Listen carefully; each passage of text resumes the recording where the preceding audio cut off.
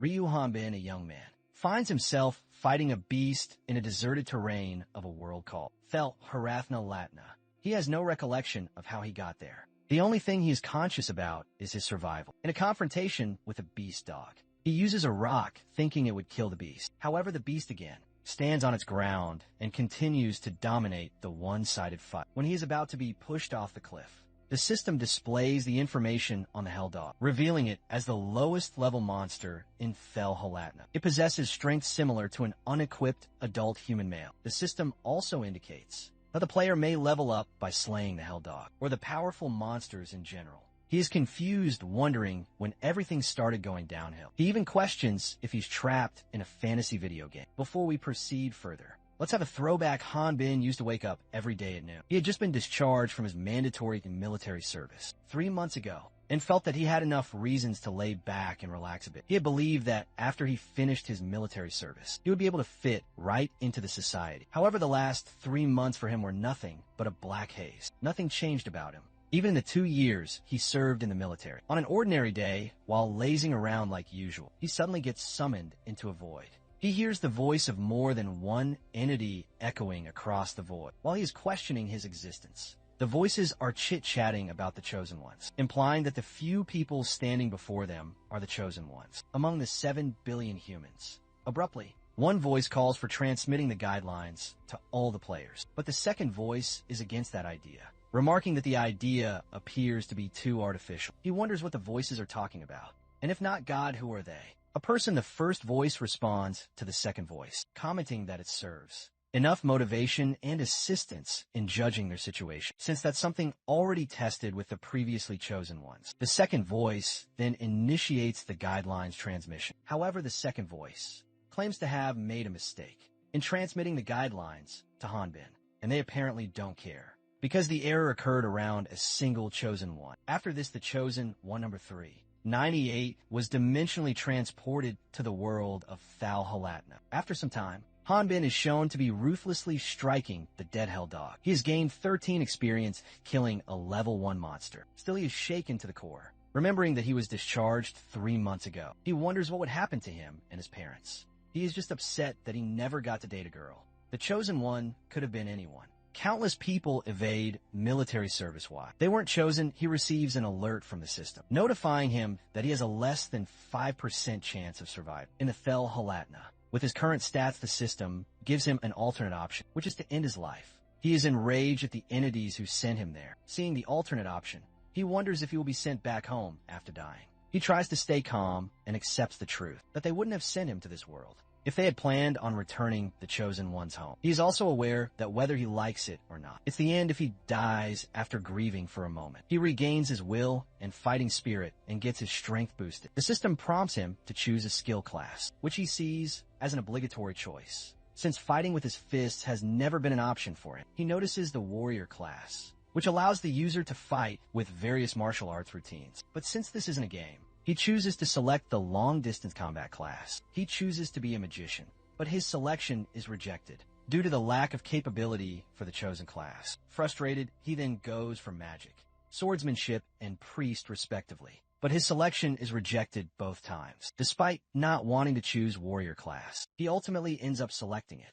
He tries to stay optimistic and aims to find a way to fight from a distance, as he chooses a spear from the weapon selection window. However, due to some errors, the system malfunctions and selects the long sword as his beginner's weapon out of pure annoyance. He thinks of not acting according to what those entities want, but what he wants more is not to die. This is how his unending hellish life of leveling up began. He tries to swing the blade, but isn't able to swing it because he's too weak, and also the blade is long sword. It's been 7 days since he came to Fel Halatna. Since his arrival, he has asked the guideline countless times. How can he return home? But each time it has remained silent, and he doesn't know if it is because the system is bugged. In any case, he is fighting to survive.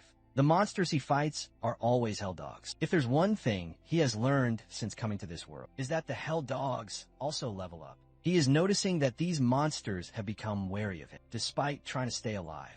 He is getting dragged by the enemies. These monsters are getting used to fighting him, just as he is getting used to fighting them. He tries to launch an unpredictable attack, but the Hell Dog he is fighting reads him like a book and dodges his attack. The hell dog then attempts to jump at him, but he strikes it midair. Fully neutralizing it, he gained 22 experience as a reward, which adds up to his overall experience, 282. He killed the hell dog using the skill stab, which he got after becoming level 2. Hanbin finds the guidelines pretty helpful, as when he browses through it, his knowledge expands, and he learns more about this world, such as the benefits of hell dog's meat and blood, which contains fats and essential amino acids and contains moisture, carbohydrates, fibers, and essential minerals respectively. But unlike their violent nature, their teeth and claws quickly become dull and cannot be used soon after. Ultimately, he concludes that this world is artificially created, and there must be a reason why he was brought here. He remembers that there were 7 billion candidates and wonders where the other chosen ones were sent. Just as he is thinking about the other chosen ones, the guideline informs him that he can leave the current area, the Rock Mountains, once he reaches level 5 and meets up with the other chosen ones. The Rock Mountains is the start zone, where the death rate is lower, and gaining experience is quite efficient. Low-level monsters roam in the area, and the monsters appearing in the safe zones are stat matched. The guidelines command him to meet up with the other chosen ones, and once he reaches level 20, he will be able to complete the Fel Halatna map and travel to the Latna continent. All the information the system disclosed was too much for his brain to process. He recalls everything the guidelines revealed. After this, he asks the guidelines about what he has to do there, but the system fails to respond due to an error. He had already realized that the monsters also leveled up, though what he was concerned more about was if he could go back home. He knows for sure that he can't trust his guidelines and needs to leave the Rock Mountains to learn about this world. After that, he went around looking for hell dogs and also started hunting. Since the hell dogs get stronger as he does, it doesn't get easier for him to defeat them. After he gained another 22 experience, his total experience accumulated enough that he reached the required experience and leveled up. He also obtained the side/skill. He continued to face the ever-growing hell dogs. A level 3 hell dog possesses strength, similar to an unequipped novice warrior. He underwent the cycle of fighting, getting injured, killing the hell dogs, eating and sleeping, and by the 27th day, he had killed countless hell dogs and had learned 3 skill stats, side/ and vertical slash. His body has begun to see the effects of the stats that he has gained as well. Even the 2-handed long sword, which was difficult to lift at first, could be easily swung. In this world, one can see the results of their hard work. Just after making that statement, he receives a shocking message from the guideline, revealing he has regressed to level 1. He decides to not be bothered by this message and assumes that it must be bugged, only to realize that this message is real. Surprisingly, his stats are intact. At first, he tried to look at things optimistically, reassuring himself that because he was in the safe zone, the hell dogs would also be level 1.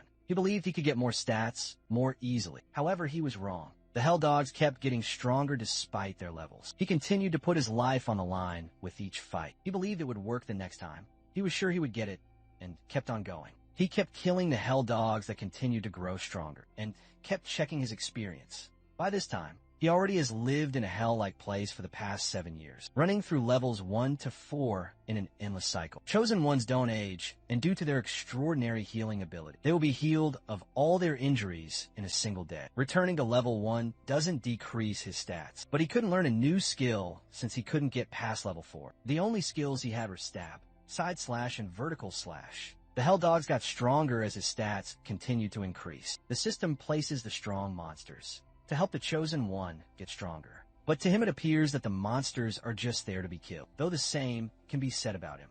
The voices have completed the guideline, transmission to the chosen ones, that they had started earlier. These voices label the ongoing mission as Jaren. Latna's 5th operation, one voice reveals it has gotten used to, because it's their 5th time commencing the mission already. They think that even if it is another world, players would normally take at most about a year to clear. They're expecting some useful players around this time. While inspecting the entity, suddenly comes across a broken world and discovers that Hanbin is logged into its subconscious. Hanbin thinks that he is back home and tries to sleep, but when half asleep, Hanbin is about to select the alternate option in the guideline. In his life, he jolts awake and realizes that it has been about 10 years since he started killing hell dogs. He fell from a cliff and survived, which signals that the fall damage doesn't inflict any damage on him. Even after years of training, he's still at level 1. Or rather, he keeps regressing the moment he is about to hit level 5. Additionally, he isn't far from selecting the alternate option, putting his life to an end. He regains his composure, because agonizing over this countless times won't get him anywhere. He is still wondering if he'll be sent back home after he decides to take his life. Since he might die, he thinks of making his life worth it at some point. He gives up on counting the days he has been in this world. He doesn't know how long it has been since his arrival. 5 years, or maybe 7 years. During this time, he developed a hobby and even came up with work to do. Surviving alone isn't an easy task, but this harsh environment doesn't allow him to doze off, even if it's for a moment. This is the reality. He can't change his situation and devotes himself to doing things that he can. He built a house with debris and boulders and lived every day with devotion.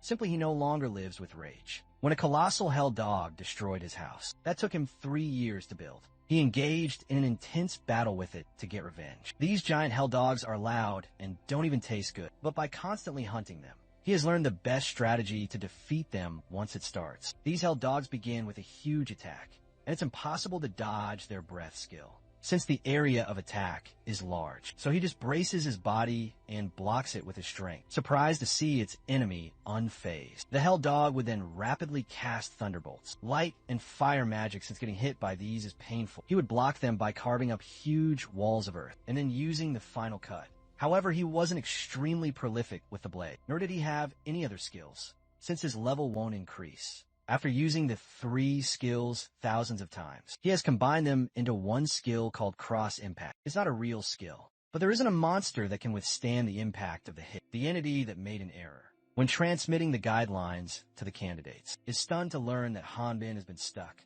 inside the Halatna for 22 years, while the other generations are operating in different locations of Latna. That entity is stressed because it can't come up with an excuse if its superiors find out. It also can't kill him, but after contemplating for a while, it comes up with a way to deal with him elsewhere.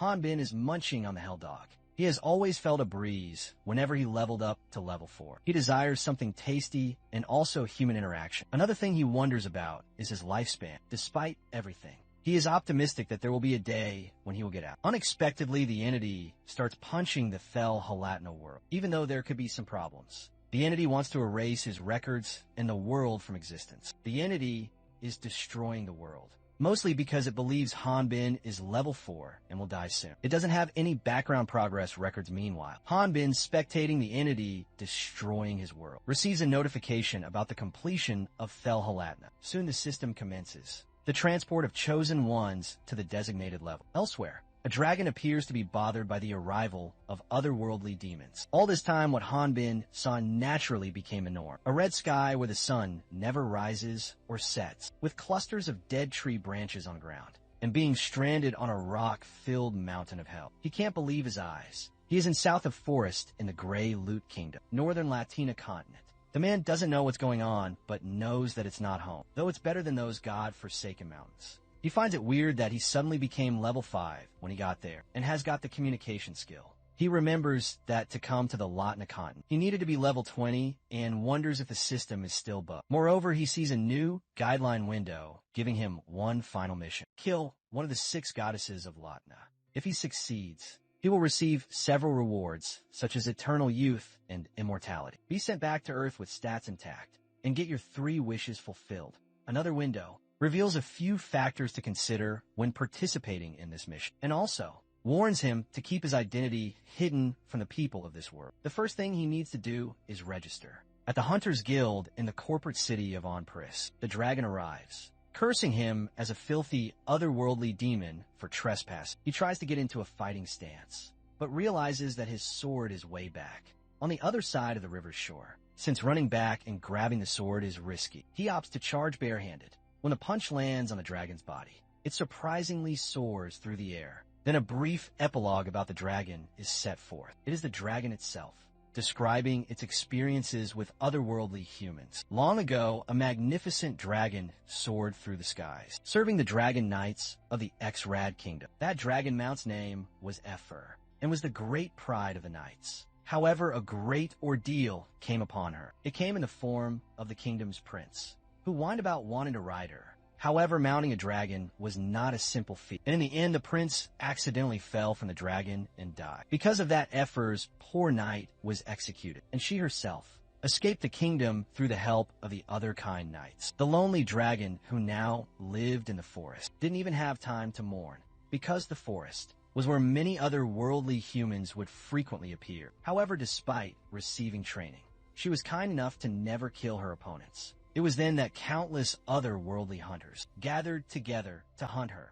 She thought to herself that letting the other worldly humans live was a bad idea. She had no choice but to hunt the other worldly humans. She clears the misunderstanding, telling him she's not a dragon, but a wyvern. Dragons have 4 legs, and their wings are located on their shoulders, while wyverns have wings on their forelegs. She accepts defeat and requests he let her go. He demands that she explain how she knew he was from another world. She says that she can't tell just by looking, but their bodies disappear when they die. Besides, Latinians hardly ever enter this forest. He wonders if she thinks of him as an otherworldly person, if she can't suspect anything from his appearance. That means no one would be able to find out his identity, judging by his appearance alone. He asks her if this forest is Sathi Forest of the Greylock Kingdom. She explained that the Grey Loot Forest was destroyed long ago. It's now called the X-Ray Kingdom. He realizes that his guidelines haven't been updated and is frustrated, thinking about what reason could be behind it. She begs for mercy, asking him to forgive her. He believes that she could have laid low instead of attacking him, and rejects her pleas.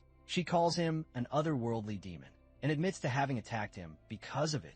He rages at her scared. She reveals that the goddess was the one who called the otherworldly humans demons. He is a little intrigued by this information. He demands she tell him everything in detail. She reveals otherworldly humans in Latna started to appear 40 years ago. She abruptly breaks off mid-story and again demands he let her go home, as she has to rub some medications. He gets furious and threatens to hit her again. The threats enable her to continue.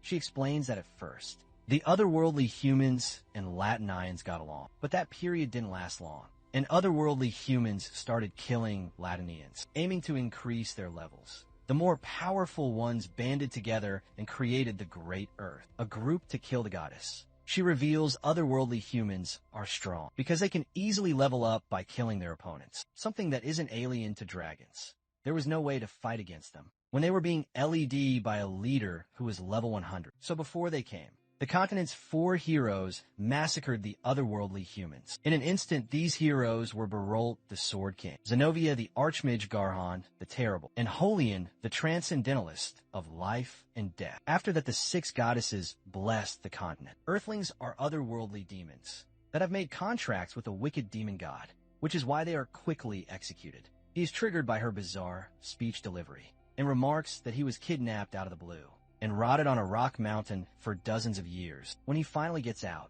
he is told that if his true identity is revealed, the whole continent would become his enemy. This all happened before she was born.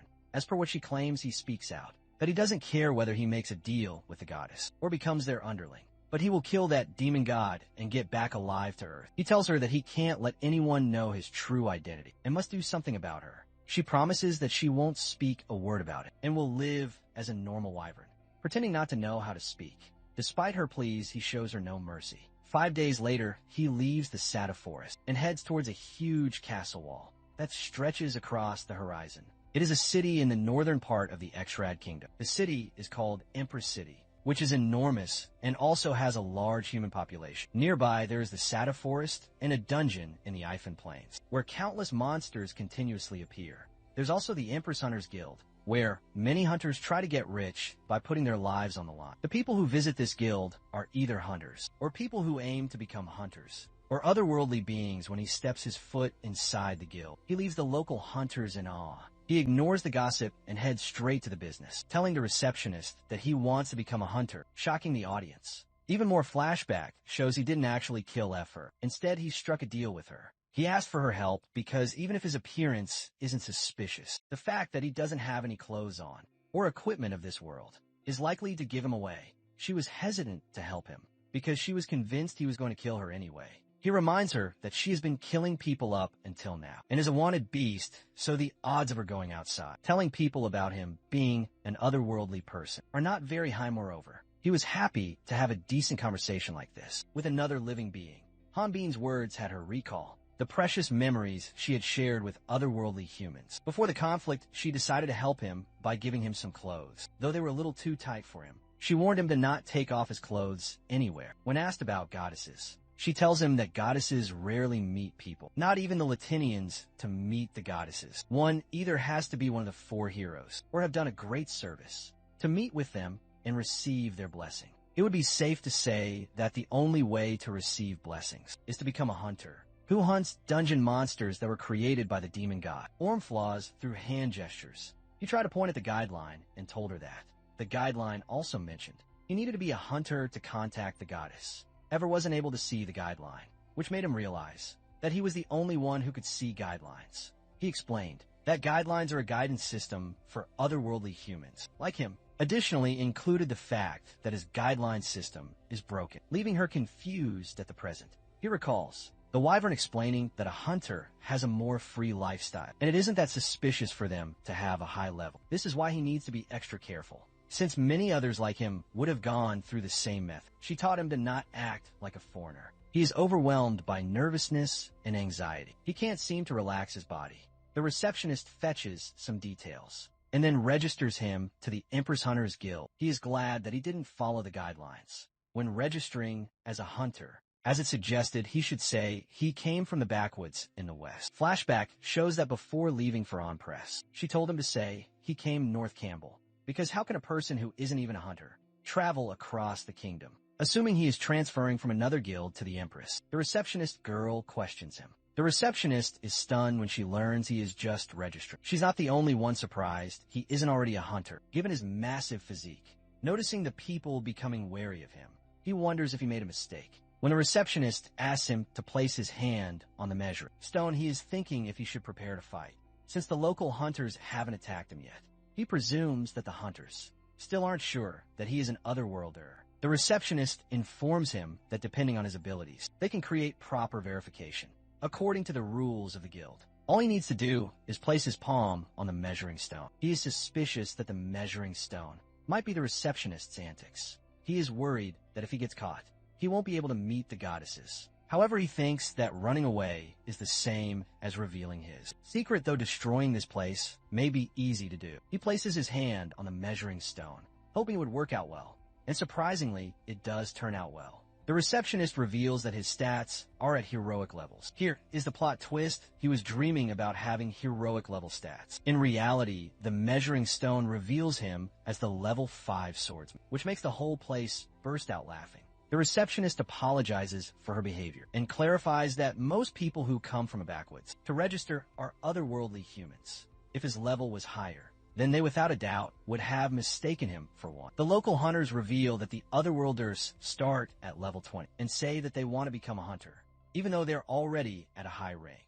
The receptionist asks for 300x registration fees, which is about 3 million Korean won.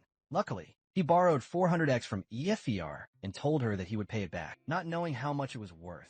The local hunters laugh at him, seeing his hand tremble. They reveal the otherworlders have a lot of money, which makes him even more sad. The receptionist gives him his beginner hunter badge and informs him that to replace a lost identification badge, it will cost him 80x. He can return for a new one when he has leveled up. Alongside Hanbin's rank, his name is also mentioned on the badge. He apparently has registered under the name Eric Garou. Despite all the mockery from everyone in the guild, he stays motivated and thinks of making his name known in the hunter circle, because this is where he starts for real, wanting to explore the dungeon.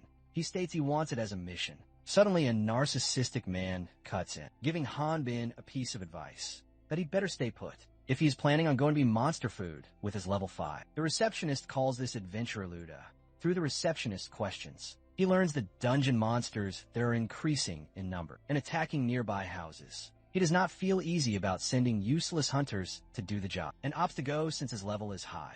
Hanbin sees Luda as a level 27 hunter, the same level as Effer, and wonders why is he acting so conceited. He guesses the reason Laud has a high sense of pride is because he is the highest level in the guild, but he feels like not getting himself involved with him at all. The receptionist mentions that Laud's party has room for one more person, and since completing missions solely is practically impossible, she recommends doing miscellaneous work. While learning the ins and outs of his party would be much better, he is disgusted, thinking that he has to join a party with the obnoxious hunter in. The full of himself hunter reveals that he already has recruited a newbie in his hunter's party, so he also declines the receptionist's request Without a second thought, the newbie introduces himself as Addis, a level 25 mage. However, the guidelines show him she is at a higher level. A level 37 magician, he decides to ignore it, thinking that he must have his circumstances for hiding his real level. When a T-side eyes him, he quickly averts his eyes off, just when he is about to accept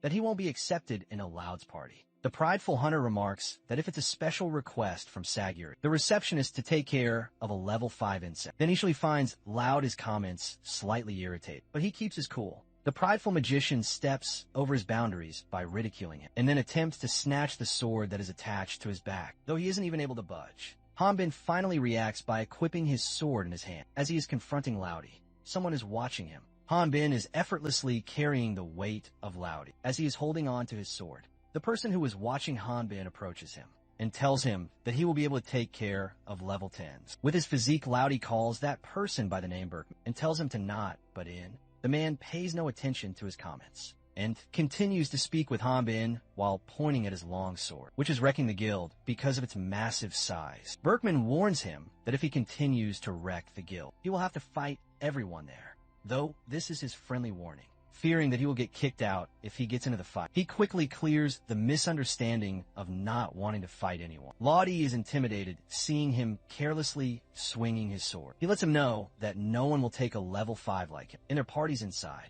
Hanbin admits he can't do anything because of his low level, and he also has used most of his money just to register. However, Berkman divulges leveling up with his body will be easy. He was looking for someone with a toned body like Hanbin's, and now that he has found a perfect candidate, he invites him to his party. The man appears to be a level 25 human who believes Hanbin is a low level solely because he lacks experience. Otherwise, he would be a high level hunter. Being another worlder, his growth rate is high, which means he won't be able to stay in the man's party for long. On-Press City was developed because of the dungeon and monsters. Business and trade revolve around these monster hunters, and the city creates products with the monster materials that the hunters bring back. There are two main areas where hunts take place in Umbros: the iPhone Plains dungeon and the entrance area of the South of Forest. There are small villages near the forest, but since monsters rarely venture away from trees, subjugation quests are rarely given.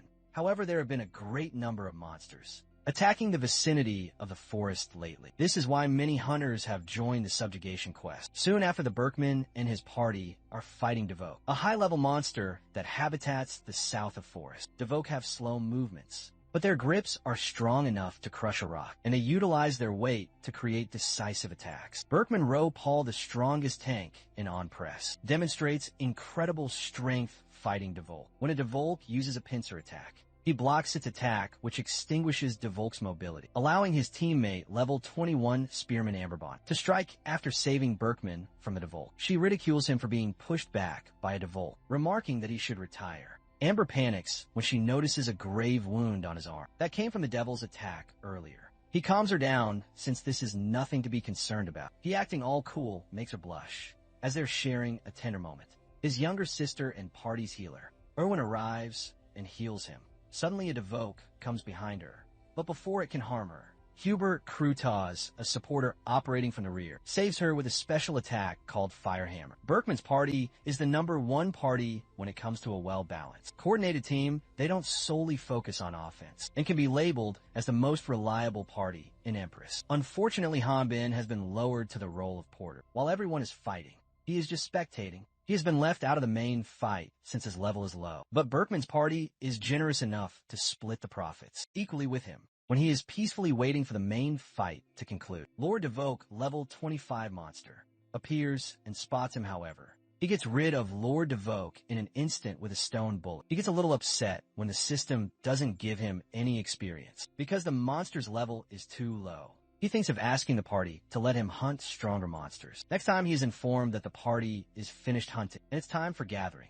After this, he watches Berkman and his party extracting organs from Devoke that can be sold for a hefty price. Erwin collects a magic stone worth 15x from one of the Devoke and proudly shows it to her older brother. Hanbin is fascinated by the sight of watching his party gathering magic stones. He thinks that he could have vomited for sure if he had seen this scene before, getting transported to this world. But now that he has carved up so many hell dogs, it's nothing new for him. He organizes the extracted goods at lightning fast speed, shocking Berkman's entire party. When asked how is he so good at organizing stuff, He explains that he has been doing this for 20 years, revealing himself as a 24-year-old, the strongest tank.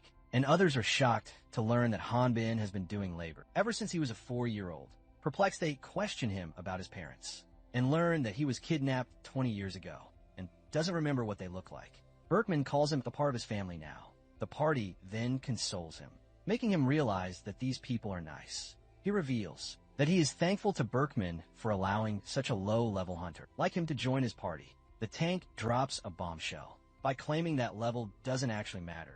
Even though he's been stuck at level 25 for the past 5 years, he is confused by his statement because Berkman already is a level 25 hunter. Erwin speaks about how there aren't any high-level monsters on the surface, and the dungeon is the place where one would find high-level monsters. Amber adds that they don't need to hunt stronger monsters, since they will never go to places like dungeons. Completely stunned, Hanbin heads off to sword practice, while Erwin is left feeling miserable, haunted by the realization that everyone believed he was an otherworlder.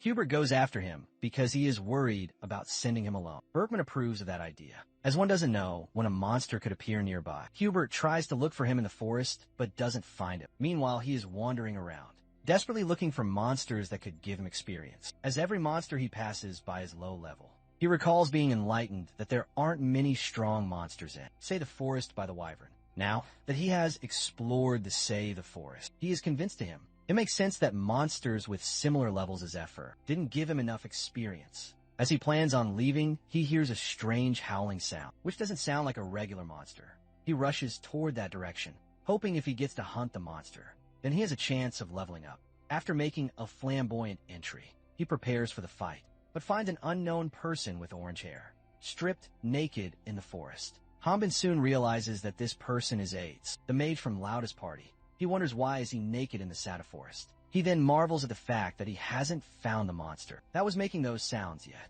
even though the sound came from this direction.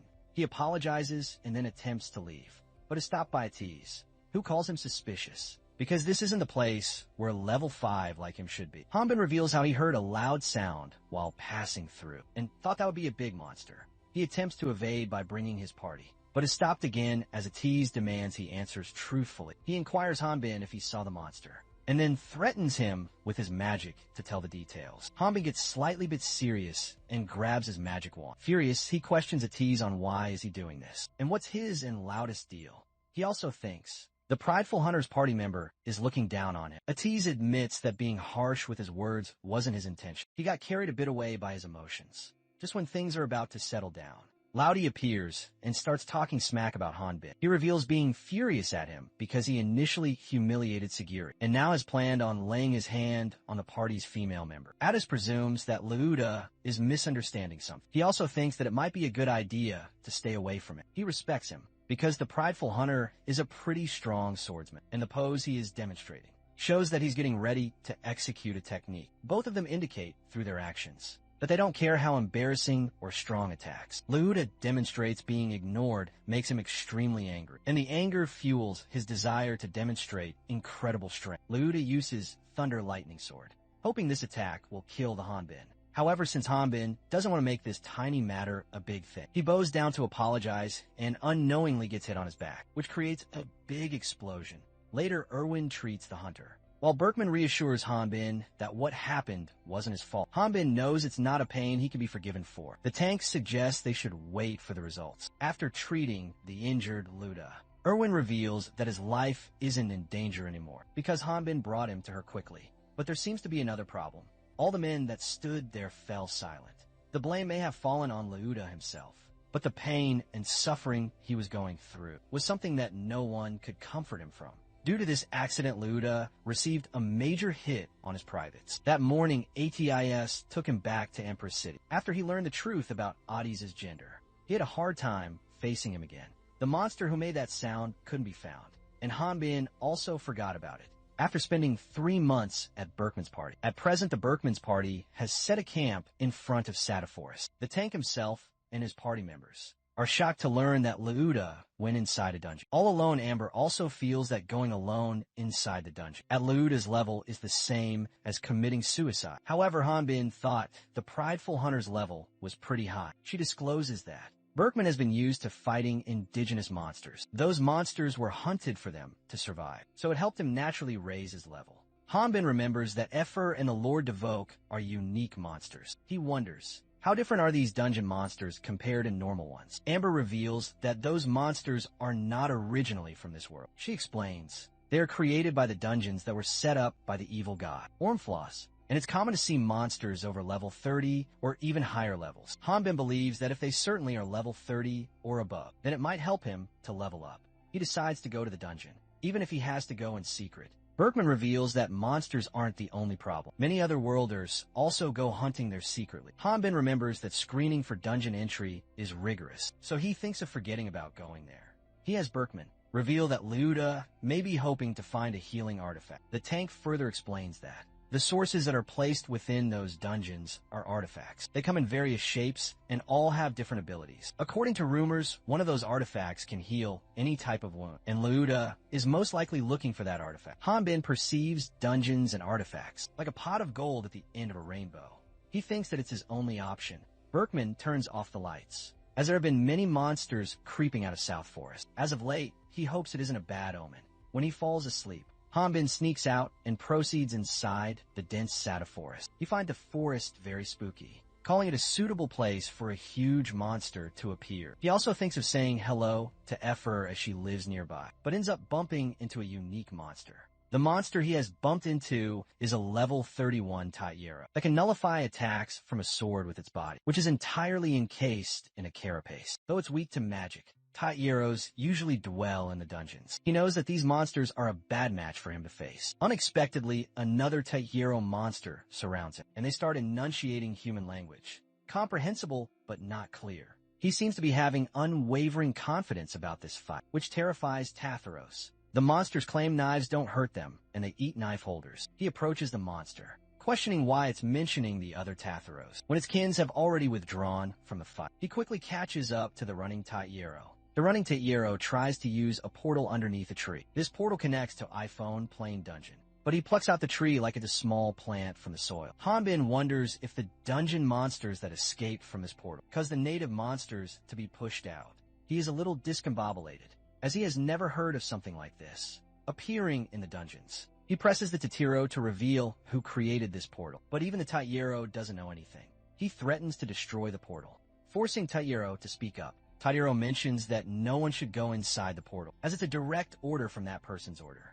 He wonders who that person might be, and then tasks Tatyero to watch over the portal. That way that person won't find out. Since he can't get caught secretly exploring the dungeon, he has decided to go inside. Once he jumps in, Tatito starts pushing dirt over the portal to cover. Inside the dungeon, a party of hunters is fighting some Tatieros. The boy manages to break free from the clasps of the Tatiero. That has him cornered. He appears to be equipped with an axe that can't penetrate through Tatiero's sturdy skin. The girl who is the mage is in a tight situation and can't seem to break free from the clutches of a Tatiero. The girl chants a spell and cooks up a flash attack, which also partially blinds the boy.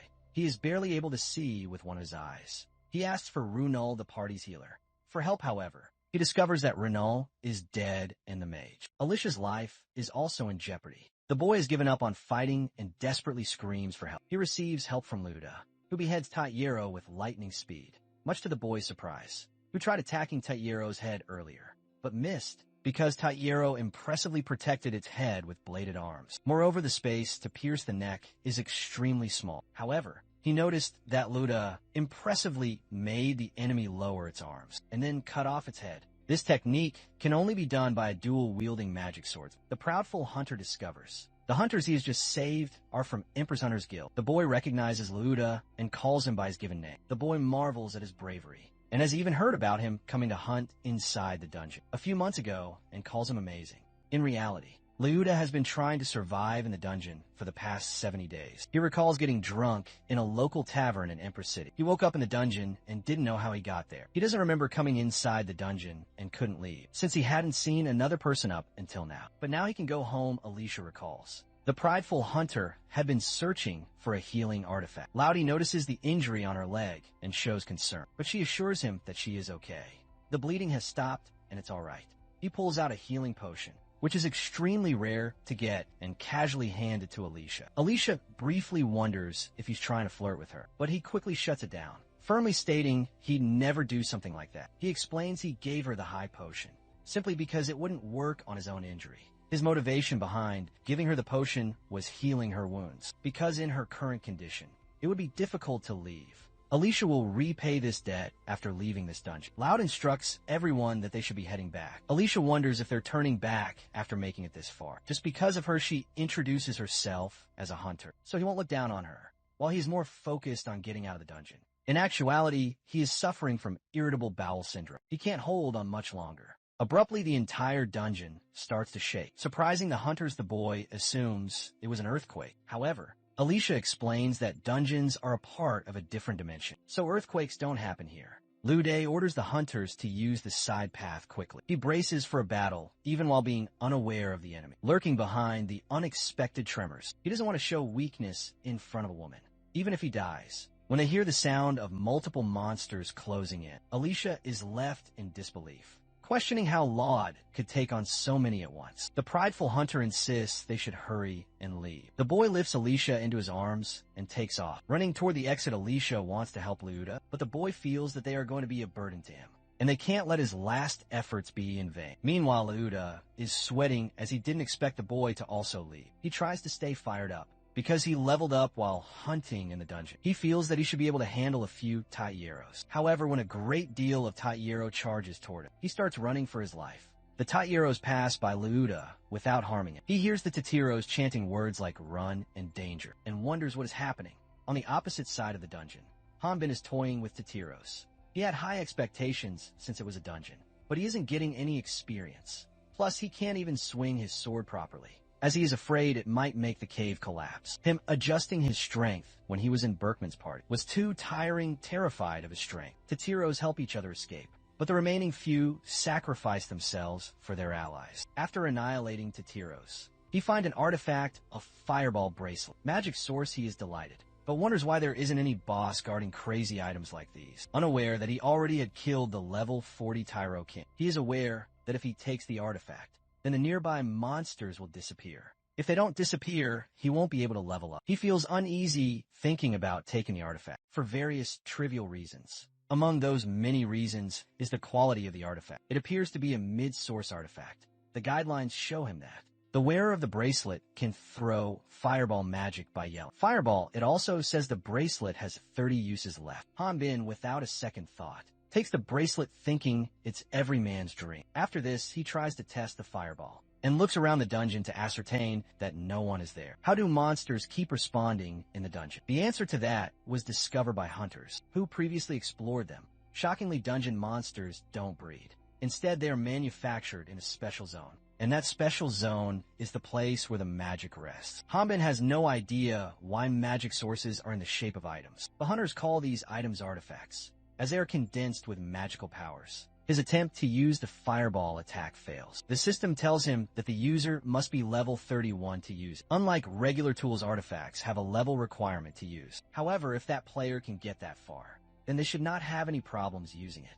He calls it trash, as it didn't help him. He can't even sell it, as it would be suspicious if a level 5 tried to sell it. A dungeon artifact is a great honor for a hunter to receive, which is why it is priceless in the market, though a hunter owning an artifact is a rare sight. And the reason for that is the pride that they had from slaying all the monsters until that moment.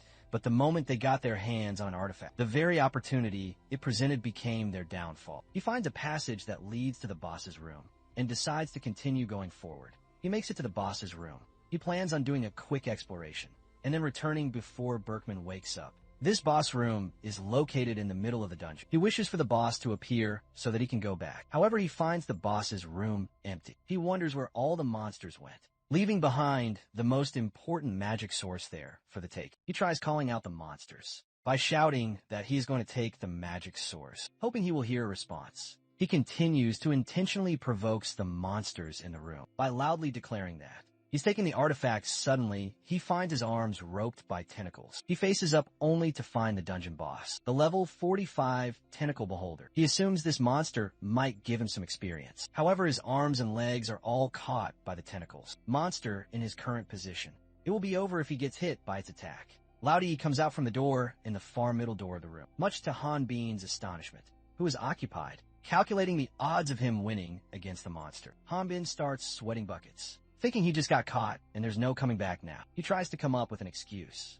but can't think of anything, since he is strapped in the tentacles of a monster. Loud assumes he is a weak monster that utilizes an opponent's weakness and trauma against them and gives shape to their fears. In simple terms, he thinks the monster is imitating Hanbin. The prideful hunter wants him to not use such petty tricks again, because it's impossible for the level 5 hunter to be here. Hanbin doesn't miss this opportunity and puts up an act of being the dungeon boss. After this, Luda charges at him, due to its omnidirectional body. The original monster doesn't have any blind spots and can efficiently attack and defend from the air. It will use its tentacles to attack hunters in their blind spots with super hyper speed. He saves Luda from getting hit by the dungeon boss's tentacles. Without him knowing, however, Hanbin is late to realize that he is in a position where the hunter, with high sense of pride, could inflict damage to his private parts with his blade. He goes airborne to save his future kids, but in the process, he puts too much power into his jump that the boss above his head stamps into the ceiling. He is more concerned about getting his pants ripped than nearly bidding farewell to his privates. He is also disappointed at the dungeon boss, because it turned out to be very weak. On the other hand, Luda plans on not letting him breathe, to the point of swinging his blade aimlessly while attempting to dodge Luda's attack. He unknowingly tosses the dungeon boss around like a ball. The prideful hunter soon goes insane and blames him for making his life miserable, though he is still convinced that he is fighting a monster that has transformed into Hanbin. He is angry at him because he has snatched his everything, even Atissa. He unexpectedly gets under the control of the Tentacle Beholder, who uses him to communicate with Hanbin. The Tentacle Beholder seems absolutely livid with Hanbin, enraged over being toyed with and made a fool of. The monster believes his opponent will never be able to attack him because he has taken Luda as a hostage. Dying at the hands of his companions will be the most horrendous death. Hanbin offers to give him Luda and in return demands experience. Tentacle Beholder changes his mind. He initially planned on using Luda as the dungeon's fertilizer, but decides to make him a mid-boss. He declares to consume him alive after massacring all the humans, and the first course will be him among dungeon bosses. The Tentacles Beholder is one of the most problematic bosses to deal with. It may not have any destructive attacks, but its extremely high intelligence can penetrate a human psyche. Therefore, if a human is captured, they will become a parasitic host, obtaining extraordinary powers. Tentacles Beholder tries to get into Hanbin's head by remarking, no matter how strong he is only a human, and even if he pretends that it doesn't matter, he will never be able to cut down his companion. The monster suddenly starts to lose control of Luda. It wonders if the manipulation is incomplete, and notices him lowering his sword. Tentacles Beholder soon realizes that it has been defeated by someone who is claiming to be level 45, and is exasperated meanwhile. Hanbin is wondering if he will receive a pop-up message from the guidelines about the monster being too weak. He wishes to meet some other monsters outside in the Sadie Forest. The monster feels that his opponent isn't a human, and opening a portal is useless if someone of his caliber is around. The dungeon will disappear once Hanbin leaves, and even as it is dying, the monster is desperate to inform that being. He destroys the last bits of the Tentacles Beholder. Before heading back, he receives 54.5 billion of something. It's morning time, and Berkman is occupied with the morning stretches. Erwin informs her party that Hanbin is nowhere to be found. The tank reveals that he was gone when he woke up. Erwin fears that he might have gone back to the forest alone. Hanbin returns in the nick of time with a monster corpse, scaring Erwin. When Erwin expresses her concern about him not being there, when they wake up, he apologizes for making them worry, but remains quiet. Moments before, he received the experience of slaying the Tentacle Beholder, and this experience was 113,240. He recalls that Hell Dogs only gave him 258 experience to level up to level 5 from level 4. It takes 1,000 EXP, and to level up to level 6, one would need double the experience, 2,200. Since he just received over 100,000 experience, he wonders what level will he become. Just as he is about to celebrate unlocking something this big, the guidelines reveal that he needs 54.5 billion more experience to get to level 6 since that shocking reveal. He has completely frozen, even calling leveling up impossible. Berkman's party continued to search for monsters that whole week, but none showed up. So the party decided to return to Empress City sooner than planned. At the Empress City's main entrance, they're stopped by the guards. The carriage coachman informs the guard that this is a transport carriage. For the Empress Hunters Guild, the guard asks the coachman for the pass, but the coachman doesn't have it. The guard states he won't allow them to enter until he sees a pass. The old coachman gets angry and rages at the guard, telling him that he has been doing this work before. The guard's father was even born. The guard reveals that this is a direct order from the higher UPS. Hanbin is sure that people without a pass are also allowed through, if they have the mark of the guild. The guards learn that Berkman's party has been away for 3 months, and they don't know about things that happened in their absence. When the tank removes his mask, the guard instantly recognizes him and greets him. The name of the guard in charge is Goleman, and is acquainted with the tank. Goleman is a little surprised that Berkman hasn't heard anything about the recent incident. He explains that the Hunters Guild had an emergency recall of all the hunters that were out, saying that the iPhone Plains dungeon had been cleared up, although Goleman allows them to enter the city. Hanbin is feeling uncomfortable with the atmosphere inside the city. He didn't take the magic source, Dragon's core of the iPhone Plains dungeon, and since the dungeon is closed, he wonders if someone else took the source and cleared the dungeon. No one knows who and what LED this dire situation happened. Hubert reveals that clearing a dungeon is a great honor for hunters, but it's only the otherworlders who choose to keep it under wraps. That said, Amber blames heresy inquisitors. They are the people sent by the Brotherhood to find and execute otherworlders before killing. The Inquisitors will drag and torture other people indiscriminately, especially any hunter over the level 20. Hanbin finds it unbelievable, because both Berkman and Amber are over level 20. Hubert admits he is right, which is why most hunters have already left this place. Hanbin realizes that otherworlders aren't welcome anywhere. Berkman feels that they should drop this matter for now, and should finish up what they came for. He believes there should be some merit to all their hard work, and nights out camping, but before that, he wants to trade in their magic stones to the Hunters Guild. He assigns Hanbin to go and sell all the monster materials that are in the bag, and after he returns, they plan a party to celebrate Hanbin's first mission completion. Berkman insists that Hanbin take Amber with him, but he wants to go there by himself as he knows where Bolton's shop is. She tries to stop him because he doesn't even know the market price. However, the tank believes in him. At the Bolton shop, Bolton refuses to buy magic stones from Berkman or his associates, as he doesn't want to get involved with heresy inquisitors. He reveals that this place was thriving because of the dungeon. Bolton is frustrated, thinking how is he supposed to sell. Hanbin wants him to help them out just once. He is even willing to sell the magic stones at a quarter of the original cost. Bolton is somewhat annoyed by his stubbornness, but makes it clear that no matter the price, he is not going to accept it in this situation. Suddenly, a member of the Brotherhood arrives, startling the Bolton, and says that he is going to wait for his turn. Hanbin tries to see his level, but isn't able to see it for some reason. The Brotherhood gets closer, wondering if Hanbin can't see his level. Hanbin dismisses his question. The Dark Brotherhood mentions that, while he be seen as tall in other regions, this guy surpasses him in height. He drops another question, asking him why he got startled after seeing him, and why didn't he back off. He states he will be followed even if he tries to escape. The Heresy Inquisitor demands to know what god he worships, and learns that Hanbin is an atheist. Lastly, the Dark Brotherhood is curious if he has any favorite fairy tales, and he lies claiming he's an orphan who never heard any. The Heresy Inquisitor then summarizes everything he has been told, and calls his story strange. He starts to refer to him as an otherworlder, instead of using any pronouns. Hanbin is irritated by the Dark Brotherhood's unlikable personality, and explains he got the wrong person.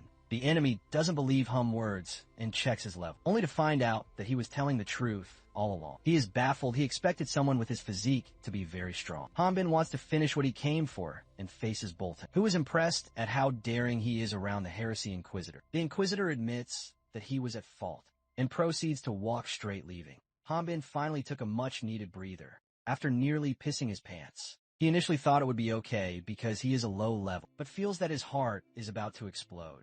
He is convinced that the Dark Brotherhood is not normal. Nevertheless, he wasn't even able to confirm his levels. Bolton digs through his bag to find the items that he will be purchasing from it. He finds a fireball bracelet, magic source in the bag, and shows interest in it. Realizing that Dark Brotherhood is nearby, Hanbin tries to hide the artifact, but it ends up falling at the Dark Brotherhood's feet. The Inquisitor picks the artifact and wishes to know how he, a level 5, obtained an artifact. He thought he was finally in the clear, but a bigger problem had been birthed. This time he pretends to not know anything, and surprisingly, the Dark Brotherhood isn't suspicious of him, as he, just like the others, thinks a level 5 couldn't have gone into a dungeon. The Inquisitor then hands the artifact to him. Before he leaves, he decides to tell him something useful. He narrates a story that took place 15 years ago in a small village. There lived a married couple. The hunter was a veteran. He may not have been the leader of his party, but attracted a lot of people. One day his party was given a quest. However, he became quite frightened in front of a weak-looking monster, and the members could not understand why this normally. Brave hunter would act in such an embarrassing way. When the party decided to kick him out, the man yelled that the monster's level was over 80. It was then that he told his companions the truth, since they refused to believe him, that he was an otherworlder and could see the levels of other people and monsters. The monsters attacked them, and to buy time for his companions to run. That otherworlder fought the monster alone. After finishing this story, the Inquisitor asks him who he thinks died. By the end, he replies he thinks that the otherworlder, whose identity was just discovered, must have died. The Inquisitor reveals that everyone, except for the otherworlder and the party leader, survived. Everyone else that was connected to him was slaughtered. The leader sold him out to the Dark Brotherhood and was exempted. Because of that reason, the otherworlder, who miraculously survived, then returned home, however. The villagers burned down his house after hearing the rumors. His burning rags caused him to leave the village. Afterward, he massacred everyone involved in it. According to the Dark Brotherhood, anyone related to otherworlders will suffer misfortunes, but wonders what fault would a simple level 5 have. As he wonders why the Inquisitor revealed this in the first place, he is enlightened that it is common to see otherworlders dispose of artifacts by using innocent hunters. For cases like these, the Inquisitor decides to let it slide this one time, but demands details about his party. Unable to hold back any longer, Hanbin tries to land a punch from behind, only for Atiz to jump in at the last second to smooth things over. Atiz starts shouting at Hanbin for being useless, and even calls him a dumb meathead. He remarks that he is at fault for leaving the artifact with someone as dumb as him. Hanbin tries to speak back, but he shuts him up. The Dark Brotherhood has Atiz introduce himself like a good boy. Atiz Bannister from the Bannister. The Inquisitor is amazed to see someone from the Dragon Hunter. Bannister family alive, he thought their bloodline had ended, but his special amulet proved otherwise. Atiz claims that he may be weak, but he is doing his utmost best to revive his family. The Dark Brotherhood apologizes to him for his appearance, as he is on duty and cannot take off his mask. He is trying to figure out Hanbin and the Bannister's connection. Atiz lies about Hanbin being his party's porter for a quest a few days ago. Additionally, it hasn't been long since Hanbin came to Empress, so he is unfamiliar with this place. Hanbin is startled and wonders if Atiz is lying just to help him out. Meanwhile, the mage continues to waffle to save him, following the artifact incident. He claims to have sent Hanbin to bring the artifact for further investigation, which brings them to where they are now. Hanbin gets the gist of what's happening, and since Addis is helping him out, he chooses to play along. He apologizes to the Heresy Inquisitor, and both he and Addis start walking with the mage, adding that there's still some research to be done. He pays the Inquisitor respect by bidding him a proper farewell, with the Heresy Inquisitor's catchphrase, "May the blessings of the darkness be with you." Atiz wasn't happy with his friend acted earlier. Hanbin is surprised that he hasn't asked him a single question, not even back when they first met in the forest. He wonders what Atiz would have done if he turned out to be a strange person just before they are gone. The Dark Brotherhood baits them both by asking what kind of ability the artifact has. Expectedly, they both enunciate a different ability and realize that they have messed up big time. The enemy closes the distance between them promptly and orders them to follow his lead. We go back to the first day after Hanbin joined Berkman's party. He is fighting different species of monsters, varying in levels, but are overall weaker. He is not satisfied fighting only puny monsters. After struggling to get past Rock Mountain,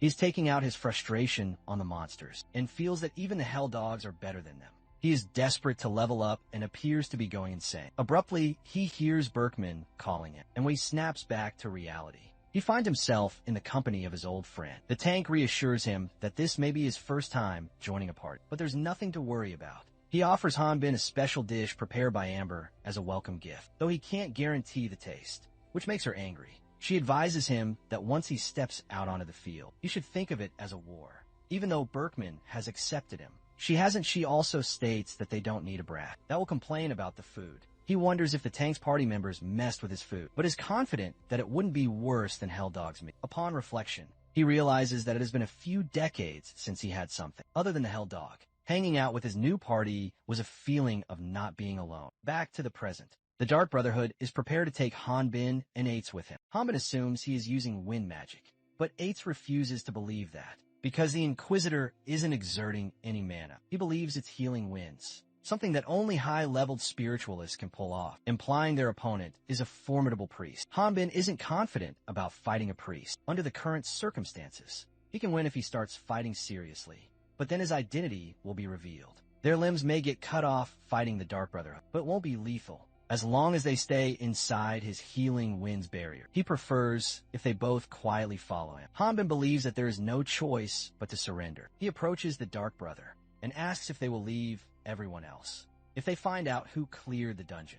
The Dark Brotherhood accepts the conditions because they are busy people and withdraws the healing winds. Hanbin confesses that he was the one who cleared the dungeon. Before the situation escalates, Luda interrupts. He has returned with the 2 hunters he saved the survivors. Alicia and the hunter boy appear to be complimenting him for clearing the dungeon alone, unaware that it was Hanbin who cleared it. Loud himself believes that he must have beaten the boss and cleared the dungeon by grabbing the dungeon source. But after the dungeon disappeared, he almost died of hunger in the Ethan Plains. That was when the surviving hunters from that dungeon found him. On their way back to Empress, they all are thankful to each other, as the prideful hunter is daydreaming. The troops of Heresy Inquisitors capture him and decide to lock him up. Hanbin and Atai's are surprised at how he was the one to clear the dungeon.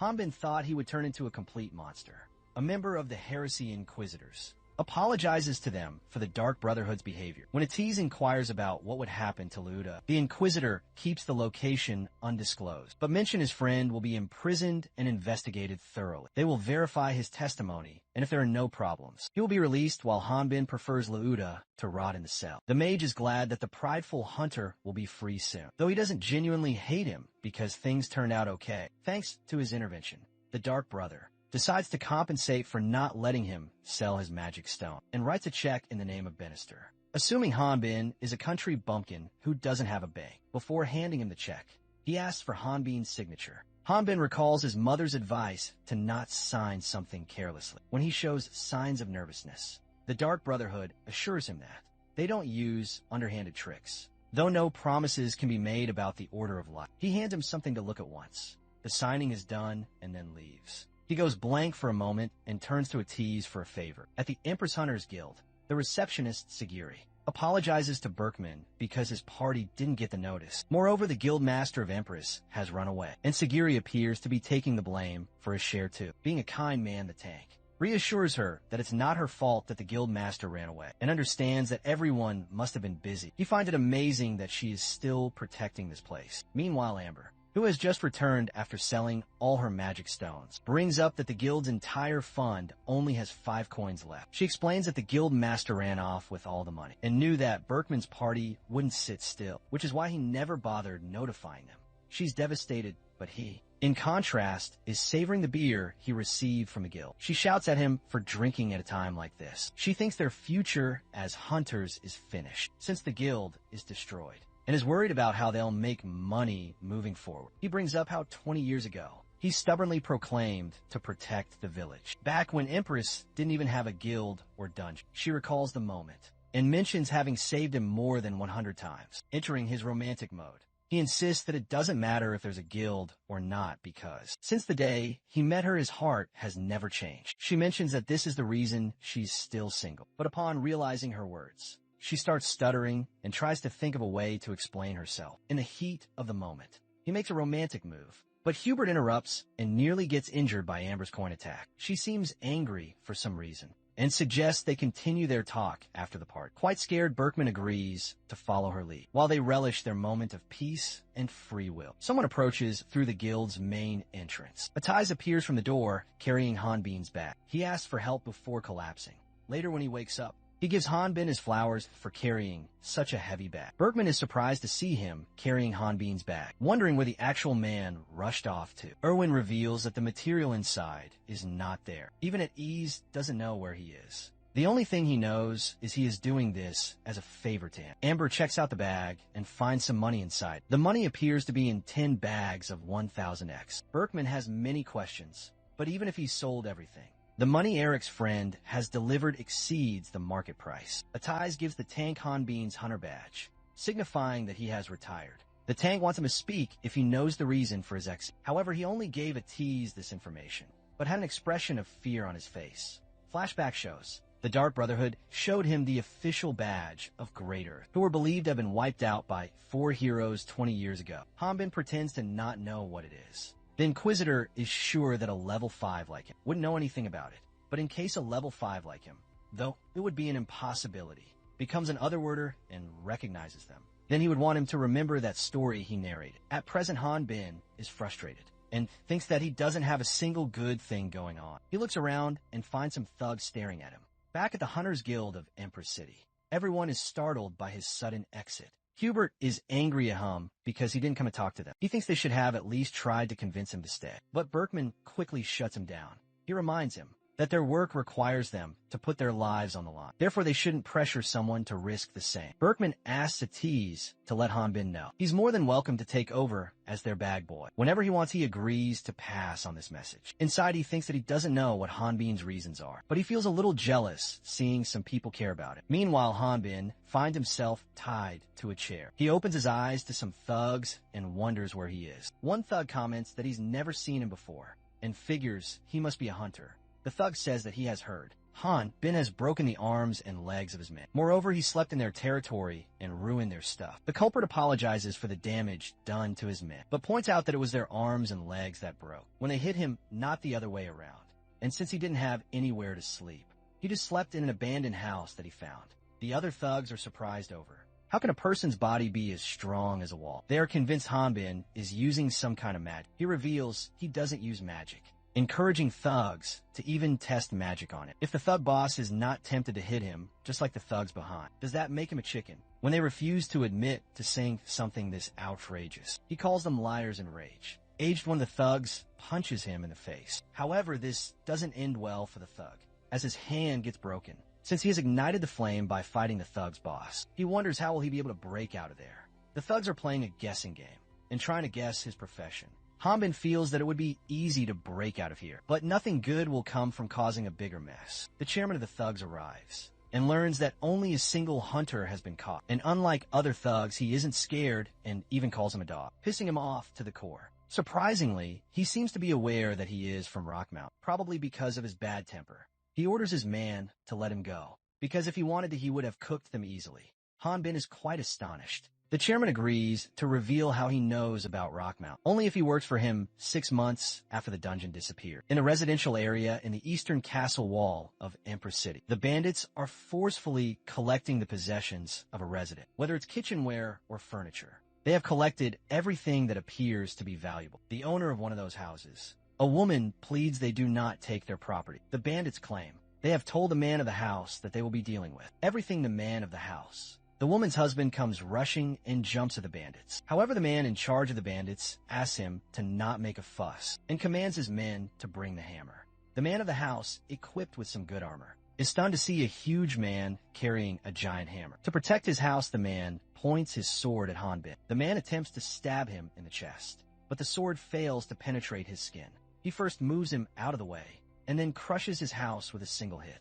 After this, the family is introduced to one of the projects that the On-Pros Builders Association is pushing forward. The bald man from the thugs shows them around their new house, as not only they are preparing city walls, but they are demolishing old houses and giving families stronger and newer ones too. The new houses are built with the same materials that the nobles used to build their castles and have strengthened with golem magic, so they are quite sturdy. Furthermore, they have finished it with a special slime extract coat to prevent monsters and enemies from climbing up the building. This whole information, from their house getting demolished to being given a new one, has left them poker-faced. The bald man then addresses the conditions of living in the house. They're allowed to live there, as long as they agree to let. Soldiers occupy their homes during emergencies, when civilians have been evacuated. Additionally, the man of the house may be able to receive a monthly payment for helping to maintain the castle wall. The bald man has explained this all before to the man of the house, but the man was drunk at that time and didn't understand a thing. The man of the house thanks them for helping him and his family. Like this, he is quite regretful of pointing his sword at him and apologizes for his behavior. Hanbin is eager to leave this place and even asks the bald man if they're finished. The man of the house offers him to stay for a meal, but he refuses to wait any longer, as he has to go back to give the report. the bald man calls him rude, as the man of the house is sincerely offering them the meal. Things intensify when the bald man calls him weird. He isn't able to handle his emotions, and everything around him looks as if it is processing too quickly, that he doesn't even fathom it. His negative emotions are fueled by his encounter with the heresy. Inquisitors, especially the Dark Brotherhood, when he regains his senses, he finds himself in a position where he is about to hit a little child. He quickly leaves after realizing that he has messed up. He has worked for the association for half a year and receives 600x per commission, which is more than what a mid-level hunter makes. The reason he earns that much is because he could do a month's work in a single day. It's also why he is famous, even in other builders associations located in other cities, but no one has tried talking to him. He returns to the chairman of the thugs, or bandits. He slams the door open and confronts the main man about what's happening outside. He wants to know why the buildings that normally don't exist here have suddenly appeared. He claims that's why he paid and sent them out there, because these kids have never seen buildings like that before, but thinks that there's no point because Hanbin doesn't even talk, and his son also insists he's mute.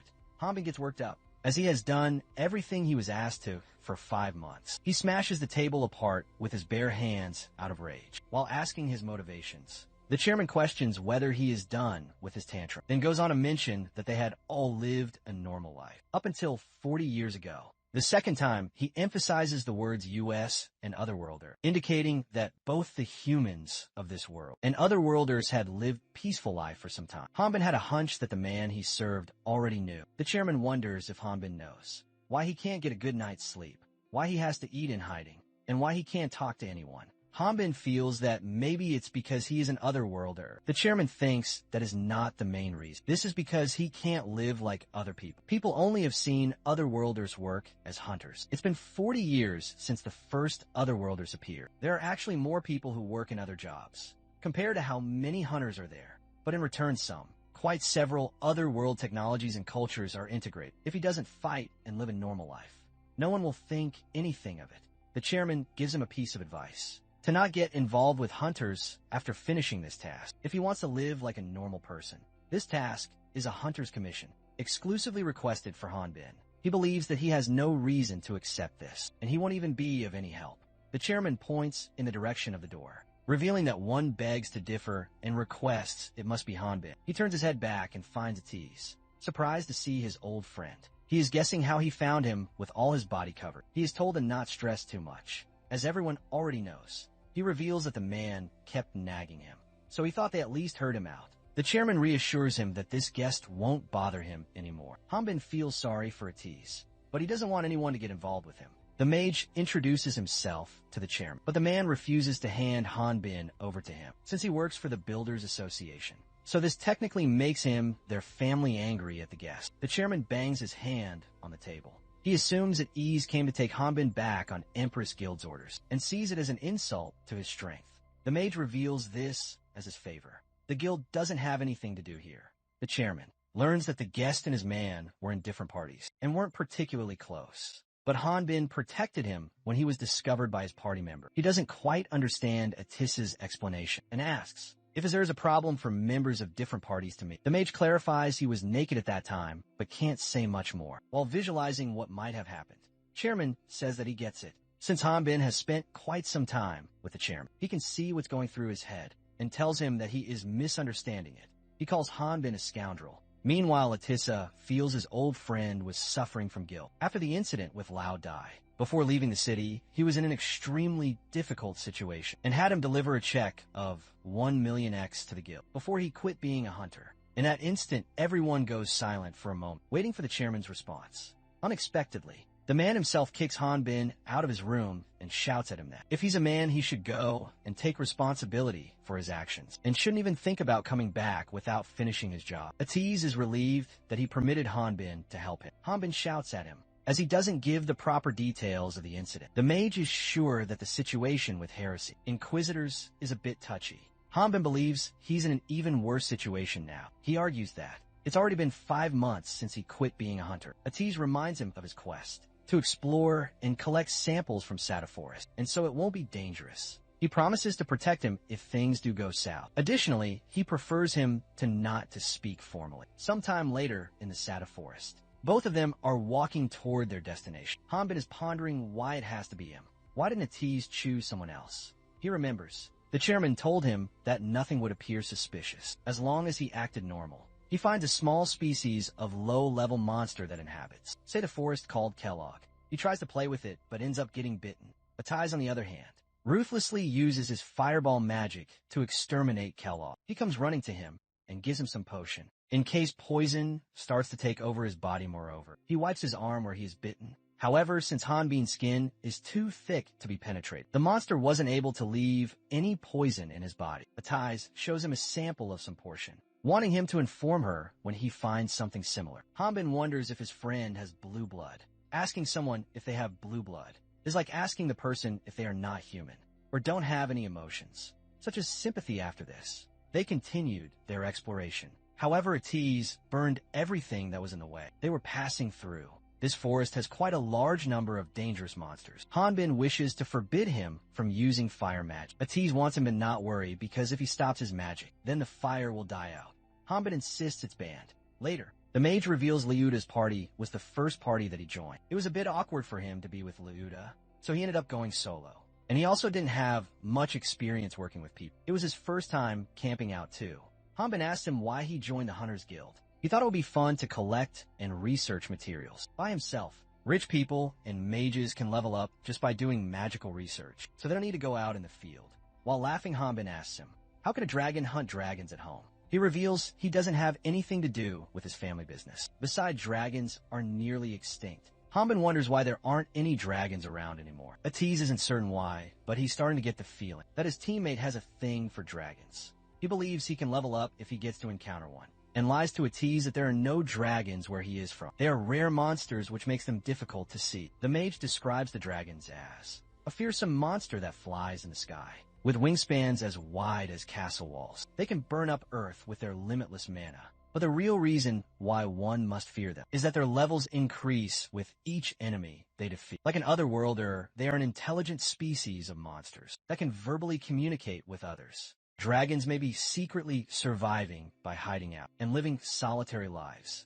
Based on his personal experience, Hanbin remarks that no matter how lonely the dragons are, living while being safe may be better. He brings effort into the conversation, saying that he knows a wyvern that also speaks, but chooses to live in secrecy. Atiz starts laughing hysterically, thinking Hanbin is joking. He asks him if he has thought about being a hunter again. Hanbin wonders, how is he going to show his face to the party's leader and tank? As it would be shameful, the mage reveals he is making his own party and wants Hanbin to join him, who wonders why him because he could run away again. Atis admits he doesn't know the exact reason Hanbin left Berkman's party, but reassures him that he shouldn't worry about it, finding out his secrets. He appears to be uncomfortable by Adiz's comments, and points out that the mage also has secrets. Leaving him puzzle Hanbin is suspicious, because how can a mage use magic without casting any spells? The mage wants both of them to keep their secrets a secret, which doesn't convince Hanbin, as he feels that Atiz might betray him first. The tension in the atmosphere increases when both prepare to fight. The Sword King attempts to take out his sword, while the mage has already charged his wand, and is about to launch an attack. Atiz shoots a mana bullet that schemes past Hanbin's face, and hits a beast standing behind him.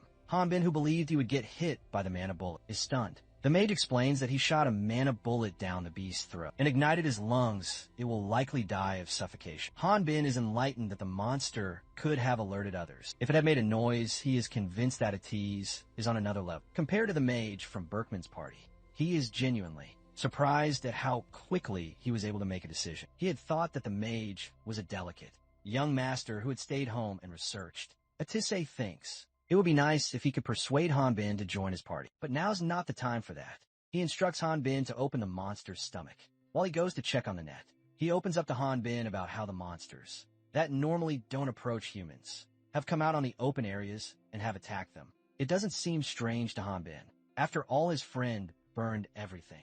He then looks at the monster, a tease dropped earlier, and learns that it's a level 21 monster named Cobalt, and they normally appear inside the dungeons. A TC snaps at him for not properly listening and orders him to cut Cobalt's stomach open. When the sun falls, they stealthily arrive at the nearby village and find themselves a place to peek at the kobolds. Without getting caught, they find 2 kobolds in the tower, and the majority of them in the village. But it's too dark for them to see clearly. It is revealed that they found a human finger in Cobalt's stomach, which may have been from the village they are in. This indicates kobolds have started eating humans too. When Hanbin asks him if a new dungeon has appeared, the mage reveals that it is not true, because if the new dungeon were to appear, the Empress would have noticed the changes in the topography. Hanbin wonders if a new dungeon hasn't appeared, then why would there be dungeon monsters here? He suggests they go back and report this to the Hunter Guild, now that they have scouted the place. Ati spots someone near the village, with the help of a monocular. He finds a person who appears to be bound and suspended by a rope. He attempts to run to rescue him, but Hanbin stops him, suspecting the man could be already dead. One of the two kobolds in the tower gets hit by a mana arrow. His kobold companion tries his hardest to remove the arrow from the skin, but ends up setting it off by mistake. Hanbin demands an explanation of what he used. Atiz explains his weapon is a device that shoots magic, stones that are inscribed with magic spells. The mage abruptly starts running in the kobold's direction and commands his friend to stay put while he takes care of the rest. Hanbin checks the hanging man's status, and by all appearances, he's already dead. The village is glowing bright because of the flames, and based on its conditions, Addis thinks the kobolds have occupied this village for about half a year, and that one person may be the only survivor. Some kobolds hiding inside the building surprise attack the mage. Atiz had heard that kobolds are an intelligent species of monster, but he never thought they would be smart enough to attack. Under concealment, he uses the fireball to burn the whole building, exterminating the monsters. However, he adds a little extra mana to his magic wand and ends up wearing it out. In this critical moment, a kobold jumps at Atiz with a spear. The mage casts a mana bullet, which edges past kobold's ear, but he throws the wand at his face to distract him. He takes out a new wand from his pocket and blasts the entire surrounding area. Hanbin arrives and comments that the fire he cast in the forest was nothing. Atisi now knows that his friend was right. The man he rushed to rescue is dead. Hanbin believes this isn't kobold's doing. His friend further adds that this wasn't done by any monster. The man was frozen to death. Hanbin reveals he has never experienced cold weather, despite living here for a year. Atiz clarifies that this wasn't the only strange thing. The man was a level 27 hunter from Ombraus. Hanbin isn't surprised to see the badge and emphasizes the word. Another one, the mage, doesn't quite fathom Hanbin emphasizing another and asks him what he means by that. He explains there were a lot of badges scattered amongst the wreckage, just outside the village. All these villagers wouldn't have been hunters, and there aren't that many Sada Forest quests either. Plus, if this many hunters disappeared at once, the guild would have known about it, which means they must have disappeared slowly over time. If this place was some place where the hunters would gather and have them disappear, these clues lead them to think the dungeon is the place behind the death of the hunters. Atise believes the iPhone Plains dungeon, Lauda cleared about 6 months ago, perfectly fits the timeline. However, the dungeon was located in between this village and Empress, so traveling to the city would be a bit far, as the mage is thinking about different likelihoods of how the events occur. Hanbin shows him a portal inside a well. Judging by the debris floating around, he concludes that the portal appears to be closed. He wonders if kobolds can do this kind of magic. Atissa reveals kobolds only knows how to make corpses or trash. He tells him to stop joking when he asks the same thing about Tataros. To make this kind of portal, one would need to be a level 40 magician who can thoroughly understand the ins and outs of space. Teleportation magic. Since the distance between this village and the Ethan Plains dungeon is quite a bit, level 61 would need to be level 60 or even higher. Hanbin finds it creepy and says, what would they do if the person who created the portal turned out to be an enemy? He makes that comment after spotting a lich approaching them. The lich is a monster that emerges when a magician turns themselves into an undead. He can regenerate his physical abilities. He comes closer to the hunters with some snarky remarks. When he doesn't find any wounds or scars on the hunters, he realizes these people are strong and must have been entertained by his kids. The lich assesses the damage by looking at the traces of mana being burned and points at Atise, deeming him responsible for the damage. Surprisingly, he isn't able to see Hanbin. Hanbin feels that something is wrong with the skeleton. Addis assumes it would have lost all 5 of its senses after becoming an undead instead. It would be able to sense the mana energy around the area, which means he would only be able to feel Adiz's presence, not Hanbin's, because he isn't a mage. The mage orders Hanbin to escape. However, he isn't prepared to leave his friend behind. Out of nowhere, he gets hit by some kind of flying ice bullet. The lich surprisingly talks in plural, calling both hunters rude for not answering his questions, and then an eye appears in his orbit, finally allowing him to see the Hanbin. Meanwhile, the level 5 hunter reveals he was just grazed by the lich's surprise attack. He tells Atiz to concentrate on the enemy. After getting hit by the skeleton, He is convinced that, at his current level, his mage friend won't be able to defeat it. What's a married couple? It's something the skeleton asked his married co-worker. When he was alive, his married co-worker told him that married couples take the same path, looking in the same direction. He was impressed by what he heard, so he brought James and Catalia together as husband and wife, probably his co-workers. He was aware that he may have been rejected by Catalia before. She and James dated amidst his speech. Atis casts a magic attack, which he effortlessly stops with his ice magic. The Lich is irritated as they aren't even listening to him. Hanbin is confused, wondering where Atasi is aiming for. Atase explains that Lich's magic is guiding his mana and changing its trajectory. The skeleton calls their efforts useless, as the mage won't even be able to light a single ember on with the mana output he has. It's fun for him to see people struggle, so he decides to play with his opponents for a bit. Atase isn't done with his tricks. He pulls out a new attack, throwing a magic stone and hitting the enemy with it, before calling for Hanbin to run, as the Lich is about to say their attacks are useless. Once again, the mage's new attack is enabled, and the skeleton gets caught up in the blast, which he had planned surprised by the attack. Hanbin wonders how did that work. The mage explains that since physical attacks are useless against it, probably thought of blocking mana and not magic stones. His attack will cause a series of chain explosions because of all the mana built up, so it won't be able to go anywhere for the time being. Atase suggests they should hurry and enter the forest, because the mana there will help them conceal their presence as they are running for their life. He senses a sinister feeling. He first assumes it's fear, but then realizes that the feeling isn't as ominous as that. Hanbin, with his gut feeling, saves Atase from collapsing into an iced crevice dome. He is surprised by the snow inside the iced prison. The mage is grateful he saved his life, but now isn't the time to be surprised, because if they stay inside it for a long time, they will end up like the frozen dead hunter. To further increase their odds of making it out alive, Atase uses fire magic only to realize it doesn't heat the snow. Instead, it gets frozen when asked. He explains that Lich lowered the temperature of the mana, so he can't ignite anything. He isn't able to understand and questions. What does that mean? The Lich explains that the mana ignited to create fire magic and mana frozen to create ice magic are incompatible and always in conflict following the explanation. Lich points out that the mage seems to only focus on fire magic, so it is obvious his mana would freeze. After explaining the mechanisms of fire magic and mana frozen to create ice magic, it says, the lecture is over and the next thing is conducting an experiment. The Lich then casts Freezing Storm, which is another challenge for the duo. Hanbin feels the cold air, but believes he can handle it because his stats are high. On the other hand, his friend is having an extremely hard time keeping up, since the skeleton doesn't have lungs anymore. He asks them how it feels. His victims scream. It's painful when the mana that circulates their bodies freezes. He reveals if Hanbin loses his consciousness in that state, he won't feel the pain. The level 5 hunter is sure that Skeleton plans on taking his time, killing his friend, and he can start to fight once Atase loses consciousness. This is the only way he can live like a normal person, since he doesn't want the mage to discover his strength. The mage appears to be in a critical condition. He apologizes to Hanbin for being selfish, and then unexpectedly uses his magic on himself. For a split second, he cries out of intolerable pain, as the energy circulates his whole body. Hanbin doesn't understand what is he doing, wondering why he used magic on himself. Meanwhile, the Lich starts laughing, because of how interesting these things are to him.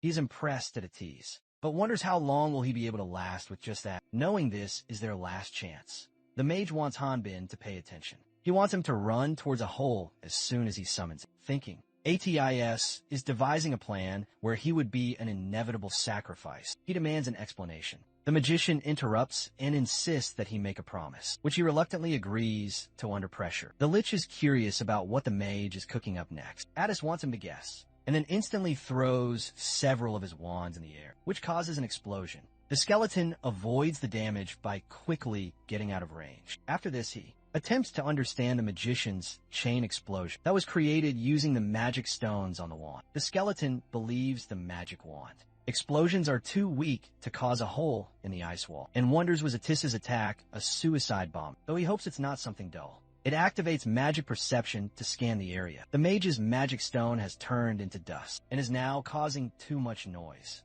The Lich looks at the large clump of mana in the middle and discovers that the fire is still burning. However, when it isn't able to detect Atase, it realizes that things aren't going his way. Moreover, the dungeon disappeared. Just as he is thinking of playing with Hanbin, a dragon appears from behind.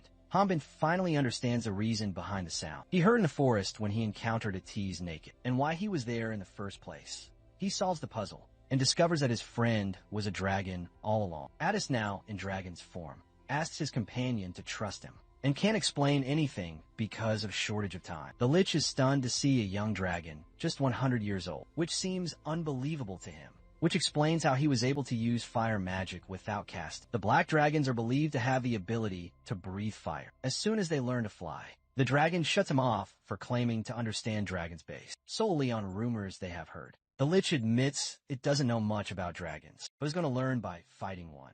Both sides appear to be prepared to engage in a fight, and the skeleton is the first one to attack. The skeleton is still thrilled after discovering a dragon, which can even gain experience by killing its enemies. It admits it's trying to figure out how the dragon's leveling mechanics work, and believes that once it cracks the code, recreating it will be a breeze. The dragon breathes fire and precisely hits the skeleton. The Lich escapes danger, and then talks about how a dragon can't harm him. Not even a young one Atis's damage output. Can't even compare to when it was in its human form. The skeleton wonders how difficult will it be to bring the dragon down, because knocking it out by freezing it might be difficult as well. The Lich is thinking of finishing it soon.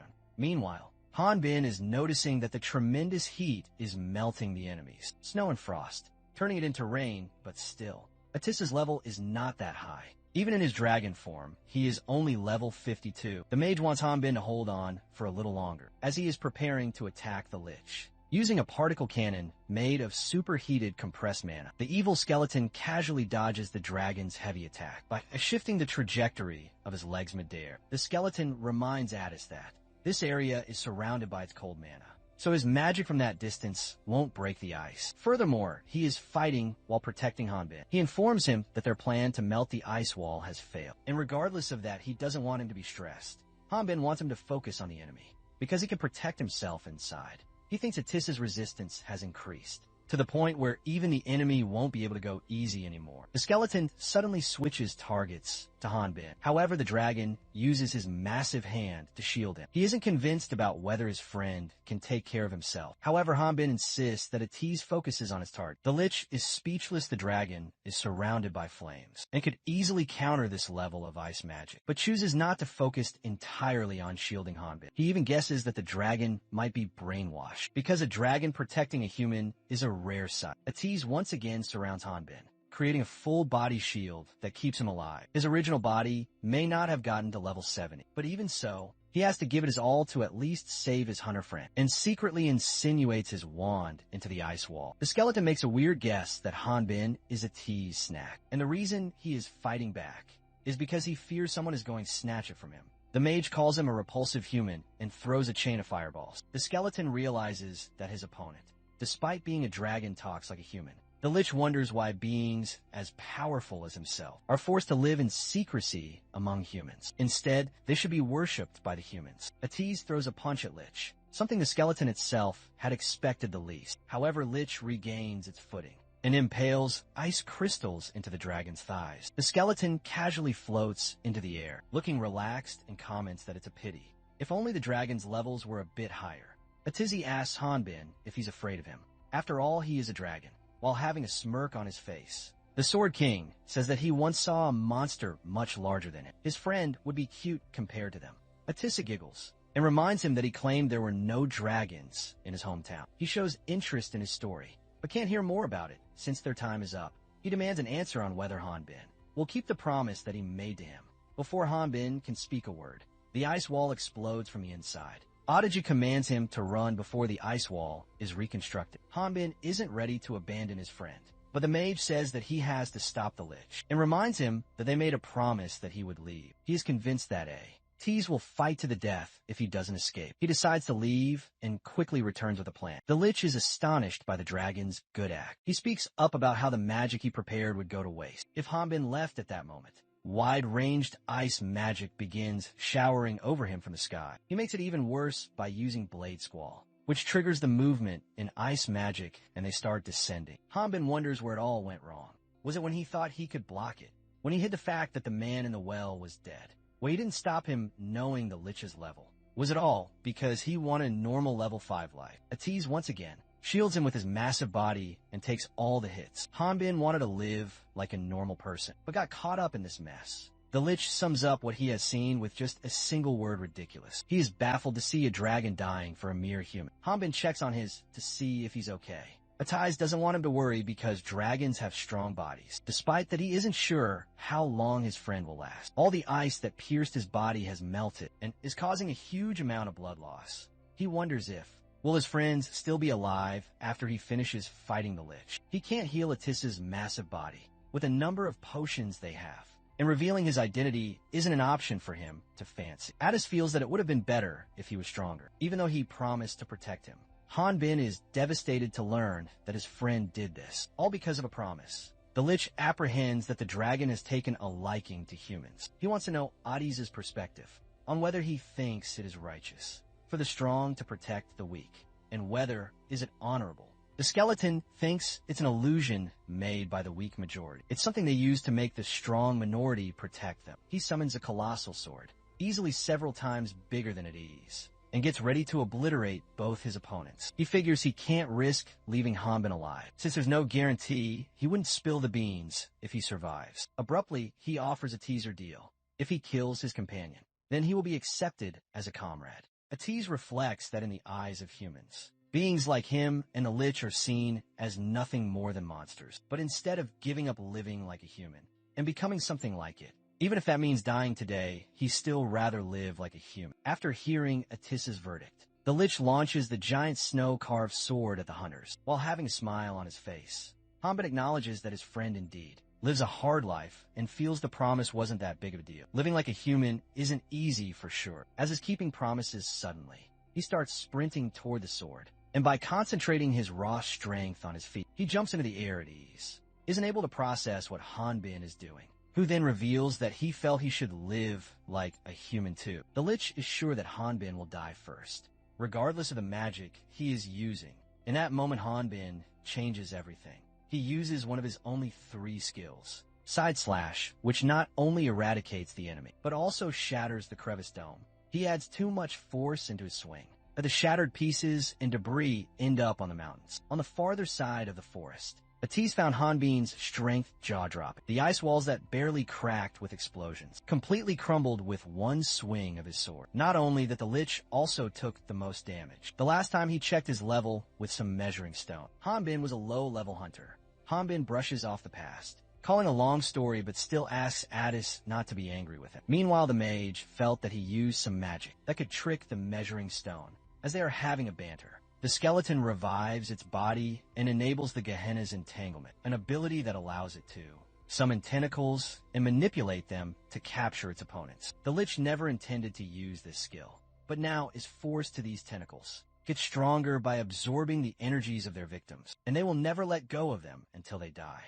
Even if the victim is the master who summoned them, the skeleton thinks it's a shame that he now has to be satisfied with their corpses. Hanbin is shocked that the Lich is standing on its feet again, even though he did his best to destroy his entire body. Atisi explains that their enemy's entire body is composed of mana, so it can't be destroyed with physical attacks. The skeleton threatens them to reveal how Hanbin disguised himself. As a level 5, Hanbin proves that his opponent wrong by powering up so hard that even his shirt gets destroyed. Due to the overwhelming energy surge, the skeleton couldn't believe what it was witnessing. Hanbin, in a stance where he is about to swing his long sword, wants to know how the skeleton knows their levels, even though neither he nor Ates mentioned it.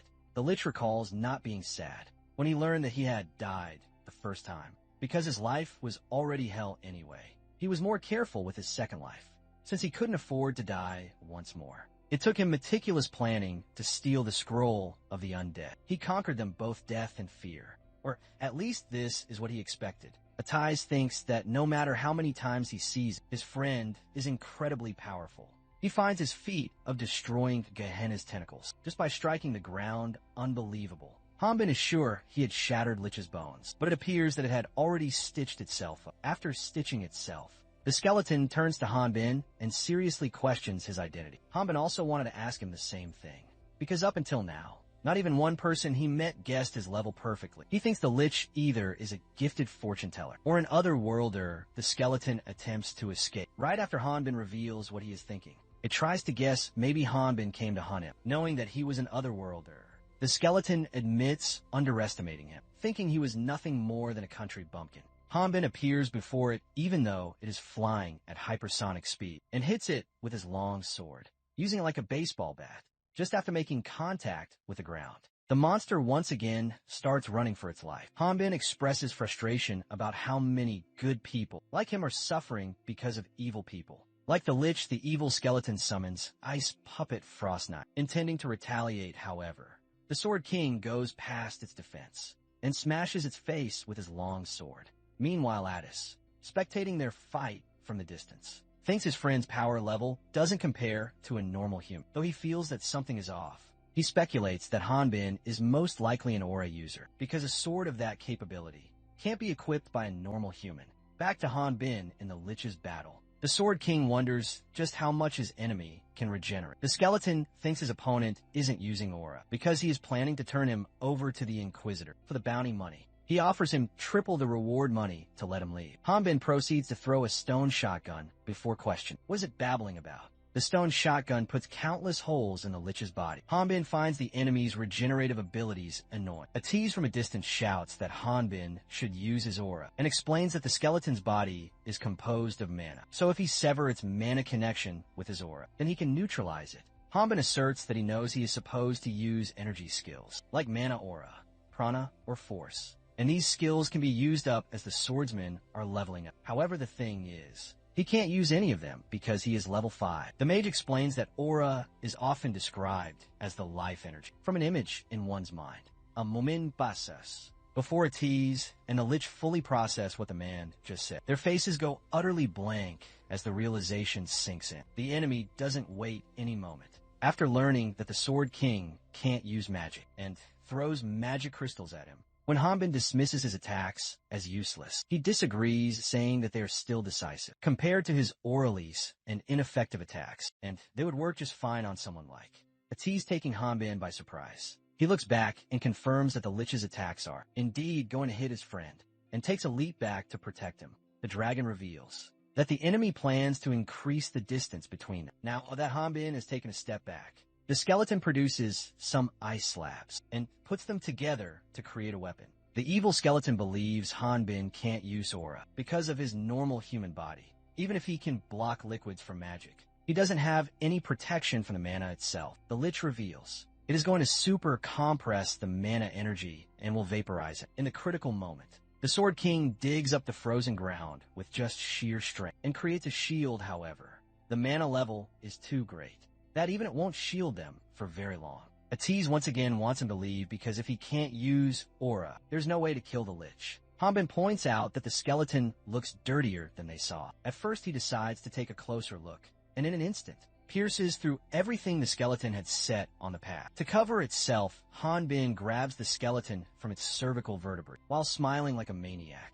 He remarks not seeing those cracks before. He is now sure that these cracks indicate that the skeleton can't regenerate if it is ground up into the dust. The Lich attacks him from underneath using his special ski. The skeleton reveals killing countless high-level people and monsters, and feels that he shouldn't be underestimated. He doesn't want to die from someone who couldn't even use aura. Before the skeleton can finish his sentence, he falls flat on the ground and notices that his legs are missing. Hanbin comes out from the smoke and dust, holding the Lich's legs, and starts aggressively rubbing Lich's leg with his long sword. The opponent cries out loud, asking for mercy, but he continues to rub it against his sword. After this, Hanbin pours his healing potion over his companion's gigantic body. Atai's returns to his human form, and his body is covered by Hanbin with some clothes. He reassures him that he is fine with the treatment he's been given. Hanbin wonders why is he always naked when he transforms. Atiz also wishes he had clothes that didn't shred into pieces. He discovers that Hanbin has incapacitated the Lich for the time being. He drove his sword through the skeleton's rib cage, and its arms and legs crumbled into dust. Since the skeleton's actual bones are composed of mana, it wouldn't be able to use magic.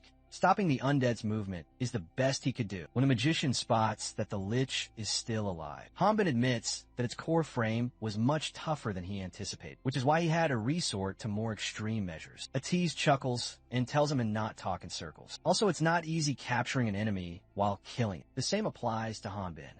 If that enemy was a dragon like his friend, then he could have never been able to kill it, suggesting that he already knew Hanbin's identity. Hanbin wonders if his friend already knows the lich's identity, while Atiz wants to find out something from a skeleton. The skeleton feels the magician is looking down on him, while being in his human form. Addis grabs the skeleton from its femur bone and sends mana backlash, which makes it scream, seeing the enemy screaming in pain. He has just discovered that skeletons could also feel pain. Atiz reveals the mana backlash of the amount he just used. May feel a bit uncomfortable for normal people, but for a lich whose body is composed of mana, the pain would be excruciating. ATIS demands Lich answer him truthfully if he doesn't want to die suffering from such pain.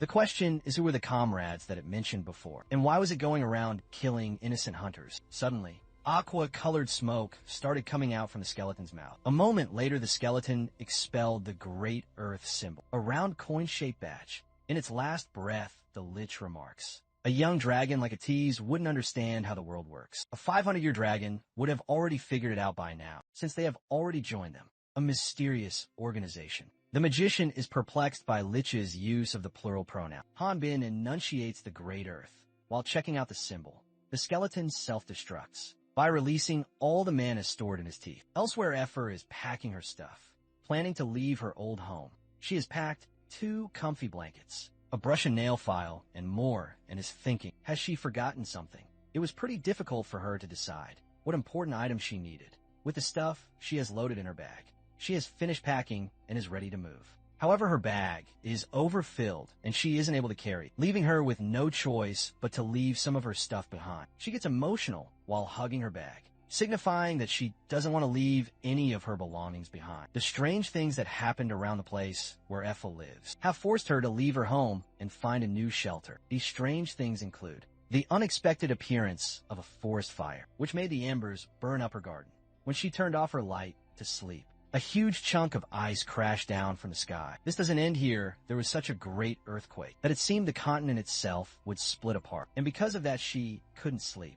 Her scales became so haggard. Ever speculates that everything that happened must be the goddess's punishment, because she helped the meathead otherworlder.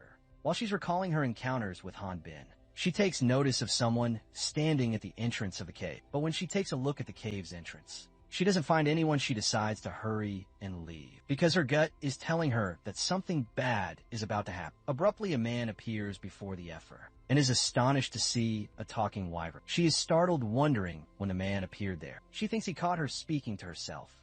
The man reveals he was looking for someone and heard her voice on the way, which is why he dropped by. She informs him that no one lives around that place. The man admits to having a hard time looking for them. Because of that reason, she then declares herself useless, because she hasn't seen another human in over a year, and she can't be of any help. The man insists she must have seen that friend who is a skeleton. Atiz never expected the skeleton to have magic stones as its teeth. From the get-go, he feared that the lich would be self-destructing, and knew that he wouldn't be able to stop it, even with his mana, if that did happen. He tells Hanbin to run while fading away due to insufficient mana. Elsewhere, a woman named Leslie hears the explosion and turns to a man named Richard, a member of the Great Earth, wondering if a bomb was dropped in a nearby area. Richard, judging by the traces of mana, concludes that the magic happened a week ago and points to Shin Ha-jun's explosion. Leslie is stunned, but is aware that Shin Ha-jun turned into a lich to not die. Suddenly, the man who is looking for the skeleton and had even inquired of Ever arrives and gets touchy with her, which starts an unserious friendly fight between them. She calls the man by the name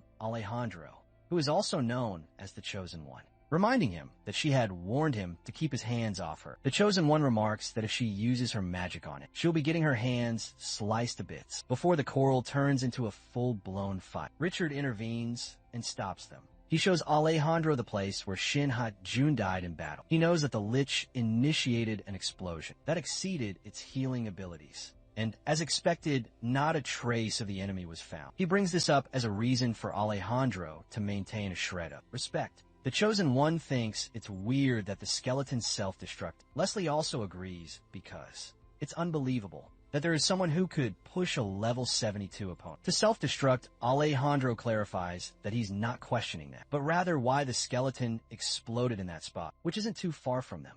He mentions that on his way to meet them, he saw an area that more likely appeared to be the actual battlefield. About 2 kilometers away, Richard guesses that Haju might have been dragged away from the battlefield, as he was self-destructing, but he ponders why he doesn't feel any other energy besides Hajun's. He is thinking, how in the world Hajun's opponents could have managed that? Meanwhile, Hanbin informs Atiz that he kicked the Lich's skull. He shares that he was just going to kick it away for the time being, but it ended up exploding. Though, he insists that he didn't kick him hard enough for him to explode. The magician concludes that the skeleton self-destructed. He is wondering if he would get any experience from a level 70 lich that destroyed itself. Hanbin explains how he brought Atiz back to the village, since he had fallen unconscious. He reveals he jumped over the town's outer wall to reach here, even though it was against the law. He justifies it by asking rhetorically how he was supposed to enter through the town gate, while carrying a naked guy. Then he admits that he didn't know where Atissa's house was. So he went to the old man's office in the Builder Association, but got kicked out. The magician calls him a criminal for being crazy. Hanbin continues his story, saying that after being chased by the guards, he ran into a bunch of smugglers. In short, he has been very busy. His humorous tale gets a tease, thinking that maybe he is more of a spectacle than the Lich. He gives credit to the chairman of the bandits, who helped him wake up within a day, and adds that it all turned out well in the end. Atiz remarks that he never dreamed there could be a guy as strong as this Otherworlder, and expresses that he doesn't know how to thank him. He isn't sure about what would have happened to him if he had gotten captured by that Otherworlder, referring to the Lich. Realizing that his earlier words might have come off as offensive, Atiz nervously clarifies that he meant Hanbin is different from the others, trying to clear up the misunderstanding.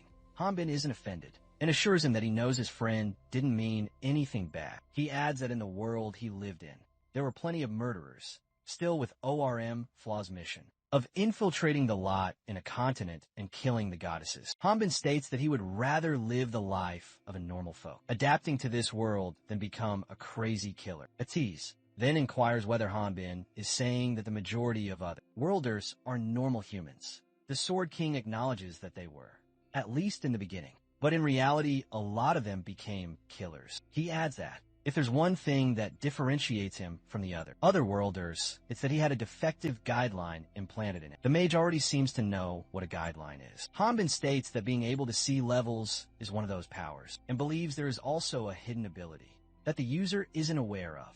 Atiz repeats what his big friend said, to confirm whether there's something that might induce Otherworlders to commit murder or follow the demon god's commands in due time. Hanbin reflects that the reason he is being shown as level 5 is likely the result of his faulty guidelines. He admits he doesn't know how severe that defect is, and he isn't sure whether he will suddenly go crazy and become a killer, but that's why he believes Atiz won't gain anything good from getting involved with him. He shares that he saved a lot of money, and with no reason to stay in the village. He is leaving. He bids his friend farewell. Adesai clenches the blanket tightly, his fingers digging into the fabric as frustration simmers within him. He then introduces himself as Atissa Amphityr Ragnar, aka a descendant of dragons created by the great goddess of shadow. Kivriel, he elaborates that among all species of dragons, the fire dragons are known to fulfill their duties, with a smile on his face. He comments that a fire dragon never forgets the debts they owe. He affectionately calls Hanbin a military veteran. After a while, the chairman sees Hanbin off. As he gets ready to leave, he provides him with a cart that will take him to his destination, and a map to help him find the way. Furthermore, he informs him that he should be able to pass through the city's gate if he shows them the Builder Association's documents. He is going to send Hanbin his new identity through a broker. The chairman wants him to leave the goods at the drop-off spot and simply sell the cart when he questions what he should do with the money he gets from selling the cart. The chairman tells him to keep it and remarks that it's worth sending him away, considering how troublesome he is. Before Hanbin leaves, the boss demands a promise from him to never kill a person, because the moment the savage hunter kills someone, he becomes a monster after this. Hanbin departs, saying he'll be back someday. The chairman takes a deep breath, looks up into the sky, and asks God to watch over them. Elsewhere, Epher has been captured by Richard's party and is looking at the site where Shin Hate Jun died a week ago. Richard is only able to sense traces of Hajuin's magic and other lower grade magic. The Wyvern is frustrated as she has now been captured by Great Earth. Leslie isn't convinced that the Lich would have lost against such weak magic. She looks to Alejandro and questions the reaction of the other energy. He confirms he already checked for auras, Pronas and force, but found nothing. Richard questions whether Alejandro is trying to suggest that the Lich's bones were broken and shattered through physical force alone. He elaborates that some living beings can overpower a Lich through sheer force, with the power of a dragon that lived over 500 years ago being the epitome. Its power is more than enough to turn a Lich's bones into dust. Richard then instructs them to use the dragon's blood on the ground to find its location. Hanbin's cart has broken down in the middle of a random forest. His cart is missing a wheel, which is stopping him from moving forward. He fears that at this rate, all the products that are in the cart will become useless. Some bandits are eavesdropping on him, and some of those bandits are hesitating to approach him as they sense some sort of weird energy from home. Their boss orders his goons to follow him. The boss of the bandits comes out of the woods and offers to help him unload some stuff. By unloading, he means to take it for himself. He tells Hanbin that he should be honored that calendar. The bandit in the Dark Gorge is willing to help out. The otherworldly Sword King completely ignores him, and without anyone's help, repairs his cart soon after. Hanbin has the bandit riding his cart, something which even Calendar himself never expected. The bandit appears to be complying, likely because he received a beating from Hanbin before bumping into the bandits. Hanbin couldn't seem to find the path, no matter how much he looked at the map, and since there wasn't anyone around. He got worried, however. He felt relieved after Calendar appeared. The bandit was baited it was a trap. When Hanbin butchers his name, he tries to correct it, but soon regrets it because the man gets offended. Soon after they arrive at Hayton City, and Calendar tells him to check the city out. From the cart, Hanbin's first impression is positive. He is awed at how it's so much bigger than Empress. Calendar then takes on the job of tour guide and introduces him to the city. As they are entering, he points at the huge gorge and tells him that it's the most famous and the largest dungeon in the north, the Crater Valley Dungeon.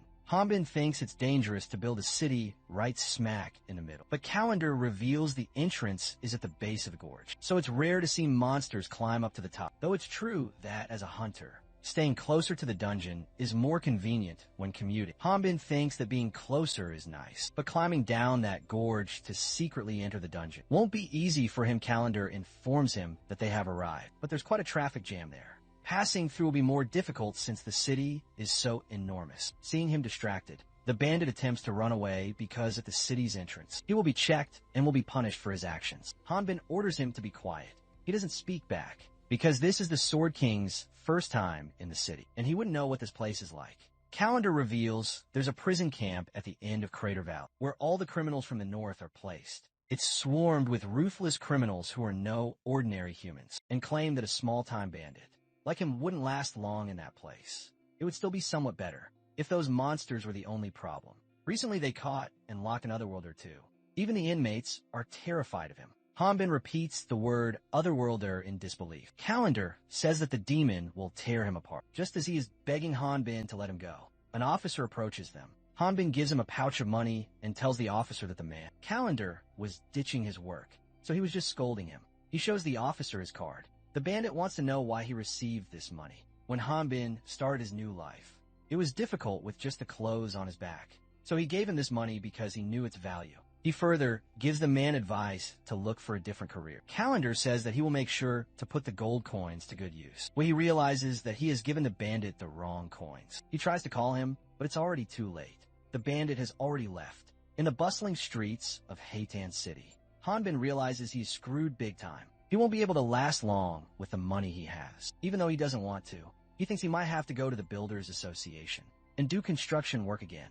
However, it still pays better than the hunters who are holding the signs. To get hired, he thinks that there was no point in leaving in the first place. He attempts to look for the sign for the Builders Association and spots his endearing friend holding a sign that says, "A military veteran is needed." Hanbin quickly grabs him and makes a run for it. After he has calmed down, they have tea at some random place, most likely a cafe. ATSC says that there aren't many nice locations in this city and feels like all their worries seem unimportant when sitting and drinking tea like this. Well, he asks Hanbin the reason for his late arrival. The Sword King snaps at him saying that's something he should be asking and proceeds to ask him what is he doing here, and how he arrived 2 days before him. Hanbin reveals the reason he was late was because he was lost. A tease reminds him about what the Builders Association chairman said before he left. He recalls being told to keep his identity as a dragon a secret. He also remembers that the chairman told him that he will be sending him a new identity. Throw a broker moreover. He was told to meet the broker there,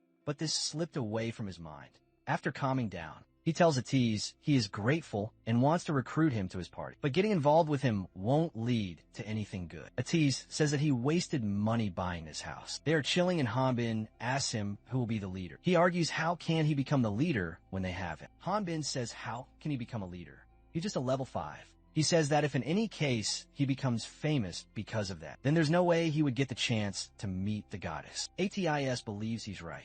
The first ones to knock on their doors would be heresy inquisitors. Hanbin's goal was to hide his identity and keep pushing to level up, but most monsters don't even cut it. The mage knows how frustrating that would be. He asks Atiz if he has any water at his home. The mage tells him that it's in the back of the fridge, and he can drink that he is so surprised to see fridges in this world that his eyeballs practically pop out of his head. The magician wonders if all otherworlders view this world with disdain. He gave up on hope after being stuck at the Rock Mountains. Now, he is excited to have all the water and drinks inside it as he wants. When he tries to open the fridge's door, the guidelines tell him that his level is insufficient. To look into a fridge, the user must be level 10. He starts freaking out screaming. Why is there a level requirement for just opening a fridge? Atis, while trying to save his fridge from getting demolished by the madman, remarks a fridge is a magical tool, so it's obvious one has to meet the requirements. Hanbin doesn't understand why it is obvious, because there was nothing like levels in his world. When he curses at magical tools and artifacts, the dragon reveals that they are both tools. They are the foundations for dungeons, created by Ormflaws, the demon god. Atiz, lost in thought for a second, says he just thought a way where Hanbin wouldn't have any problems, becoming known despite his low level. The big man is confused, but Atiz explains that what he's suggesting is much simpler than that. He reveals he wants to get rid of the name Hanbin first. At the height in Hunter's Guild, Atiz and Hanbin are getting themselves registered. The receptionist handling Atiz's registration announces that the magic stone has confirmed he is level 37, and as a result, his hunter's registration has been completed. The other receptionist stuck handling Hanbin isn't too thrilled about dealing with someone she doesn't find attractive. The receptionist calls him by the new name, Fei Lad Bene, and asks him if he could wear something on top. Seeing his emotional-less face, she gets intimidated and apologizes. She quickly brings out the measuring stone and checks his level. The local hunters are gossiping about him, as they haven't seen someone like him. Meanwhile, Atisa suggests the Hayton Hunters Guild receptionist shouldn't use magic stones to measure Hanbin's level. The receptionist who registered Atisa claims it's necessary. Philad Benet crushes the measuring stone with his hands, while saying he would never let evil, magic coming from an evil stone, touch his pure body. Everyone is baffled, seeing him crushing a measuring stone with just one hand, but they are more stunned, because he just called the measuring stone evil. The local hunters assume he is someone they have heard about in the rumors. Someone who calls measuring stones evil and has incredible strength. Amid the assumptions, Addis is wearing a grin on his face with great deference. The receptionist inquires if Hanbin belongs to the legendary warring race, the Valterra, while Addis formally introduces him. Before the events of their applying to become hunters, Hanbin lounges on the rooftop of Atissa's house, standing by his side, and planning how they are going to trick the entire city by making them think Hanbin is the great warrior of the Valterra race. The Philad Bene, he has the mage, clarify that the Valterra warriors are proud of their radiant, gold-toned physiques with a puzzled expression. He questions whether the Valterra are truly a warrior race, since to him, they seem more like a bunch of flashy show-offs, hiding behind a fancy title. Atiz continues with his explanation, describing Valterra tribes as a unique tribe that resides in the barren mountains in the Far East. People's understanding of what they look like is fascinating. They are visualized as pretty jacked and keep fit fanatics. According to people's understanding, Chael Su is an 8-year-old with an inhumane physique and incredible brutish strength. His mother is also an unimaginably strong warrior, and so is his 84-year-old grandfather, who rides a level 40 pet called Calicudos as transportation. Finally, there's Chael Su's 3-year-old sister and her level 27 pet. Spotty Hanbin doesn't believe. What the hell has he been told and questions? Where's Chael Su's father? Atiz replies the brave warrior father, Philad Bene, steps forth towards the Latina continent for the sake of his family. Perplexed, he wonders why is he the dad. Making his friend reveals this is a part of Philip Bennett's setup. He comments about what's the point of making a bachelor walk around. Embarrassed to death at tease. Thinks that if people start to believe he is the Valtral warrior, then he doesn't have to hide his level anymore. That way, as he gets more famous by clearing dungeons, he would eventually meet the 6 goddesses. He reminds Addis that he would still need to use the measuring stone to become a hunter. However, the mage says, just he wants him to crush it while he handles everything else. The locals are wondering why is the Sword King's race here. Addis reveals that he is there to fulfill his duty. Inside, he is convinced that his friend looks like a Valterra warrior to others. He joins in on Hanbin's Fallid role play. He points out how he has scared the receptionist, as crushing the measuring stone wasn't necessary. Hanbin extends his apology, admitting that he got carried away. The mage apologizes on his friend's behalf, saying he is new here after this. ATC tries to explain to the receptionist that the measuring stones utilize magic stones, so Valterra warriors are strictly forbidden to have anything to do with items, such as artifacts. Hanbin calls them the evil stones. From behind, ATC says that they will certainly compensate for the broken measuring stone. The receptionist informs him they will be unable to act as a party without registering as a hunter. He isn't worried because his friend will be registered as his bodyguard inside. He thinks if he had a good excuse like that, then what's the point of him pretending to be a Valterra warrior? But realizes that since he is Valterra, he was able to avoid getting his level measured. Hanbin is also fine being a T's bodyguard, because registering as a bodyguard isn't easy and annoying to do. The receptionist asks for the proof. Documents proving the Valterian as his bodyguard. The magician makes an excuse of forgetting those documents at home, and finesses his way by charming the girl, charmed by the man in disguise's visuals. The receptionist gets energized and registers him right away. The other receptionist even asks him out, suggesting they grab a drink together at a nearby bar sometime. When Atiz says alcohol is a bit too much for him, the former receptionist suggests he should have some coffee with her. Hanbin, spectating from a distance, is annoyed at how he is the only one that has to be popular. However, he tells himself that it is all thanks to Atiz. He can go around without worrying, so he shouldn't be jealous. Moreover, he thinks he should have known his body wouldn't attract any girls. Suddenly, a bunch of dudes surround him, inviting him to join their parties temporarily. Some hunters are feeling his muscles, and others are inviting him to their parties, offering up to 70% of their total profit. Overwhelmed, he shouts, stops somewhere close to Hayton City. Richard's party is staying at a pit-like place that is giving eerie vibes. The acting party leader and Alejandro are talking about dungeon drifters. Richard tells Alejandro that he has caught a good number of Latinians. The Chosen One isn't happy with how his fellow Great Earth member phrased it.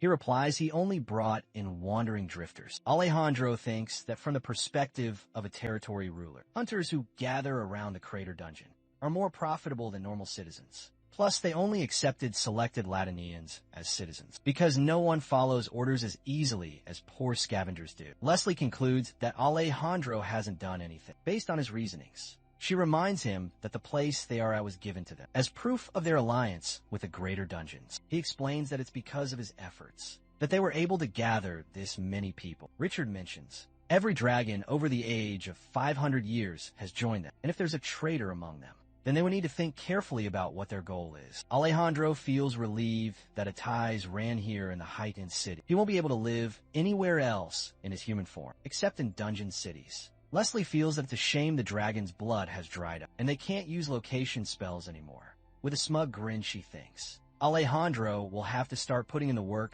to find Atissa. Irritated by her remarks, he makes it clear that they're not finding the dragon isn't his fault. To Richard, it appears that the Chosen called them just to act like a king in front of them, and Alejandro doesn't deny it. He moves the curtain and shows them a performance stage, where he summons an ex-hunter who got caught for killing hunters in the dungeon. This crazy ex-hunter killed about 25 hunters, and he took them away before his execution. Alejandro is going to grant him liberty if he kills his opponent. Leslie isn't impressed by her comrade's feat of capturing a worn-out level 37. The Chosen One tells her to take another look.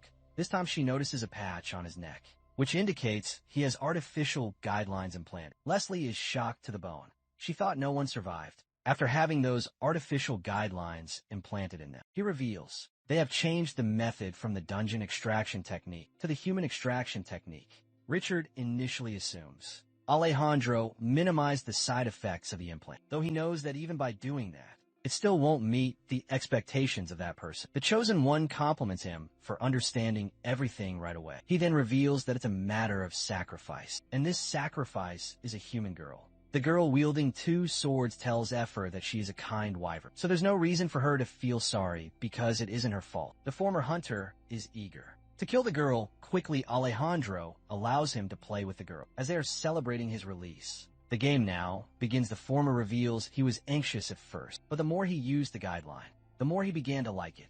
He believes the girl, his opponent, should be able to see that his level is higher than hers, and wants her to beg for her life.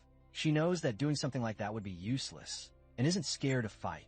Meanwhile, Effer is scared, but is self-aware that being a scaredy cat like this won't make her situation better. After all, she was the Ace Knight Wyvern that protected the kingdom. To rescue the girl, she decides to look for an opening when otherworlders aren't paying attention, and then escape from here. She takes off the grazing muzzle and cautiously peeks out of the room. She finds the girl using sublime movement. It appears like she's dancing in the air. The former hunter isn't impressed at all. He wants to intensify their fight even more. She replies that if that's the case, then he shouldn't have taken some time with his appearance. The former hunter is bewildered as the girl cuts his hair with her sword, and he couldn't even notice. Leslie wonders if the girl also has an artificial guideline. Alejandro remarks that it doesn't make sense that she's at such a high level at her age without even having an artificial guideline. She feels that even a level 5 difference won't matter much if she's of that caliber. She wonders why Alejandro wanted to show off that guy, who only looks good enough to use as an experience. He asked her to take a closer look. The former hunter's rage reaches a new level that he completely ignores Alejandro's order to stop. Leslie is astonished to learn Alejandro used the human extraction technique, which has turned the mad hunter into a Yahello. He reveals human extraction technique involved creating half human and half monster. This nullified the side effects of the implant. This chimera transforms when they try to use their skills. The only way to get rid of the implant side effects is by utilizing the human extraction technique. The former hunter, turned into the half Yahello, attempts to attack the girl, but the girl uses her special lightning ability and sends him unconscious. She informs the judges that she has stopped the test due to the opponent losing consciousness. Alejandro reveals they won't be able to use him and instructs the girl to take care of it before it runs wild again. The half-hetero regains consciousness and announces that he is fine, only to get slayed once again.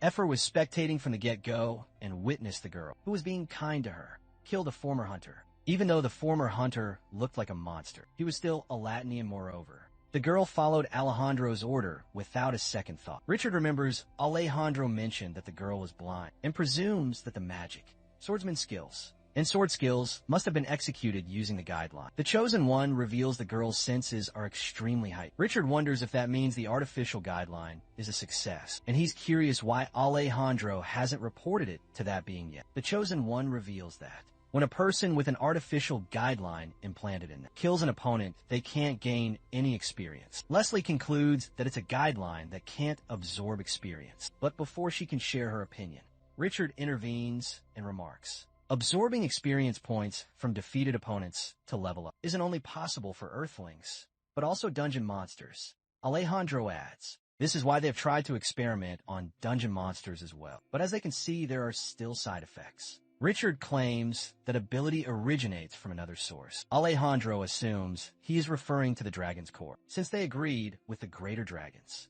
They were unable to test it out. But if there's a traitor, then the story changes. Richard throws an artifact toward him and reveals that the madam has given them this unique item for when they exterminate that greater dragon.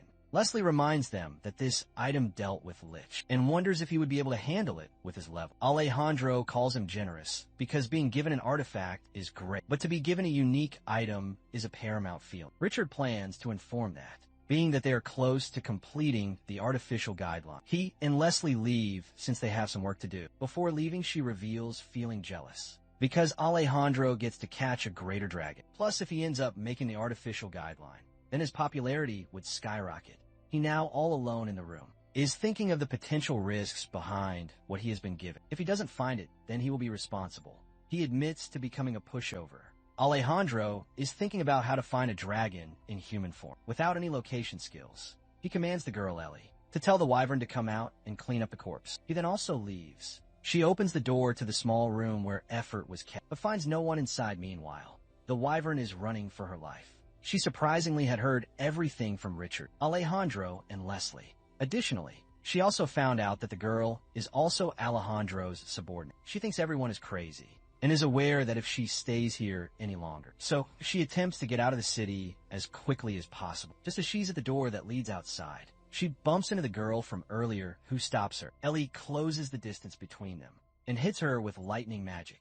However, Effer escapes her attacking range just in time. She feels relieved that the airstrip was short and believes that it would have been over for her if Ellie knew how to fly abruptly. The girl with the artificial outline throws a lasso, which attaches to Effer's leg and then throws herself in the air. Ellie tells her that she cannot go any further. Effer shouts she hates skies that are restrictive, and this is the first time she spoke in front of someone, other than Han Bin after this. The wyvern attains an even higher altitude and then cuts the leash, sending the opposition side plummeting from the sky. Effer plummeted her knowing she would be able to land safely, because she's a magic swordsman. She initially feared there would be archers at the top, but now has confirmed that there is nothing there. Elsewhere at the Crafter Valley dungeon's lowest floor, Han Bin is fighting some insect-like creatures. He is fighting the monsters to not kill them, but to toy with them, however. He accidentally kills a monster when he forgets to adjust his strength.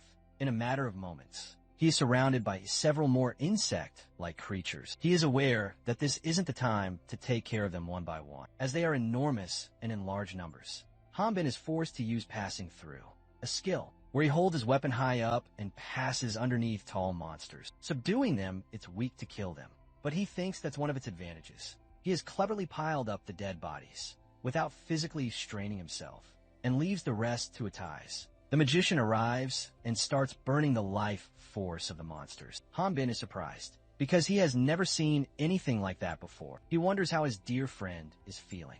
Atiz apologizes for stealing his prey, but he tells him to not worry. It's good for him in the future if he levels up. Han Bin expresses his thoughts, wondering why his level isn't going up. The mage points out there's no way his level would increase that easily. When Han Bin questions him about the basis of this conclusion, Atiz describes how levels reflect a being's overall ability to control the flow of its life force. It makes sense that leveling that up would be like replacing one skeletal structure. Han Bin thinks he knows that, but dragons can gain experience whenever they kill opponents. Atiz corrects the notion. Dragons don't absorb experience. They take in an enemy's life force and absorb that into their dragon's core. However, this force can be extremely unstable and, in a way, has a life of its own. Therefore, to level up, dragons like him need to deal with that unstable life force. If they absorb more than they can handle, they will die because of the explosive nature of life. Han Bin wonders if Atiz mentioned having a limit to what he can take in. Atiz agrees he is right and adds, even water can kill if it is taken too much. He feels excited, thinking about how he finally will be able to level up after 15 years. Han Bin casually asks him his age. Atiz drops the bomb. He is turning 150 years old this year, making him scream old Gramps. He casually remarks that 150 years old is considered to be an adolescent because dragons can live past 1,000 years. Astonished by it, Han Bin wonders what level an old dragon can get up to. The mage admits he isn't sure. There's no way to confirm a dragon's level. Still, he's convinced they both are in a similar predicament. Han Bin guesses it's because they also don't have anything to hunt. That will increase their levels. The dragon agrees there aren't a lot of opponents high enough to hunt. Plus, it's riskier. Not only that, but older dragons require an unbelievable amount of life force to help them develop. Han Bin wonders if it would be fine to stop leveling at that point. Atiz disagrees. Greater dragons aim for greater power. They realize that continuously absorbing a small life force is useless in helping them level up. Han Bin is experiencing the same thing. No matter how many level 25 hunters he hunts, it won't give him any experience. It finally counted when he killed a monster over level 50. He understood the subject he was being enlightened about. He learned that the greater dragons believed gathering a great many life forces in a single location was the solution. They call it the life force well, and humans call it the dragon's nest. Excited, he wonders if someone like him can go there to level up. Atiz crushes the idea because there's no way he can safely venture there without the protection of Dragon's Core. Since the physical body cannot absorb the life force, the energy of the force will cause the body to burst, but also cause it to regenerate, thus beginning a painful and vicious cycle. This is why life force well is like an impregnable fortress. An effort getting tangled in this proves it. Ollie is witnessing her suffering but she can't help her. Some people serving Alejandro come running toward her, urging her to get inside, seeing her concerned about the wyvern. They assure her that if Alejandro didn't tie it up, then it means it has no more use. Moreover, they can't risk someone important to the Chosen One getting hurt. She then decides to go with them. Meanwhile, Effer finally regains consciousness, and just as she wonders what she is doing, someone calls her name from behind. The new year has arrived on the Latina continent. Addis, now 151 years old, doesn't mind sharing his age one bit.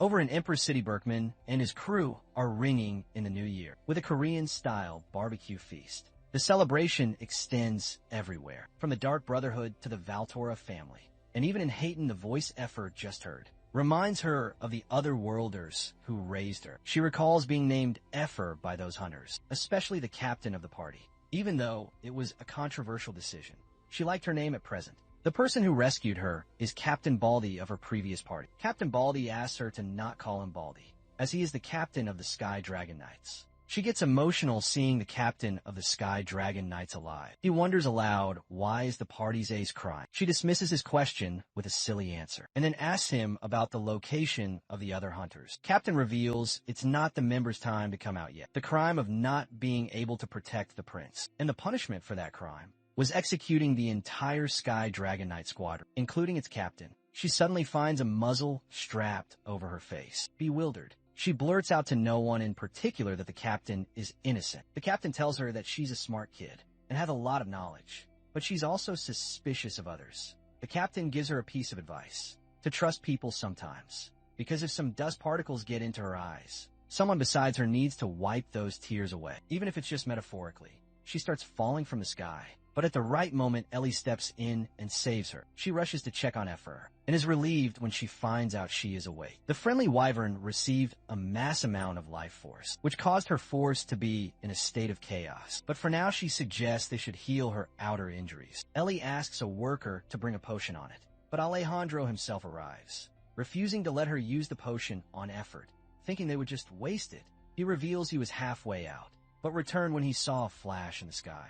The Chosen One asks Ellie to abandon Effer because it's an amount of life force that's difficult for even dragons to withstand, so a wyvern has no chance. And to use a potion to save a single wyvern would not be worth it, and claims he doesn't even have one with him at the moment. He thinks it might be kinder to put Effer out of her misery. Left with no choice, Ellie approaches the wyvern and has her close her eyes. She wants Effer to imagine that she's a dish that's overflowing with water. Next, she asks her to slowly form the water into bubbles of marble and says that she will no longer be feeling the pain. The feeling just comes naturally. After this, Ellie unexpectedly cuts open a wound on her arm and then demands Alejandro give her a potion. She's prepared to leave another big cut on her arm. Annoyed by her antics, he says that he would give her a potion. But just this once, she then shows gratitude to him. After some time, she treats Effer using a potion and some bandages. The wyvern believes Ellie is scheming something. That's the reason why she saved her. Ellie claims that she indeed has a reason. She asks Effer if has she ever raised plants before. The wyvern replies that she has a small garden. Somehow she concludes she is going to get eaten by her, but she calms her down by saying she doesn't eat her flowers. Whenever questions why is she raising them in the first place, she reveals she is blind and can only see the world through the artificial guidelines, since she reveals not being able to see any colors, but she can see Effort's name. However, it's difficult for her to see inanimate objects, so she has been growing plants. She explains they don't water plants with diseases, or ones that are completely wither dry. But in contrast, Effer is alive even after absorbing a great amount of life force. She wonders if it is the reason why she asked for the potion. Ellie clarifies that most people, including those with the guidelines, may believe that the wyvern was just lucky, but she feels the life force circulating inside Effer's body. Ellie suspects Effer has a dragon core, and when she tells this to her, the wyvern disagrees, claiming to be an ordinary wyvern. She suspects it because wyvern is a type of dragon species. Moreover, Effer is a very intelligent wyvern. She instinctively created a dragon core during the process of receiving the life force. At first, this was puzzling her, but she eventually realized that Alejandro had been looking for a dragon core, which further bolstered her assumptions. Ellie explains, a dragon's core is the final item needed for the artificial guideline that's been implanted in her. To be complete, however, She hid that from Alejandro and has brought effort here. She wonders if the wyvern thinks of her as a devoted subordinate, even though she has betrayed him. Effa thinks that if Ellie says it like that, then it does seem like she is quite devoted to him. She also thinks she could be pretending she is lucky that she's alive. So it would be impossible for her to say that she planned for all this. Ever is sure that she won't be able to figure out Ellie's goal if she keeps making guesses. She changes the topic, wondering if Ellie can perceive shapes through her artificial guideline, despite being unable to see with her eyes. She admits, but wonders why is the friendly wyvern asking that. Effer imitates Alejandro to make the girl laugh, who she refers to as her older sister. Elsewhere, he has received a list of the hunters that have quickly leveled up in the past month. He tells his attendant that the person they're searching for won't be found on this list. The subordinate shares his thoughts, remarking that he believes the person they're looking for might already be gone from this place. He thinks it is very unlikely because even if they did, they would have to head to the mid-continent, and traveling there is costly. Additionally, working as a hunter is the only way one can make enough money to save for a trip like that. The subordinate apologizes for bringing a list that is useless. In this context, he suggests that if Alejandro is asking for one that stands out, but isn't on this list, then a hunter's newspaper is what they should be checking. However, the subordinate believes the people on, referring to Hanbin and Atissa, are too low level. So these hunters are most likely not who Alejandro is looking for. However, the chosen one has found them. The people he was searching for in this newspaper. Looking at Hanbin and Ati's photo, he thinks there's no way they would be able to stay hidden. Looking like that inside the crater dungeon, a party of hunters battles giant spiders. Brad and Martin are fighting up close, but the latter struggles to keep up. Brad wonders if his friend needs his help and asks him. Feeling insulted, Martin claims that he would be the first to finish, only for Brad to finish first. He then reminds Brad that ever since they entered the dungeon, he has killed more monsters. Brad refuses to believe that, because he believes he has killed 10 more monsters. Seeking healing, they search for their teammates, Ilya and Phil, only to find them trapped in a spider web. Brad instructs the girls to not move and says they will save them. Abruptly, the monster launches a distanced attack at him, which edges past him. The hunters are up against the monsters called Tarantula Knights, usually found in the depths of Crater Dungeon. Martin thinks it would be impossible for them to beat these monsters without buffs. Just before things could worsen, Atiz arrives and uses his special skill, freezing, to freeze the monsters. Since he still hasn't exposed himself, the hunters are wondering why the room got cold. All of a sudden, Brad guesses maybe the monsters did it, but his friend is sure this was not monster magic. Brad notices the monsters have frozen and appear to be dead. Atiz cuts in, remarking, the monsters aren't dead, they have just lost consciousness. He and Hanbin then reveal themselves to the hunters. Brad and Martin instantly recognize them. The mage makes it known that interfering in their hunt wasn't their plan, but now that they have arrived, they will take care of the monsters, leaving the two hunters to rescue the spiritualists. Afterward, Hanbin, Atis, and the rest of the hunters leave for the dungeon exit. Martin expresses gratitude to their saviors and admits feeling relieved to have them both around. The mage is also grateful to them because they are showing them the way. Martin brings up the topic of hearing rumors about Atiz being a fire mage, but now that they have witnessed a different kind of magic, ice magic, he guesses fire magic isn't the only thing Atiz excels at. Atiz comments that after facing a powerful ice mage, he did a lot of research in ice magic.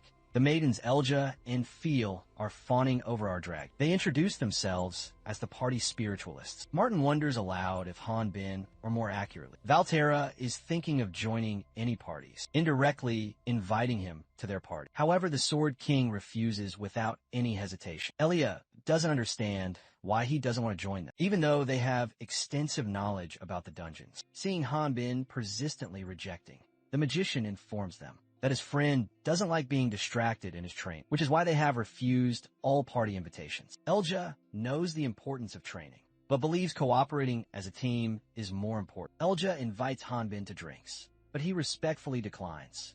Phil prefers drinking tea while planning out strategies on their days off, and Hanbin dismisses her too. He starts losing focus and says that maybe just once is fine. Atiz looks at him with a slightly intense expression. Feeling distrustful, a flashback reveals he and Hanbin discussing how to get Hanbin in the spotlight by having him roleplay as Valterra. The magician is sure that to gain recognition, they needed spectators, because no matter how hard they try without witnesses, the only thing that would increase is their records. If their records go up drastically without any recognition, then it will only raise more suspicion.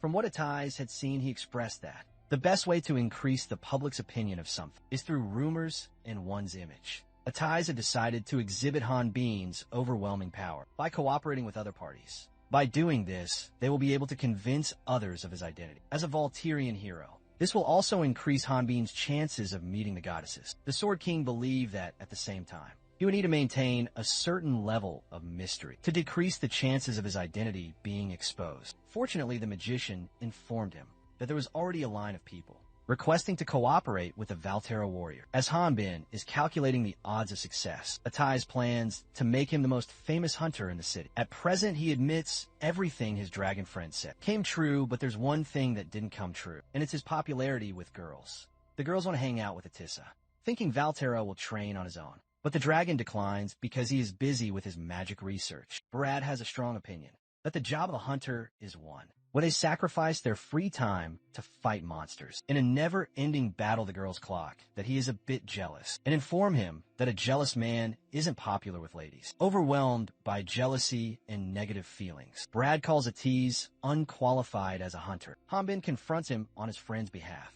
The jealous hunter assumes the Volturian is threatening him. Now that he has criticized his master, he knows that everyone is looking at Valteria, but he doesn't care. Hanbin dismisses his presence and opens the door behind him, which leads to mid-dungeon's magic source. Martin's initial reaction to the mid-dungeon magic source is rather surprising, as he had never thought it was going to be this close. Atissa has him explain that the crater dungeon most likely won't disappear, even if they clear the dungeon source, as Crater Dungeon is a group of dungeons, all located within Crater Valley. Moreover, there are more besides the one they are currently in, which is why clearing this magic source won't clear the Crater Dungeon. Hanbin is relieved because it's too early to leave the city. Brad, standing beside him, spots an artifact in the middle of the room and is captivated by how visually stunning it appears. However, Martin reminds him that if there's an artifact, then there's going to be a boss protecting it. He responds by saying he is well aware. Soon the dungeon boss, a giant spider, reveals itself.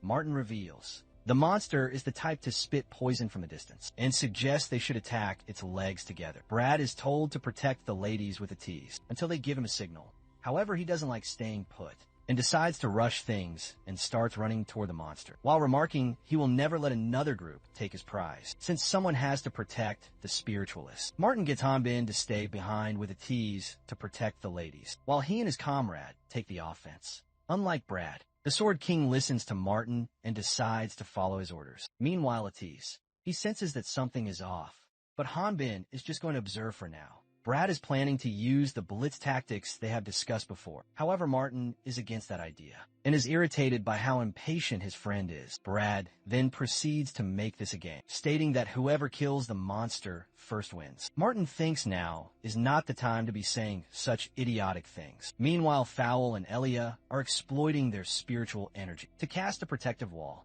and anoint blades respectively. They are shielding their party mates from the spider's venomous attack with their special magic.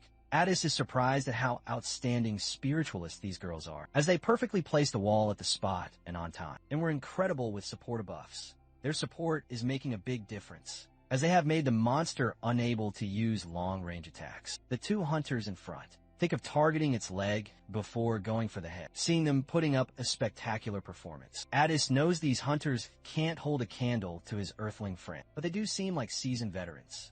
Hanbin is aware of them being veteran hunters, but feels that the boss is a bit weak.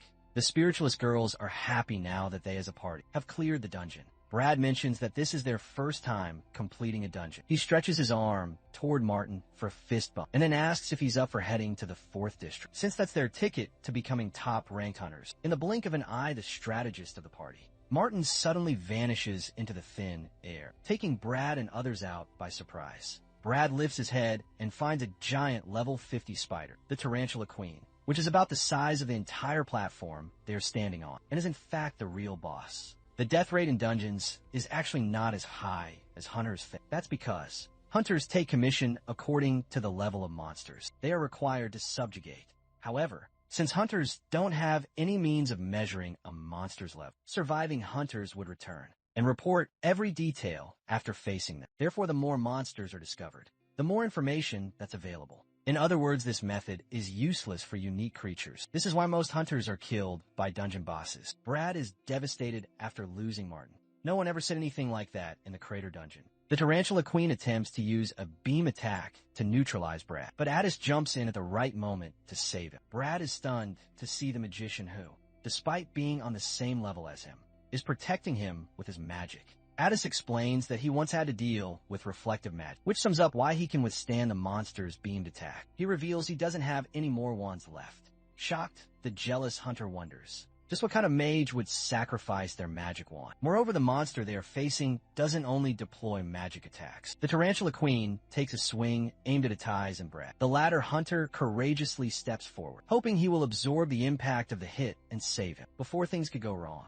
Hanbin jumps in and blocks the Tarantula Queen's attack. Atiz learns that he has evacuated the spiritualists, and this should be exciting the dungeon by now. Brad suggests that Hanbin and Atissa should make a run for it, since the Tarantula Queen's massive body would slow her down. He looks back and finds Hanbin, talking with the mage about how it's a bit risky to climb onto its back. Atissa assumes that the queen's outer carcass will be thick, and unless someone has Hanbin's level of sword skills, stabbing through it would be a serious challenge. However, the Sword King thinks he won't be able to pierce through the monster with just one blow. Brad finally speaks up asking them, what the hell are they talking about? He suggests they should hurry to report this to the guild, because if they die here, other hunters who come here without knowing will end up dying. Atisse is already aware of it, which is why they need to kill it, so it's no longer a threat to others. Brad is sweating excessively because of the eerie atmosphere he is in. He is speechless to see Hanbin and Atiz calm, despite them being in a tough situation. He concludes they don't have much experience,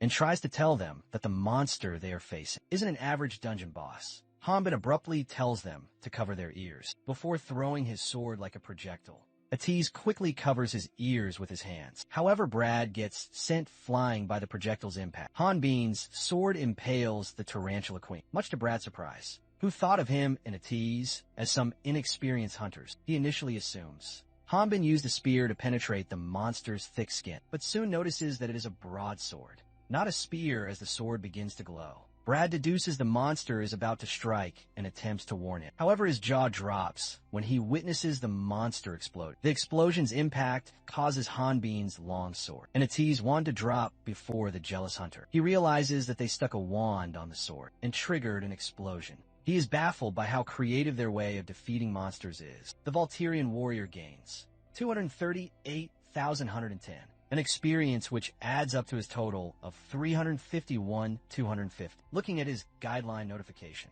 he thinks he still has a long way to go. Killing hundreds of monsters like Tarantula Queen won't give him much experience. Hanbin declares they are clearing the dungeon on a suspended lift, headed for the exit. The Volturian is slightly bit annoyed seeing Brad cry. He asks Atiz to do something about it. The mage tells him that since the guy is in shock, this is the normal demeanor. Brad admits he's exhausted. He shares that when Martin died, he was completely frozen and unable to react. He also confesses that he envies the Volturian, because the Volturians are strong from the day he was born. Atisse tries to explain to him that even Hanbin had to live in severe conditions. However, Hanbin stops him to give him a pep talk himself. He calls him a spearman and demands he shouldn't talk about the unfairness of the world, because isn't it obvious that one must do their best to survive? And if luck is on your side, you will stay alive and get stronger, which is the same with him. He thinks that it's because of Brad's luck that he was able to meet them and stay alive. And if fortune wasn't on his side, then he would have been dead. Brad vents his frustration at Hanbin, saying he is right. If it wasn't for him, then he would have died. But what about Martin, he asks him.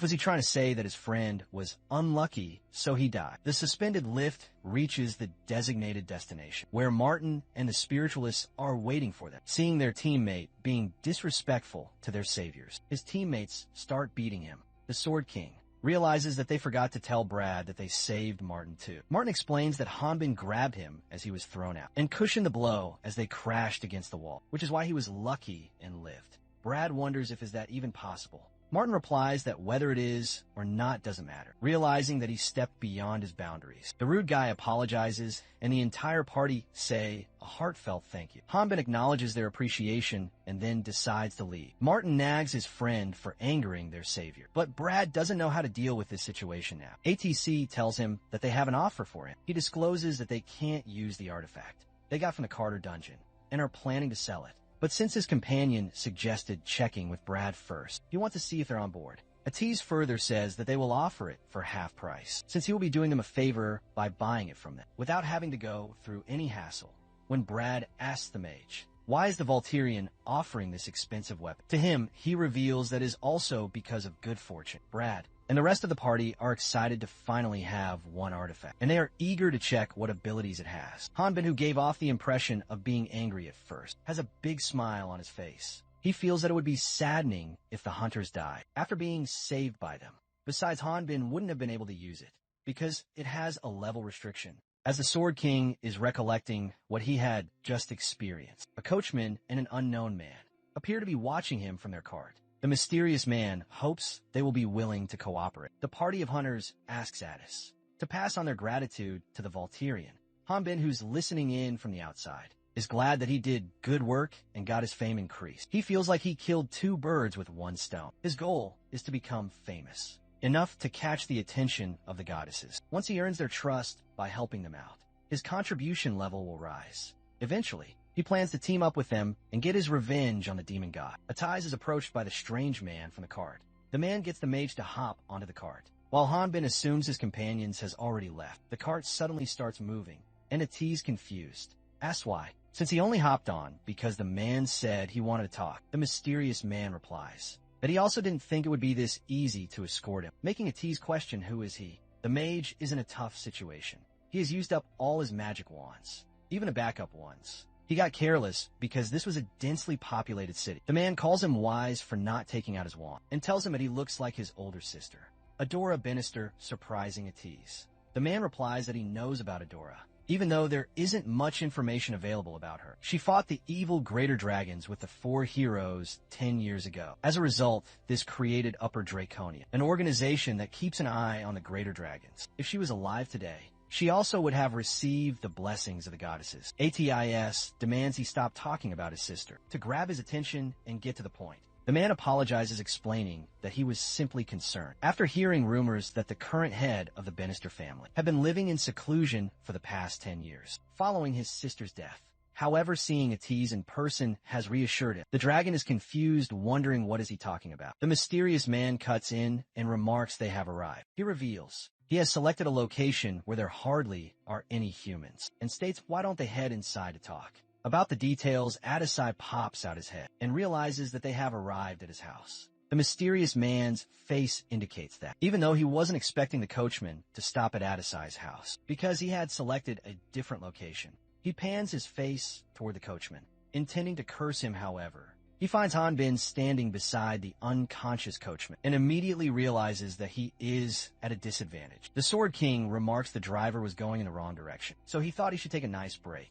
Atise reveals that a stalker was completely out of his expectations. The mysterious man remarks that they have got it all wrong, but is still captured. The Volturian is trying to figure out a mysterious emblem, the mysterious man's possession. Atise can feel subtle holy energy coming from, which belongs to Altea, the goddess of light. He concludes that the emblem is the genuine thing. Hanbin and him realize that the man before them is a priest from the Order of Light. The mysterious man introduces himself as Emil Otto, a high priest who worships Altea, the goddess of light, and he is level 45. Atiz apologizes and remarks getting kidnapped is something that never crossed his mind. Emil clears up the misunderstanding, saying he wasn't trying to kidnap them and only intended to secretly talk to the magician. He understands why Atiz took such measures, but cannot forgive his savage friend for restoring to violence. Before hearing his explanation, he insists Volturian warriors say something, and in response, Hanbin uses a special skill to pretend that he is a foreigner and speaks in the Volturian language,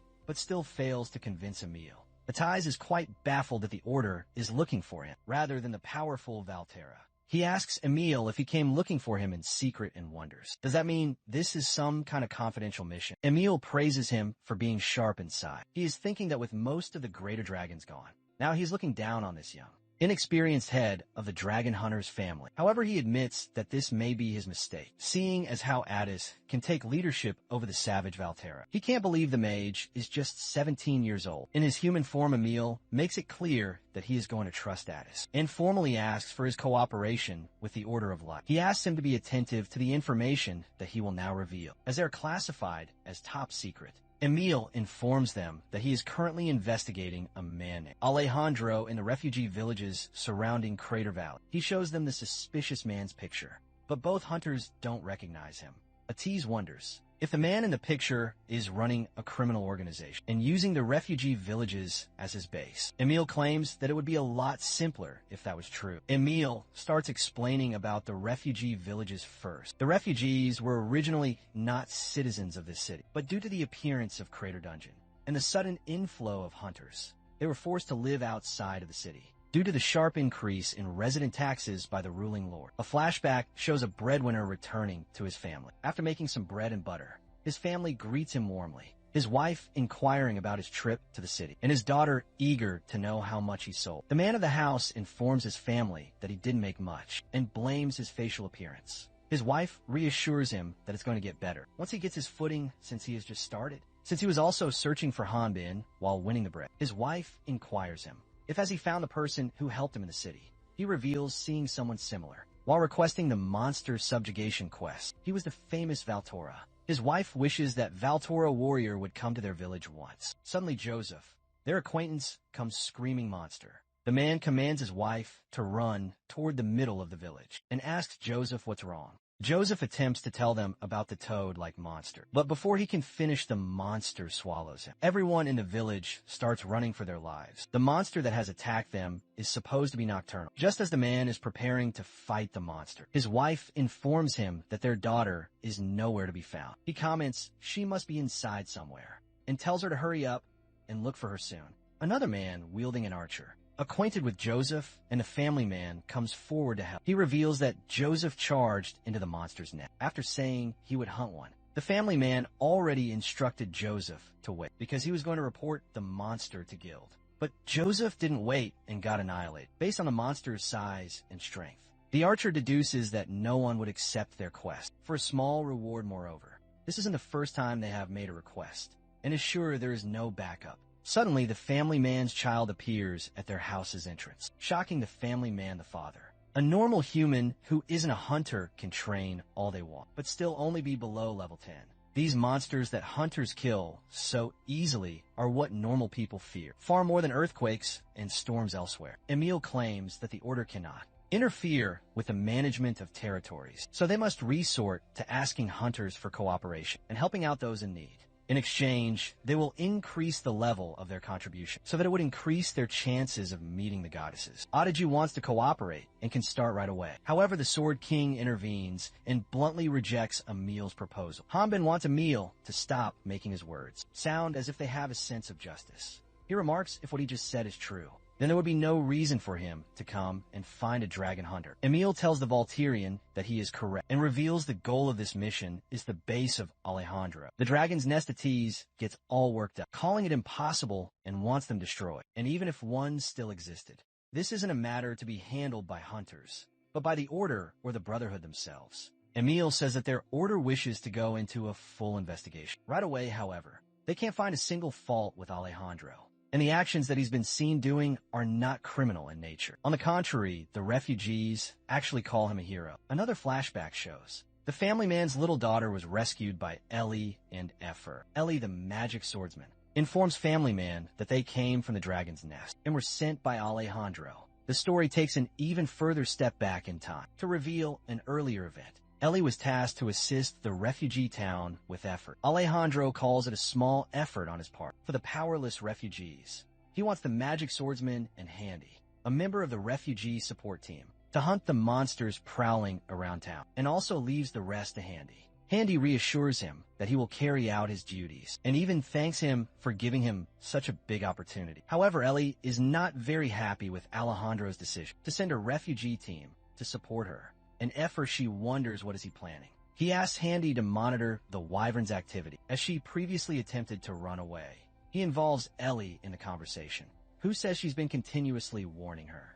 She believes that if she lets go of effort, the Chosen will have the support team take responsibility. Alejandro reveals that up until now, they have been moving secretly for the sake of justice. But if many refugees wish to migrate here, it could change most things. After the hearing of Dragon's Nest, they will be accepted to come in through evaluation. Leaving Ellie confused, she wonders, what was the point of minimizing the number of residents there, while strictly keeping this place a secret? She once again wonders why he's suddenly so determined to tell the world about the Dragon's Nest. Into the flashback, Ellie is about to be crushed by the monster that has attacked the refugees. Effa repays the favor by tackling the monster. However, during the process, she ended up getting the magic swordsman covered in filth. Resting near a riverbank, she is drying out Ellie's hair. The magic swordsman wants her to stop because she's projecting too much wine. The wyvern compliments her for having beautiful hair. She replies she is thankful for the sentiment, but there may be many monsters left, suggesting they can't be careless and have to keep their guard up. Following her comment of being wary of the monsters, she wonders if Ellie is planning on completely exterminating the wild monsters, because she believes doing this much will reveal their location to monsters. Effer claims to have lived life like a wild monster. She wonders aloud are there any times when Effa uses her sword without the guideline? Ellie reveals she often doesn't use the guideline because she feels that it isn't good to be dependent on. The wyvern claims to have memorized the movements of her swordsmanship when she was using the guideline because she has witnessed it many times. But she has noticed that the rhythm becomes unstable once in a while, which is why she asked Ellie remarks, wondering if the magic swordsmanship of the guideline is accurate. But she wants to get used to the magic swordsmanship that she has seen when she was younger. She didn't know about hunters when she was a child. Her mother, who would brush her hair every morning, never exposed that side to her. It was later that she found out her mother was a magic swordsman. At that time, she thought her mother was a dancer. Whenever she saw her practice every morning, she thought magic swordsmanship was quite beautiful. She is sure that one tragic morning was also the same as always. But her mother, who went out to hunt, never returned. And the one who came looking for her a few days later was Alejandro. He brought her to the Dragon's Nest and forcibly implanted the guideline in her body. As a result, she lost her eyesight. Now, whenever she practices her mother's magic swordsmanship, she ends up relying on the artificial guideline, and she is scared to think that she may end up becoming nothing more than Alejandro's pawn. Effer shouts that Ellie should climb on her back, and they can fly to the west, where no one can follow them. The magic swordsman simply responds that she can't do it, because if she decides to run, Alejandro will probably kill someone else. When Effer asks her why they can't report to the Heresy Inquisitors and learns that it's impossible, Ellie tried getting help from a villager a long time ago, but the next day, he was discovered as a corpse. When she refused to train or participate in a test, Alejandro would force them to obey him. Ultimately, the only way to break free from him and the other otherworlders is to let the Dragon's Nest consume all life, leaving nothing behind. She reveals that's why they need Effer's dragon core. The wyvern, being aware that her dragon's core is important, says she doesn't know how to absorb life force while patting her. Ellie says she doesn't want to force Effer and instead calls her a genius and believes it will eventually come to her. She tries to cheer Effer up by saying that she might end up becoming a legendary wyvern when she finally has a dragon core. When Effer wonders what her older sister thinks of her future title, she says something like Genius Wyvern. Effer wants them to hurry before another dragon comes. She explains that if they spread rumors about the Dragon's Nest, then other dragons would arrive there. Ellie replies that Alejandro is using the Dragon's Nest to bait a greater dragon. Effer finds it unbelievable, as she believes someone like him wouldn't be able to beat a greater dragon. Ellie is convinced Alejandro never takes risky moves, and she is sure he has a method of extracting a dragon's core once he finds a greater dragon. Meanwhile, Emil is still explaining the request from the Order of Light. He explains to Addis that this request calls for him to infiltrate that place alone. It may be called an infiltration, but they will help him by any means possible. Moreover, the Chosen One is looking for proficient mages. The spies from their side that have already infiltrated the place will be assisting Atiz Hanbin, who is listening to everything quietly. Finally speaks up and says he would also be going with Atiz, because going into an enemy's hideout alone is suicide. He asks Emil to arrange it, so he enters it as well, much to the dragon's surprise. Emil is sure that the Volturian will be noticed instantly, and Alejandro will be suspicious of the Valterra warrior. The Sword King responds by saying they have nothing further to talk about. They won't be accepting this request. He asks Emil to find someone else. Just as he finishes sharing his opinion, Atiz enunciates that he accepts the cooperation request from the Order of Light and says they should leave it to him. Hanbin is surprised to see his friend dismissing his opinion, and before he can say something, Atai's reminds him that he's just his personal guard. The person who decides to accept or decline a request is the master. Since Emil is waiting for Atai's response, he is satisfied with his response. He remarks that they would be waiting at the eastern gate and will give him the documents and items he needs when he arrives. After Emil leaves, Hanbin confronts his friend, demanding a logical reason for accepting a request without having any background information. He believes that cooperating with others might be good, but he can't be of any help if Atiz is required to go alone. He once again suggests Atiz reject the Order's offer, or else he would reject it himself. The magician has already accepted it, swearing on the name of the Banister, and can't go back anymore. Besides, this is something that can only be solved by his family. Angered by his judgments, the Volturian wonders aloud if Ates is saying that unrelated people should stay away. Furthermore, he reminds the mage that he himself is also a dragon, and the Banisters are a human family. So this technically makes them unrelated. Hanbin offends him, who demands he take back his words. However, he insists that Atiz cancel the request because he doesn't understand what's so important about the Banister name. Atiz has a debt to pay to the Banister family and wonders if Hanbin truly expects him to ignore the fact that a dragon's nest still exists after his foster sister sacrificed her life to destroy them all. Enraged, he feels otherworlders know what honor is. Hanbin thinks honor doesn't mean anything if you are dead. Atiz wasn't expecting a very emotion-driven reaction from him. In response, he explains that he has gotten a little stronger after leveling up and wants him to not worry. He then leaves without bidding his friend any goodbyes. Sometime later in the cart, Emil gives Addis his new identification papers in a briefcase that carries his disguise. Emil reveals in his identification papers they also have added a document stating that the mage's level is lower than his actual level, so that they wouldn't be on their guard around him. He then points at a page that will tell him the state of how his body should be. Atizi tells Emil that he knows how to read and commands him to stop so he can concentrate. Emil apologizes and internally thinks that this appears like the mage just had a couple's fight, which gives him chills after reading the identification document. Atizi finds a mistake in the document. He clarifies that the mistake lies in the change of gender in the identity. Emil shockingly claims that this isn't a mistake and unexpectedly asks Addis if he knows how to put makeup, leaving him astonished back in the refugees' village. The family man Karlander and other male members of the community are preparing to leave for physical labor. The family man says goodbye to his daughter and wife, and like any other kid, his daughter doesn't want him to stay. He promises to buy her something nice when he returns home. After bidding farewell, he approaches the line of other men, preparing to leave the village for work. He notices that the line is unusually long when he suddenly spots Ellie. She wonders what brings her here. Ellie reveals she has come to escort the people going to Dragon's Nest and was expecting him to join.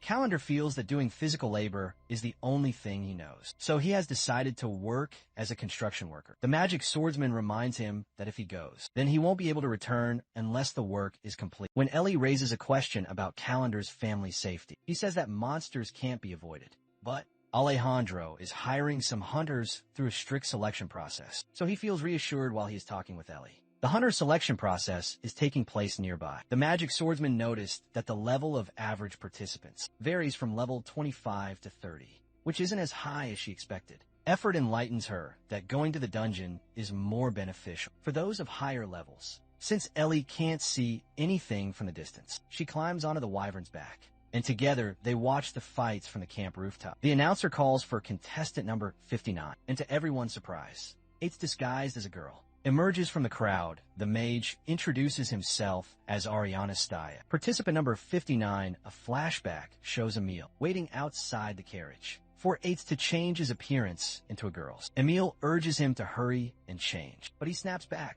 that Emil's the one who suddenly made him cross-dress. In the first place, Emil offers to help him, but he has already changed. After changing, he wants Emil to explain the reason for the Order of Light to make such a decision. And what about the other 5 religious groups? Emil reveals the other orders: water, fire, wind, and earthly stay out of affairs that don't involve them, besides the heresy inquisitors, who end up burning everything to the ground if the Order of Light asks them for help. Addis emerges from the carriage in a girl's attire, leaving Amiel speechless. To take the magician's disguise to the next level, Emil gives him his glasses. As Atis wonders how is Emil going to see without his glasses, Emil remarks that he has seen everything signaling that he was charmed by our beautiful magician's majestic appearance. Atissa's first mission is to find out whether the dragon's nest is the real thing. So the first goal is to pass the selection round. To achieve that, he was told that he needed to use the documents that they had prepared for him. These documents are a new identity. At present, Handy wants to check Atai's identification papers inside. He feels nervous even though he is used to hiding his identity. Some hunters try to flirt with him, and one mentions that he also failed the selection. He then offers to escort Atiz. On the way out, another hunter points out that there are many dangerous individuals who take on jobs outside the Hunters Guild, looking down on Atiz, assuming he's an inexperienced girl. They tell him that he can die while taking the mission. The mage recalls the last moments he shared with his one and only true friend, though. He is determined to prove that he can fulfill his missions alone. Effer is also annoyed seeing those hunters hitting on Atiz. Atiz, he disguised as Ariana Staya, reveals himself to Handy as a level 30. Since Ellie possesses an artificial guideline, she can look right through his lie and senses that something is wrong. She wonders why would a level 45 mage hide their level and come here. After taking a look at Staya's profile, Handy approves his application without any test, which leaves Ellie baffled. The hunters that were telling Atissa how they failed the selection process speak up about how it's unfair that Ariana Staya didn't even take the test. Handy reveals Dragon's Nest requires a mage, and since mages are used in research, their tests are different in the first place. Ellie interrupts, telling Handy to hold on. She explains that since this situation might make others feel, Alejandro is being unfair for not informing them about this special case. She, being a level 35, will test Ariana Staya, seeing Handy hesitate. She calls this as an order. Ellie believes that something fishy is going on, even though she doesn't know what it is. She needs to make sure Alejandro doesn't get any stronger. People by his side, she rushes past Handy, charging at the mage, however. Before she can land a blow, Atiz conjures an ice wall to shield himself. One of Ellie's swords gets stuck in the ice. She is awestruck, seeing a mage who also excels at close quarters combat. The mage tells her that it was a lucky shot.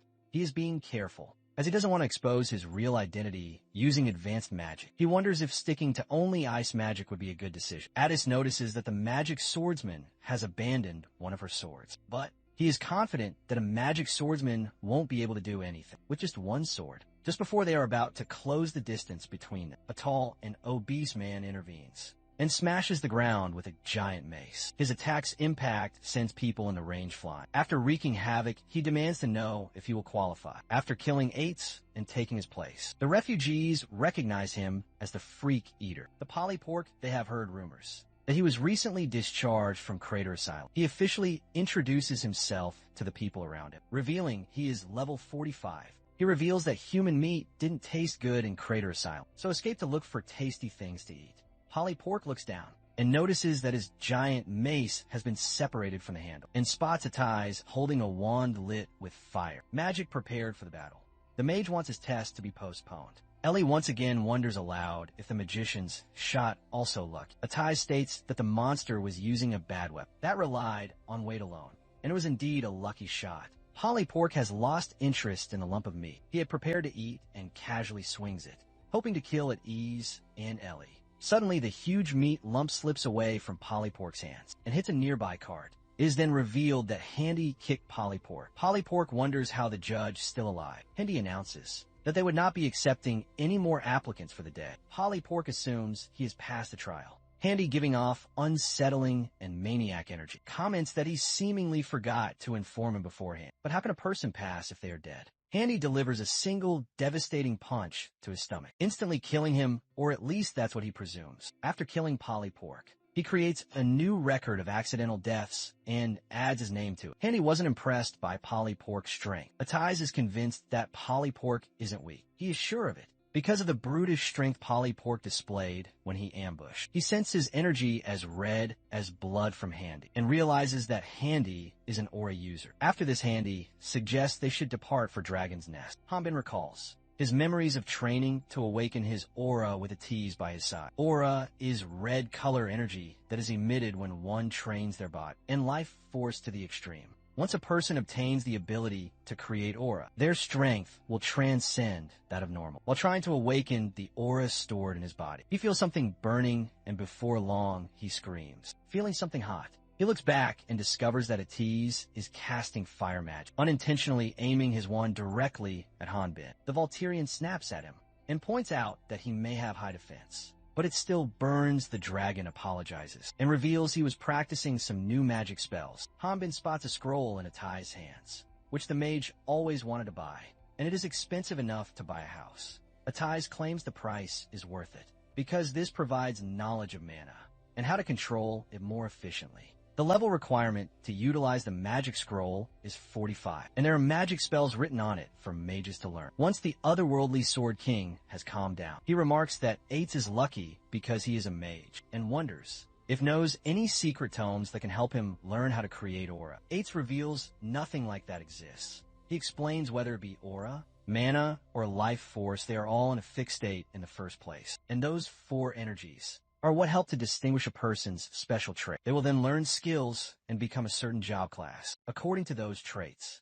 Life force is something everyone is born with, and manipulating the four energies may be learned. However, unlike the other energies, aura must be learned through vigorous training, and it's been said that even one who's trained for over 40 years isn't guaranteed to acquire it, since being able to use aura varies on individual brilliance. People aren't suspicious that Hanbin isn't able to use it, despite how strong he is. The Volturian wonders if someone will start to suspect him if he doesn't use aura for a long time. Atiz nods, claiming this will most likely happen. He adds that high-level dungeons require one of the four energies, so not using aura would seem suspicious. Hanbin feels his friend is saying that there are countless monsters, like the Lich, lurking in dungeons. The mage is sure that they will most likely encounter problems that would be impossible to solve with physical force alone. The Sword King holds his broken guideline responsible, because if it worked properly, it would be easy for him to use aura. He wonders if he will ever be able to learn it without the guidelines. Help Odyssey reassures him that if by any chance they face any enemy that the Volturian can't handle, then they will somehow get through it with his magic.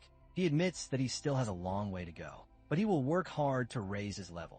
Shaking off the memories, Hanbin refocuses on the situation at hand. He is feeling desperation due to Atiz's stubbornness. However, when he looks back, he realizes that the mage lived up until now, hiding his identity as a dragon, and is now sure that he will be alright with his disguise. Moreover, he feels that no one else would have a level as high as Atiz. Elsewhere, Handy announces Staya as the last successful applicant, as he is about to welcome him. Atiz ignores him and runs past him to check on Polypork. After confirming that Polypork is alive, Atiz snaps at Handy, asking why Polypork deserves death. Atiz remarks, understanding that Polypork may have caused a scene during the test, but demands an explanation on why is Handy reporting it as an accident when Polypork is still alive. Henny wasn't expecting Polypork to be alive. He remarks, Polypork's subcutaneous fat is thicker than he had expected, but is confident that Polypork would soon die of natural cause. Addis gets Ellie to help him save Polypork. He instructs her to wide open Polypork's mouth so that he can feed him the potion. He thinks they can't leave Polypork like this, and suggests they should place him in the bag carriage and take him to Dragon's Nest. Henny watches them with a blank face. Soon the refugees, hunters, and the rest arrive at the Dragon's Nest. Effer, who is carrying Polypork, comments that she is tired. Ellie apologizes for making her carry him from the refugee village. The wyvern reveals she did it as a favor for the person who saved her older sister's life. Meanwhile, Atiz's first impression of the Dragon's Nest was far beyond his expectations. He was expecting Dragon's Nest to be a naturally formed place, but that wasn't at all. The pipes and devices show that it was built by human hands. Not only that a real dragon's nest would be filled with life force, but he can't feel anything from this artificial dragon's nest. He wonders if they copied the ruins, and considers testing it to see if it works, seeing ATIS behaving oddly. Ellie sneaks up from behind to see what is he doing. Startled, he isn't able to give her a proper reply at first, but then reveals that he noticed there are a lot of pipes. She is thankful to him for saving her life, and then points out that he was just very reckless. He misunderstands her, thinking she is talking about Handy, and proceeds to gossip about Handy. Ellie clears up the misunderstanding, and then she has the mage look behind, where they spot Handy operating as a judge. She reveals Handy is only working as a judge for now. His real job is the head of security in Dragon's Nest. The reason she is explaining This is because she wants Atiz to know what kind of person he is. When Atiz expresses that he can't let someone die, Ellie tells him that good people don't survive here. People outside may believe that this place is a hidden castle, but this place also lacks some essential things: food, water, and space. She discloses that this place is just a secluded island, not a dragon's nest. Rules and orders are the most important things here, and the stone walls are chipped away daily. After hearing Ellie out, Addis points his wand at Polypork while commenting, "There's no other choice." He then charges his wand with fire magic and shoots it at Polypork, fearing that Addis might do it again. The magic swordsman promptly pushes his arm down. It is later revealed that the mage was casting the fire to keep Polypork warm. Atiz learns that people are just as important to Ellie as him, making her blush suddenly. Handy shows up and remarks that the two of them seem pretty close already. The magic swordsman lies, claiming she was just explaining the rules to Atiz. The mage replies that it is his first time living in a cohabitation, implying that he is seeking Ellie's help in adjusting. She wonders what seems to be the problem with Handy, because she is sure he is busy with newcomers. Handy wants Addis to leave behind all his wands and follow him, because Alejandro wishes to see him. While following Handy's lead, Addis thinks about how he is encountering one challenge after another. He was relieved when he infiltrated this place, but to come face to face with a leader without a weapon was not what he thought would happen. Handy is curious to hear Atai's take. After seeing the real dragon's nest, our dragon thinks it's great and magnificent, just like the rumors say. Handy reveals he meant to ask Atiz if he thinks this was a real dragon's nest. Atiz isn't quite able to fathom what is Handy trying to imply, but before he can speak a word, Handy reminds him that Priest Amiel must have told him that there were other spies here. As well, he is okay with Addis calling him Handy when a mage asks him for proof. He points at Amiel's glasses. The mage demands Handy explain why he made him leave his wand, if they are both on the same side. Handy explains Alejandro will also be without a weapon at the moment. Since he is working, he is a magic swordsman without his weapons, since Handy is an aura user. He wants Atiz to not worry. Handy then says that he is worried about how will the mage behave. Handy wants to finish this as soon as possible and instructs him to avoid anything useless. He reminds him that they both are hiding their levels. He also fears Ellie, who may be quick to notice when she feels that something is off, which is why Handy wants to deal with this as quickly as possible. Atise feels that Alejandro may also be deceiving them. Handy responds by telling him he should do his best to obtain as much information from this interview as they can. Doesn't matter if this isn't a real dragon's nest. Just as he approaches the door to Alejandro's room, a wand suddenly pierces through his eye. The Chosen One reveals himself holding the wand, which appears to be infused with his magic. Stunned Handy demands an explanation for suddenly being attacked. Alejandro remarks a useful insect may be better than a harmful one, but either way he doesn't like bugs. After this, he intensifies the magic on his wand, which ultimately kills Handy. He says that he knew since the time a level 50 king. After fetching the Order of Light emblem from Handy's dead body, he thanks them because he was able to advertise himself. He then turns his head and asks Addis for an introduction. Effer and Ellie are waiting outside the pipes that Addis was inspecting. Earlier, the wyvern mentions that her entire body is sore, since it's been so long since she flew around, and she feels like she needs a break. She suggests going back to their room, and even offers to fly Ellie there. Instead of responding, the magic swordsman keeps staring at her hand. Effer, confused, wonders if she has something in her hand.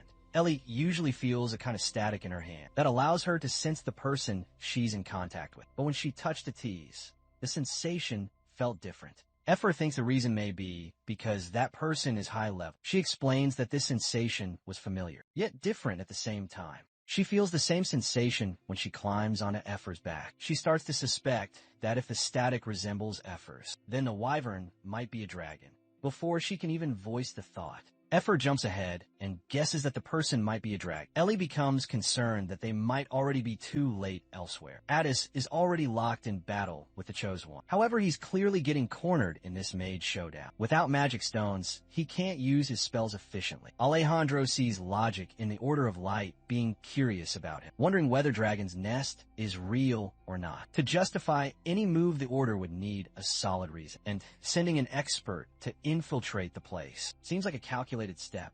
He questions the mage intentions, wondering if his theory is correct. Addis concludes things are making sense now that he has killed one of the Order's priests. Alejandro finds the absence of witnesses irrelevant and attacks him with his magic. Meanwhile, Ellie, riding on Effer's back, also arrives at the scene unnoticed by both mages. She observes that they're already in trouble. Now that the mage and Alejandro are fighting, the wyvern thinks the Chosen One must have figured out the mage's identity. She wonders why. Ellie earlier claimed Alejandro couldn't see the dragon's core, according to the magic swordsman. There's no way the Chosen One would know for sure, but using Dragon's Nest as bait while targeting a level 45 mage, like the magician narrows down his options. The only method left is to push the mage to the brink and force him to transform. Ever questions what would happen if Atesh isn't a dragon? Wouldn't a normal person die? Ellie knows Alejandro wouldn't care either way. That's just who he is. She's convinced that if this continues, there's no other way. They might have to kill the mage before Alejandro can expose him, since Atissa's magic is currently weak. He focuses on neutralizing Alejandro's attacks. He seeks to understand his opponent's reasons for creating Dragon's Nest. The Chosen One mocks the idea that he would disclose anything simply because he's asked. He suggests Addis should try asking again after defeating him. That is, if he survives, more magic is launched in the mage's direction. Sensing the danger, Addis conjures an ice wall to block what seems to be a physical attack. Despite his efforts, Alejandro's magic wands start shifting in midair, showing his ability to control them remotely. The tease tries to dodge, but can't escape the onslaught. With his view blocked, Alejandro casually kicks down the ice wall. The mage fires off a burst of fire magic from behind another wall, hoping to land a hit, but his opponent appears behind him and lands a brutal kick to Atissa's stomach, launching him through the air. Alejandro questions the mage's humanity, suggesting that even as a fake human, he's far too fragile. Meanwhile, Effer and Ellie flee the battlefield. The magic swordsman, clearly upset, demands to know why they're flying in the opposite direction. She insists they need to head straight to Alejandro. The wyvern questions what they're even supposed to do.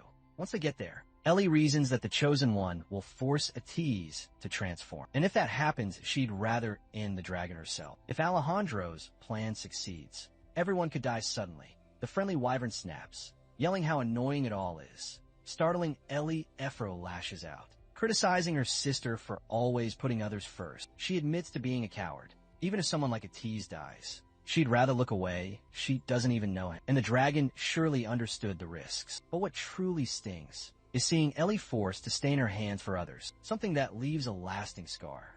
Clenching her fists, Ellie fires back. She wants to know what effort expects her to do.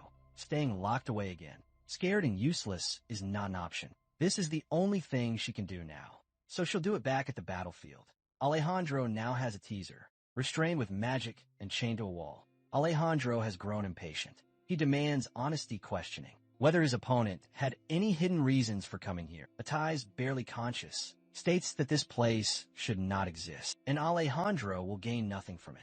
Curious, he asks why. According to the mage, only dragons can control Dragon's Nest, because a dragon's core is required to collect life force. Alejandro suspects the mage might be one and shares that suspicion. Addis gives a vague response and notes that the Dragon's Nest is still incomplete. He doesn't know what Alejandro is ultimately after, but whatever it is, it won't come easy. Frustrated, the Chosen One uses his magic to drag him to the edge of a high ledge, threatening to toss him off. He offers him two choices: snap his neck with a little extra pressure, or let go and watch him fall. He keeps pressing for the mage's trump card, calling this his final shot, and with that the countdown begins. He ridicules Atiz by asking if he is thinking of leveling up. Using the Dragon's Nest, he reveals there is a slight problem. The Dragon's Nest won't work, which means he won't be able to level up.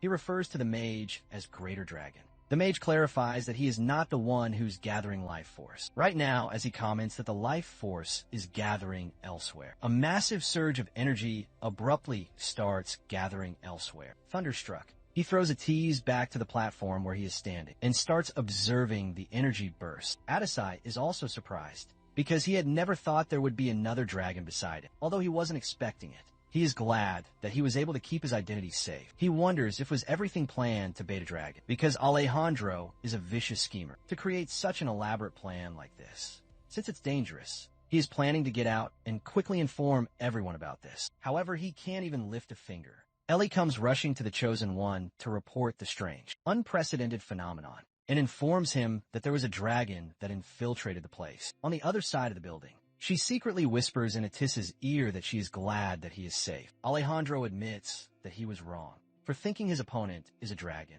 Ellie suggests they should go and check it out. The Chosen One is certain that even if he goes to investigate, the dragon would be disguised in human form, making it impossible to identify, while wearing a sadistic smile. He says the dragon won't be able to level up, with a broken dragon's nest anyway. He reveals he has made it, so that all the bridges connecting to the dragon's nest would explode as soon as it begins to operate, and even the dragon won't be able to escape in its human form. Ellie wonders if that's why he isolated the area. He admits he'd capture the girl if she were a dragon, but with the dragon's nest broken, it's not worth the trouble and future repair costs. Alejandro shows him mercy for now, because he can obtain something good to experiment on. Addis is perplexed upon hearing the word experiment, so he repeats it hoping to get an answer from him, while wearing the same sadistic smile. He says he is sorry. If he gave him some hope that he would be kept alive, he considered the living conditions poor, and thought it would be a shame to waste any resources. Out of the blue, Ellie remarks, "What a shame, Alejandro." Slightly confused, asks her, what is she talking about? She clarifies that she had no idea this dragon's nest was broken. She further explains that she felt a sense of disharmony ever since Atiz arrived, so she thought maybe he would be the one to do it, and maybe even help fix this place. Alejandro guesses Ellie is suggesting he assign a job to a spy of light of order. He found the idea appealing since the mage couldn't escape anyway. They might as well put her to use. He leaves Addis to her and then leaves. Sometime later, Addis opens his eyes to find himself on the back of Ellie. She informs him that they would be working together for a while, so he could call her Ellie. She then demands Addis, or more accurately, Ariana Staya, to tell her his real name because he has already been discovered. Atiz finally tells her his real name and is okay with her calling him Atiz. Sometime later, Ellie is giving him a piggyback ride, which he's embarrassed about. She reveals swordsmen use force energy, so it doesn't take much effort to lift heavy things. She assumes he is questioning such trivial questions because he is feeling uncomfortable. He is flustered getting a piggyback ride from a lady, confusing her. He then decides to walk because he can't bear the embarrassment before she goes to her room. He thanks her for the help earlier, however. She tells him that he shouldn't be thanking her because she was thinking of killing him when she found out he was a dragon.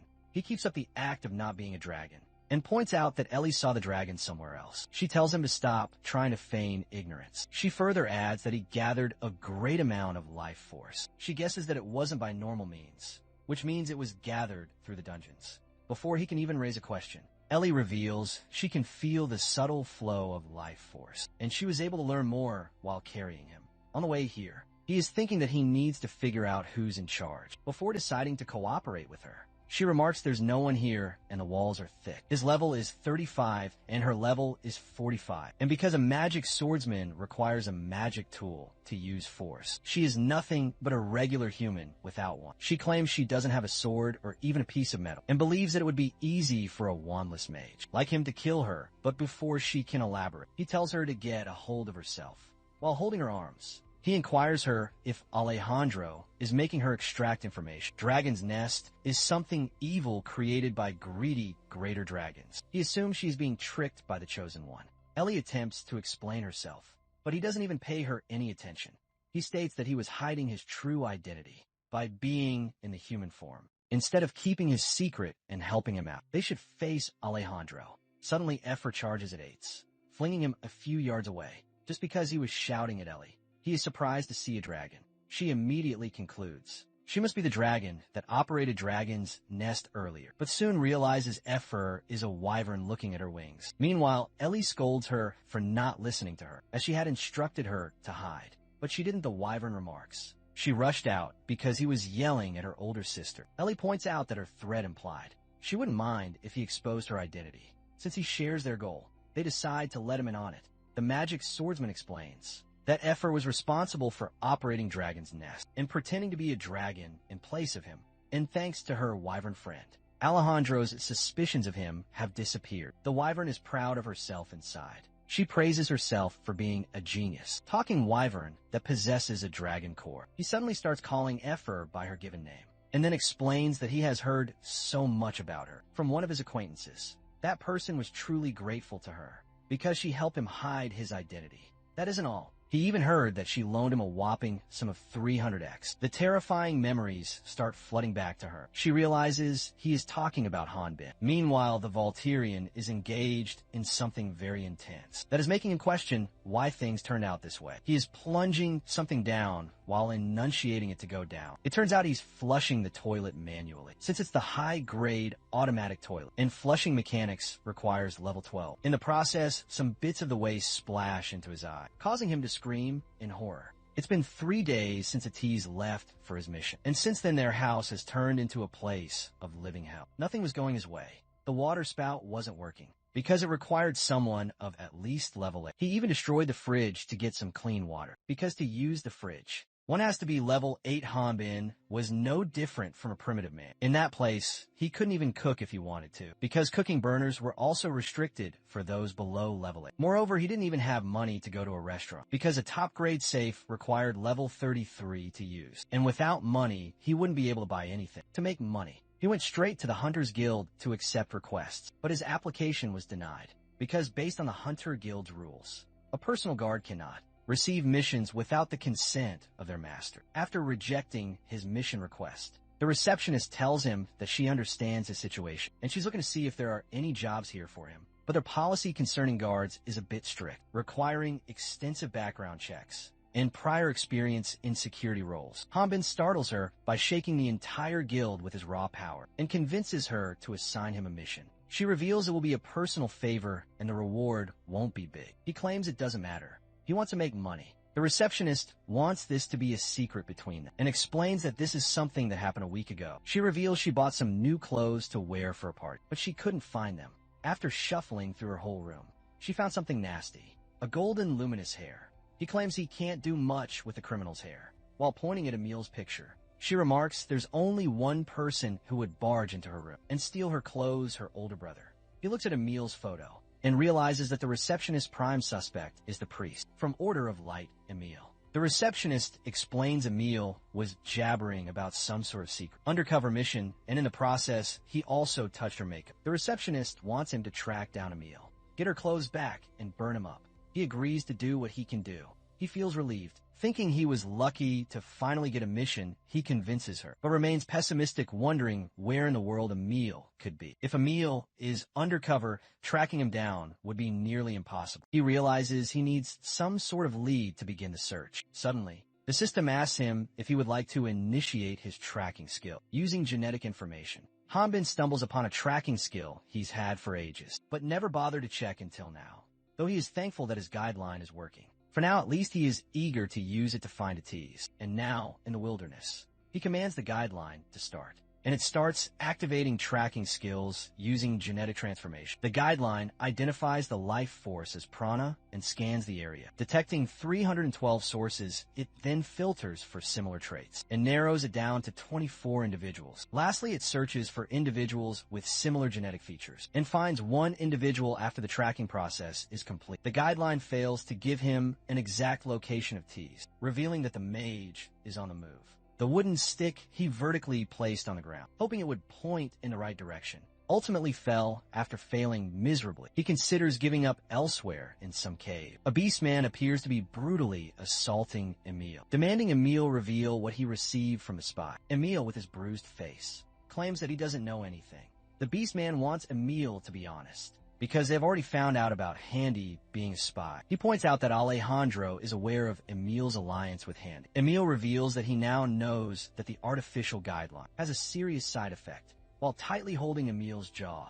The Beastman threatens to rip apart his mouth if he doesn't speak. A man with misaligned eyes arrives and commands the Beastman to stop. The Beastman moves away while Emil is wondering who this person is. The mysterious man admits he's sad Emil doesn't recognize him, but realizes that it makes sense. He's been hidden away at Dragon's Nest doing research all this time. He reveals he is the creator of the artificial guideline and similar magical tools. Emil snaps at him for committing blasphemy, changing the humans that were created by Altia, the goddess of light, into foul things, and then calling them products. The man becomes enraged upon hearing Emil label his actions as foul. He gets up really close to Emil and calls him uncivilized because of his statement, and then states that the true value of humans doesn't lie in appearance. The insane man points out Emil's level 45 status, saying it's no small feat, and questions if he did it just to be acknowledged as human, as he is, expressing his opinion on how a human's worth lies in their level, and a guideline helps to realize that worth. He removes the clothing that was covering his body and is revealed to be a humanoid creature with insect-like features. He calls this experimentation a blessing, since it helps individuals to be transformed into a more efficient form. Emil dismisses his words as nonsense, arguing that if worthless beings like him were to grow stronger, does he even realize the big sacrifice it would require? According to the creepy man, his endeavors are not different from what the world is like now. Plus, a genuine artificial guideline is about to be completed. The madman realizes that he has said too much and remarks. He wanted to try to use a high-leveled, live body that retained its consciousness. But since it won't be that easy, he's going to use his skill. Ant eelworm. Ant eelworm enters the body through the nose and eats up the brain. By doing that, the host's willpower decreases, making it easier to control them. Emil's life flashes before his eyes. He wonders if this is the end, and wishes he could warn the Order of Light before he dies. Suddenly, a sword drilling the cave through the wall takes the madman out of surprise, as some of the debris hits him. Making him unconscious, Emil witnesses Han Bin coming out of the wall, and wonders what he is doing here. The other experiments, including the Beast Man, are surprised to see a Volturian warrior. The Sword King informs Emil that he was tasked to bring him back. Emil, on the other hand, believes the Order of Light has sent the Volturian warrior to rescue him. Han Bin feels relieved that Emil isn't wearing his sister's clothes. After all, which is what he'd expected before he got there. The Beast Man abruptly charges at Han Bin, aiming to crush him in the contest of brutish strength. However, he isn't able to harm the Volturian warrior. Han Bin wonders what kind of creation is forcing a fight with him, and even the guideline doesn't help him. It shows the Beast Man as level 56, and reveals the monster species as humans, but with 2 question marks in between the words. In the end, he concludes, the Beast Man is not a monster, but a human, because monsters wouldn't know what Valterra is. He's more worried about how to talk to the Beast Man and the others, to get information, all while keeping up the act of being a Volturian warrior. The level 55 Lizard Man also ambushes, striking the otherworldly Sword King by wagging his tail. The Beast Man claimed that even a real Valtra warrior wouldn't be able to beat them. Han Bin is now convinced that these things attacking him are humans. He then remembers learning that Latna had many intelligent subspecies. He guesses they might be beast people, though there are no beast people in Latna. Han Bin hasn't completely gotten used to living here. He tries to not show any racial discrimination, but doesn't understand why are these beast people angry at him. He is still floating in the air from the lizardman's attack. The beast people then use an attack, combination of fierce tiger palm and death serpent palm, and fling him miles away with sheer force. The beast people explain that they are punishing him because he is prancing around, pretending to be a Valterra warrior when he is only level 5, seeing him still breathing. The lizard man wonders if they held back their strength. The Beast Man calls Han Bin, the self-proclaimed Valterra, and asks him if he wants to say something. They offer to let him live if he entertains them. Han Bin suddenly starts speaking, shocking Beast Man while making a sad face. He remarks that he never thought that the cave was their home, and he didn't mean to make a hole in it. He claims to understand their frustration, since a stranger came and messed up their house. He then shares his memory of how a hell dog destroyed his house, feeling empathy for the beast people who are going through the same ordeal. He also admits he doesn't know what the yellow-haired man did wrong, but plans to take him back after repairing their house. Emil's jaw drops to see the Volturian warrior negotiate with the beast people. Seeing something so extraordinary, Emil learns that not all Volturian warriors are the same. Realizing Han Bin doesn't know the beast people's true identity, Emil suddenly shouts that they aren't human and urges him to take a closer look. As the Volturian warrior is trying to process what is Emil trying to say, one of the beast men attempts to crush him with his mere strength. Emil's words continue to echo in Ati's mind as he seemingly repeats the words Emil said. The beastmen claim that they don't know what Han Bin is, but it makes them want to eat him. Han Bin notices that the monster's level went up and the name changed, because to him the monster now appears as a level 62 species. The lizard man jumps him from behind before whispering in his ear that the forms aren't the only thing that changes. In them, the lizard man reveals that it is feeling as if its humanity is slowly disappearing. Han Bin is still processing Emil's words about the beast people losing their humanity. The lizard man throws a punch at him, which he somehow manages to contain. He finally realizes what Emil was trying to convey. Meanwhile, Emil, spectating from some distance, blames himself because he got caught and Hanbin had to come to rescue him. The man with insect-like features, the culprit behind the experiments, states that it's too late. He explains that once an experiment runs wild, it won't be any different from an otherworlder.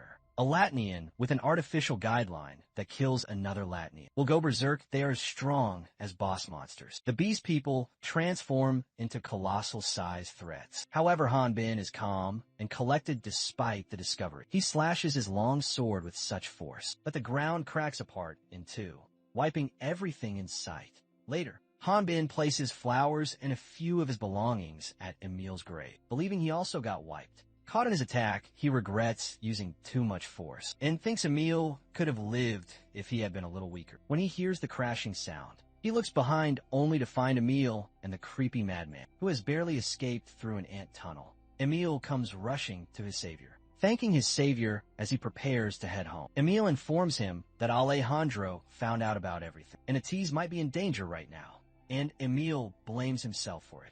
Hanbin, looking determined to rescue his friend, asks Emil where is the dragon's nest. Alejandro is testing out artificial guideline, experimenting it on a test subject. The man leading this operation, likely a mage, educates him that the only thing the artificial guideline can absorb is experience points. Since life force contains experience points and life energy, the excess life energy will kill the person without a dragon's core. To Alejandro, it doesn't matter. They're only testing to see if Dragon's Nest will operate properly. The mage serving him increases the life force. After hearing his boss out, the operation fails as the test subject starts bending out of shape. Alejandro is thinking that if they want to complete a genuine artificial guideline, they will need a humanoid guideline, a dragon core, and a working dragon's nest to infuse massive amounts of life force into the dragon's core. Rebuilding the destroyed dragon's nest has been completed, but has started to shut down after starting up recently, and he is sure there aren't any problems with the great dragon's blueprints. The test subject from across the room tries to attack Alejandro, but before it can land a hit, the Chosen One swiftly uses his magic wand to control the host and capture the test subject. Alejandro is convinced there must be another key needed to operate. He orders the mage to call the ant, as he wants to discuss something with him. The mage informs him that the ant went to procure some testing materials a few days ago, and they haven't heard anything from him since then. He guesses the testing materials must be Priest Emil, and the mage verifies it. The mage is positive that the ant left with 2 test subjects, around level 60s with tracking abilities inside. He thinks a level 60 testing subject is similar in power to a dungeon boss, and wonders why isn't the ant back. He guesses that someone who can face the 2 of them, referring to the beast people, must be a heresy inquisitor, though he isn't sure if that's the case. He is frustrated because things are getting complicated. He commands the mage to gather the test subjects and have them guard the deepest basement. Alejandro has left the mage stunned, because in the deepest basement lies the life force fusion. He wants all test subjects to guard the force fusion. Effer recalls it's been a week since Atiz came to the dragon's nest. In that time, he and Ellie have been continuously investigating every corner of the dragon's nest. Being a dragon, he knows a lot about dragon's nest, and this seems to have relieved the magic swordsman somewhat. But since Effer is a wyvern with a large body, she hasn't been able to help them out at all. She has come to accept that she can't help them, since she isn't even able to enter, which is why she hasn't talked much with Ellie lately. She is feeling lonely because she has been left all alone, though she isn't free all the time, as she is busy trying to complete her dragon core. She is determined to humiliate Eitz once she finishes, and thinks that after she has humiliated him, Ellie will look differently at her, and she is completely going to ignore her before then. The magic swordsman surprises her younger sister when she comes out of vent, overjoyed to see the person she adores. She expresses that she had a good feeling about today. Perhaps it's because her dragon's core is developing a lot. The wyvern goes quiet when she finds her, worried more about him because he has sustained an injury. Ellie is tired of hearing him compare himself to hunters all the time, making him apologize. Effer is pouting, seeing him a dragon being cared for by her sister. Ellie informs her that they didn't find anything special today, either on their exploration, while wearing a smile. The wyvern ridicules him by reminding him that he claimed something, like Dragon's Nest is broken. He admits saying it, But he was wrong because this dragon's nest isn't broken. He reveals the reason the dragon's nest isn't working is because Effer's dragon core is the key to operating. He reminds her about the time when she revealed she got hit by blasts of life force when she first tried to escape. That was when her newly created dragon's core became registered as the key for the dragon's nest. But her dragon's core isn't complete. And although she can materialize life force, she still can't absorb it. That's why she wasn't able to absorb the life force here. And also the reason why it looks as if Dragon's nest is broken. Discovering her actual worth, she comments, since she is the most important key to solving all the problems, then that means it's up to her to hurry and complete her dragon core so that she can be the life force. Ellie suddenly calls for this plan to stop. Much to Effer's surprise, who is ready to play the hero. He reveals there's one more way to complete Dragon's Nest. She explains they plan to go down the life force fusion at the heart of Dragon's Nest, down in the basement, and directly absorb the life force. Ellie plans to go down and look for a fusion with him. Just as Effer is about to plead, the ground suddenly starts shaking. Since a tizzy, Ellie and Effer are a few levels above the ground level. They try to look down to assess the gravity of the situation. They find a test subject emerging from the underground testing lab. The level 51 test subject seems to be a distorted chimera, appearing with a chaotic blend of two faces, massive creepy eyes, and inhumane strength, scaring everyone working on the dragon's nest with its gross appearance. Atai's attempt to inflict damage fails. Due to the distance between them fails, Ellie guesses the test subject was trying to escape, judging by how he destroyed and came out of the ground. She tells him, who's wondering if there are any hunters waiting below that. Any hunters down, there would be under level 40. Being level 45, he is closest to the test subject's level. He thinks there is a 6-level difference between them, and attacking from a distance doesn't work at all. He requests F to take him up in the air, intending to use fire magic to fight the test subject. However, driven by jealousy, the wyvern takes a flight by herself, believing she could take on the test subject without needing any help from him. On the ground level, the test subject has wreaked havoc when he is about to eat Calendar, who is apparently stuck under a wooden dolly. Effer attacks it from the air with magic.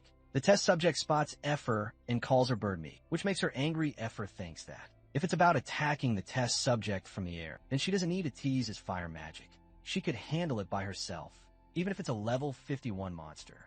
The test subject throws a rock at her, but she barely manages to dodge it. Just when she clocks that the speed of rocks coming at her is fast, she nearly gets hit by another boulder. She appears to be confident about her flying ability. After evading several of the test subject's attempts to bring her down, she retaliates with a burst of magic. The test subject uses the metal plate on its arm to cover its body from Effer's intense magic and continues to slowly walk forward. Eventually, he grabs Effer by the neck, which even the wyvern herself is surprised about. Alejandro is planning on going outside to investigate the disappearance of the ant and the other test subjects. It appears that he had asked one of his ladies in waiting to bring him the dagger artifact, and she has brought it before him.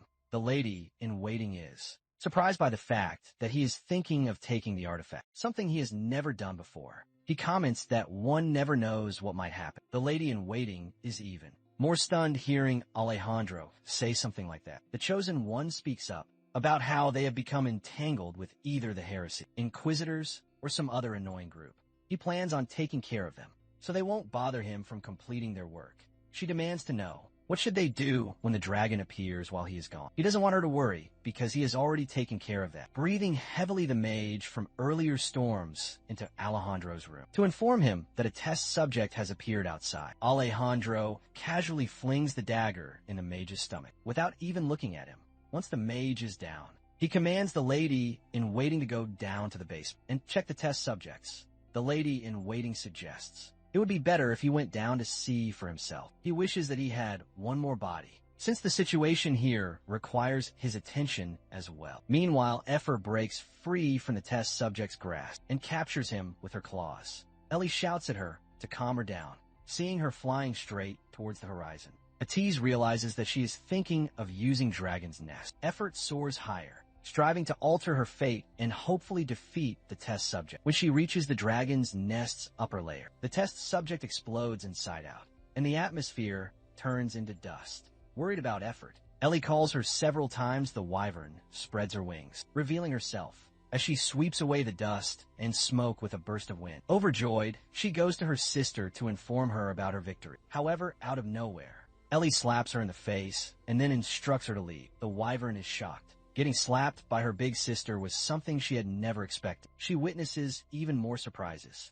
when they are ambushed by the Chosen One. He reveals that they were planning on running away, since she begged him to not kill the wyvern. He admits that he had never expected a wyvern that has a dragon core. He wants to know if they were thinking of absorbing the life force within the dragon's nest using Effer's core. Following this question, he reminds Ellie that he mentioned there will be no second chances. Soon after, Atissa also joins the battle. He covers Effer with his fire magic, while she attempts to evade the danger. Alejandro effortlessly blocks his attack with his dagger artifacts. He wonders if his opponent has already won Ellie over to his side, as well the magic swordsman attempts to jump him from behind. However, he is still able to see through her attack, and blocks it without even moving or turning his body, though he compliments her for her speed. Ellie also shouts at Effer as she wants to see her leave. It would be over if she gets caught.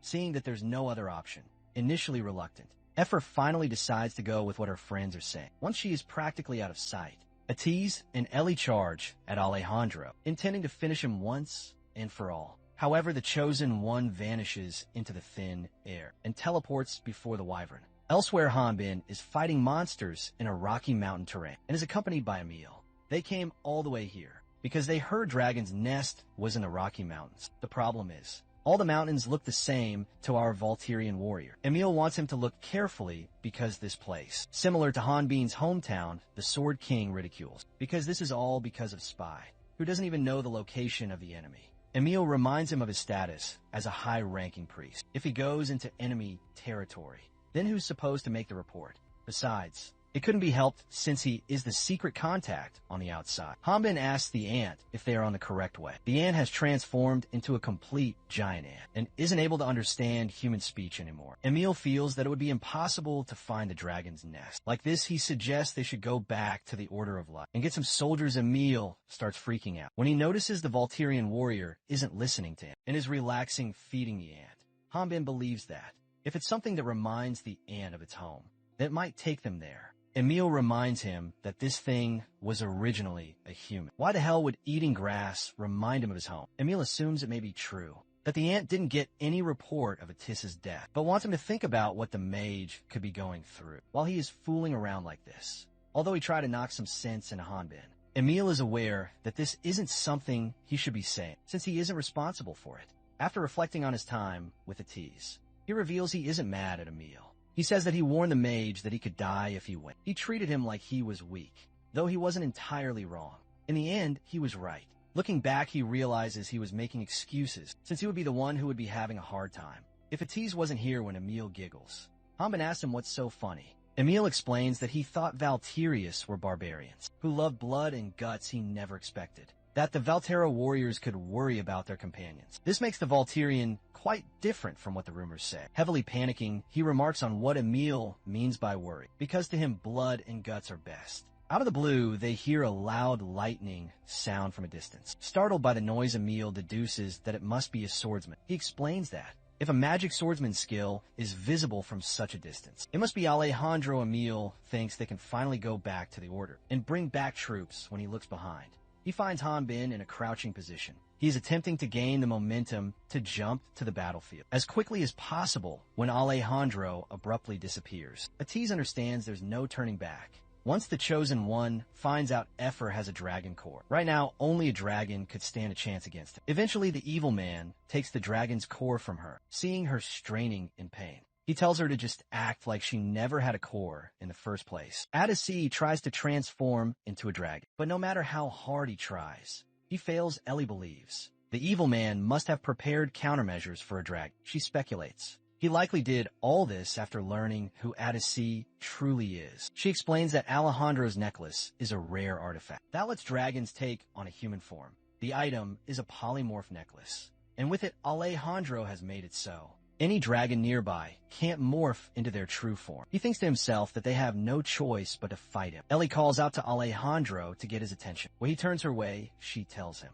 the final component needed to complete the artificial guideline is her own guideline. She demands that he release everyone trapped in the dragon's nest, or else she will ensure that his plans go nowhere. He believed that Ellie would know him better by now, especially after spending so much time together. He reveals that he gathered a large number of Latinians here for a very specific reason. He claims that it wasn't simply about remodeling the place. He wonders if she doesn't find it strange that all this life force is being collected, and yet she doesn't sense anything odd. He questions whether life can be contained inside a living object. That's when Addis realizes the dragon's nest isn't meant for storing items. It's used to extract life force from humans and other creatures. Alejandro appears behind Ellie without warning and snatches away her sword. He shoves the mage aside, then tells them both that regardless of whether their plans had worked, the Latinians would have met their end anyway. Fueled by anger, Ellie asks him how he could do this to other humans. He snaps at her, calling her a background character.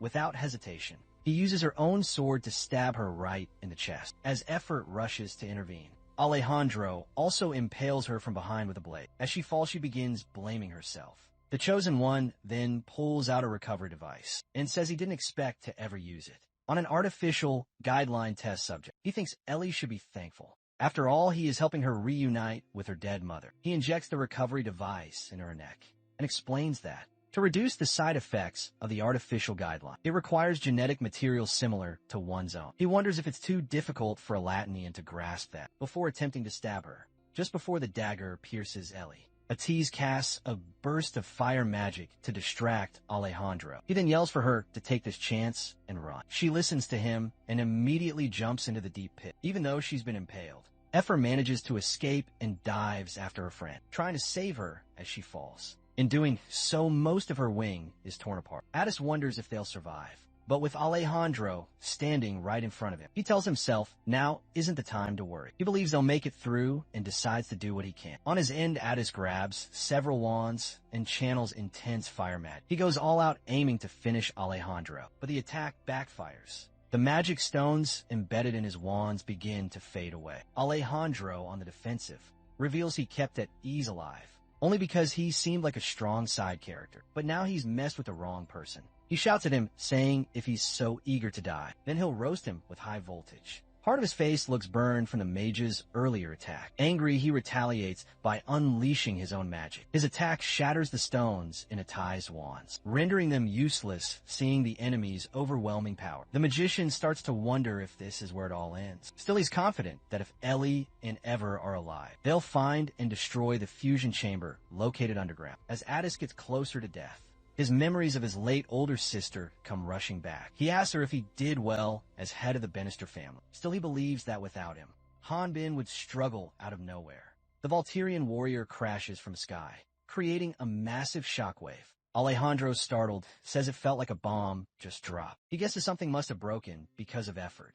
The mage has a similar reaction. He can't believe his eyes. Hanbin says he's glad Atiz is still alive, and adds that it seems Emil was worrying for nothing. He apologizes for showing up uninvited during work, when Atiz falls to his knees. He's caught off guard, surprised. He wonders what happened that left him devastated. The mage replies that he wasn't able to do anything on his own. He tried his best, but in the end he was useless. Alejandro scoffs and calls Hanbin a meathead. He assumes he is a construction worker working in the facility. He is sure that no one at level 5 could survive, falling from that height, and assumes the man that has just arrived must have been hiding underground. He gives him 3 seconds to leave, but before he even begins, the countdown begins. Hanbin smacks him straight in the face with a punch. Atiz realizes that his friend still doesn't know. He disguised himself as a girl to sneak in, and up until now the big man mistook him for some girl. Hanbin's punch sends Alejandro flying through the air. The mage tries to clear up the misunderstanding, but first asks the Volturian if their enemy is dead. Meanwhile, the Sword King is wondering why Alejandro's level is so high, and now figures he must be the leader.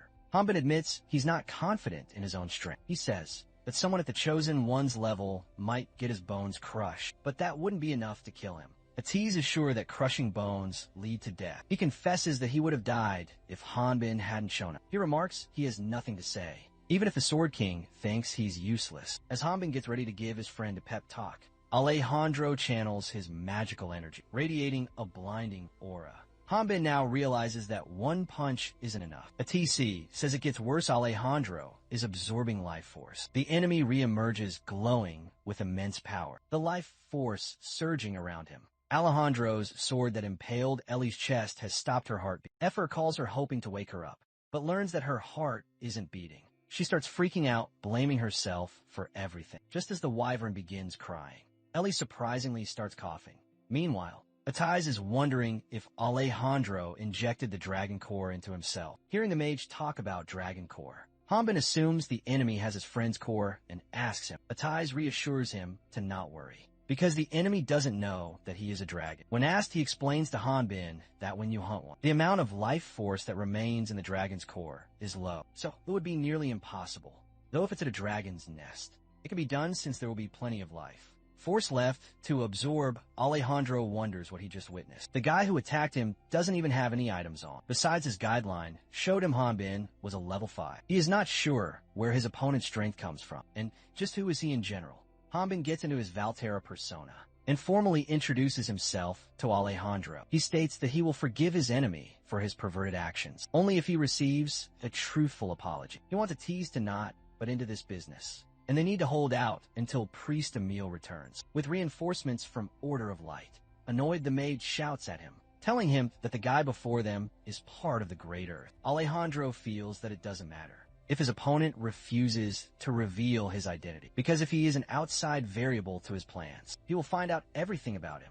When a magic swordsman covers his body with force, the surrounding energy rises from the ground into the air. Alejandro unleashes Path of Lightning, one of his special skills to fight his opponents. Enemies facing this skill can see the caster leave a trail of sparks behind as they rush toward them, earning it the nickname Footsteps of Light. Hanbin attempts to stop him by punching his sword. However, Alejandro appears from behind, using his skill Footsteps of Light, and calls him level 5 fake Valterra and wants to expose his real level. The magician clocks that the enemy isn't fighting at his full strength, seeing how he has increased his speed. It's so fast that his eyes aren't able to follow him. Alejandro's lightning fast speed makes Hanbin wonder aloud if he's not even trying to conceal the fact that he's an otherworlder. He reveals that even if the Valterian was level 50 with this attack, his neck would have lopped. He further concludes that, since his opponent remains unfazed, after discovering he's an otherworlder, it must mean Hanbin is over level 60. Hanbin finds people with regenerative abilities annoying, but since he wants to get information about Great Earth, he needs to fight the enemy at arm's length.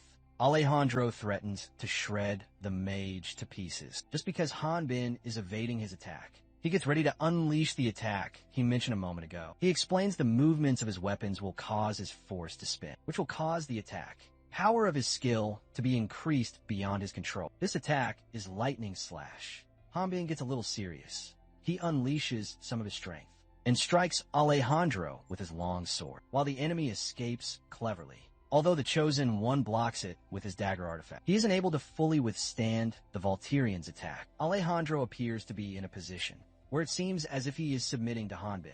Clinging to life, he hears the Valterian throw his own words back at him, pointing out that maybe dodging his attacks might not be a good idea. After all, he can't do anything other than acknowledge Hanbin's incredible strength. The Sword King suddenly hears his best friend's voice, asking him to stop. He looks back and finds out that Atiz didn't enunciate anything. Instead, it is some sort of telepathic skill.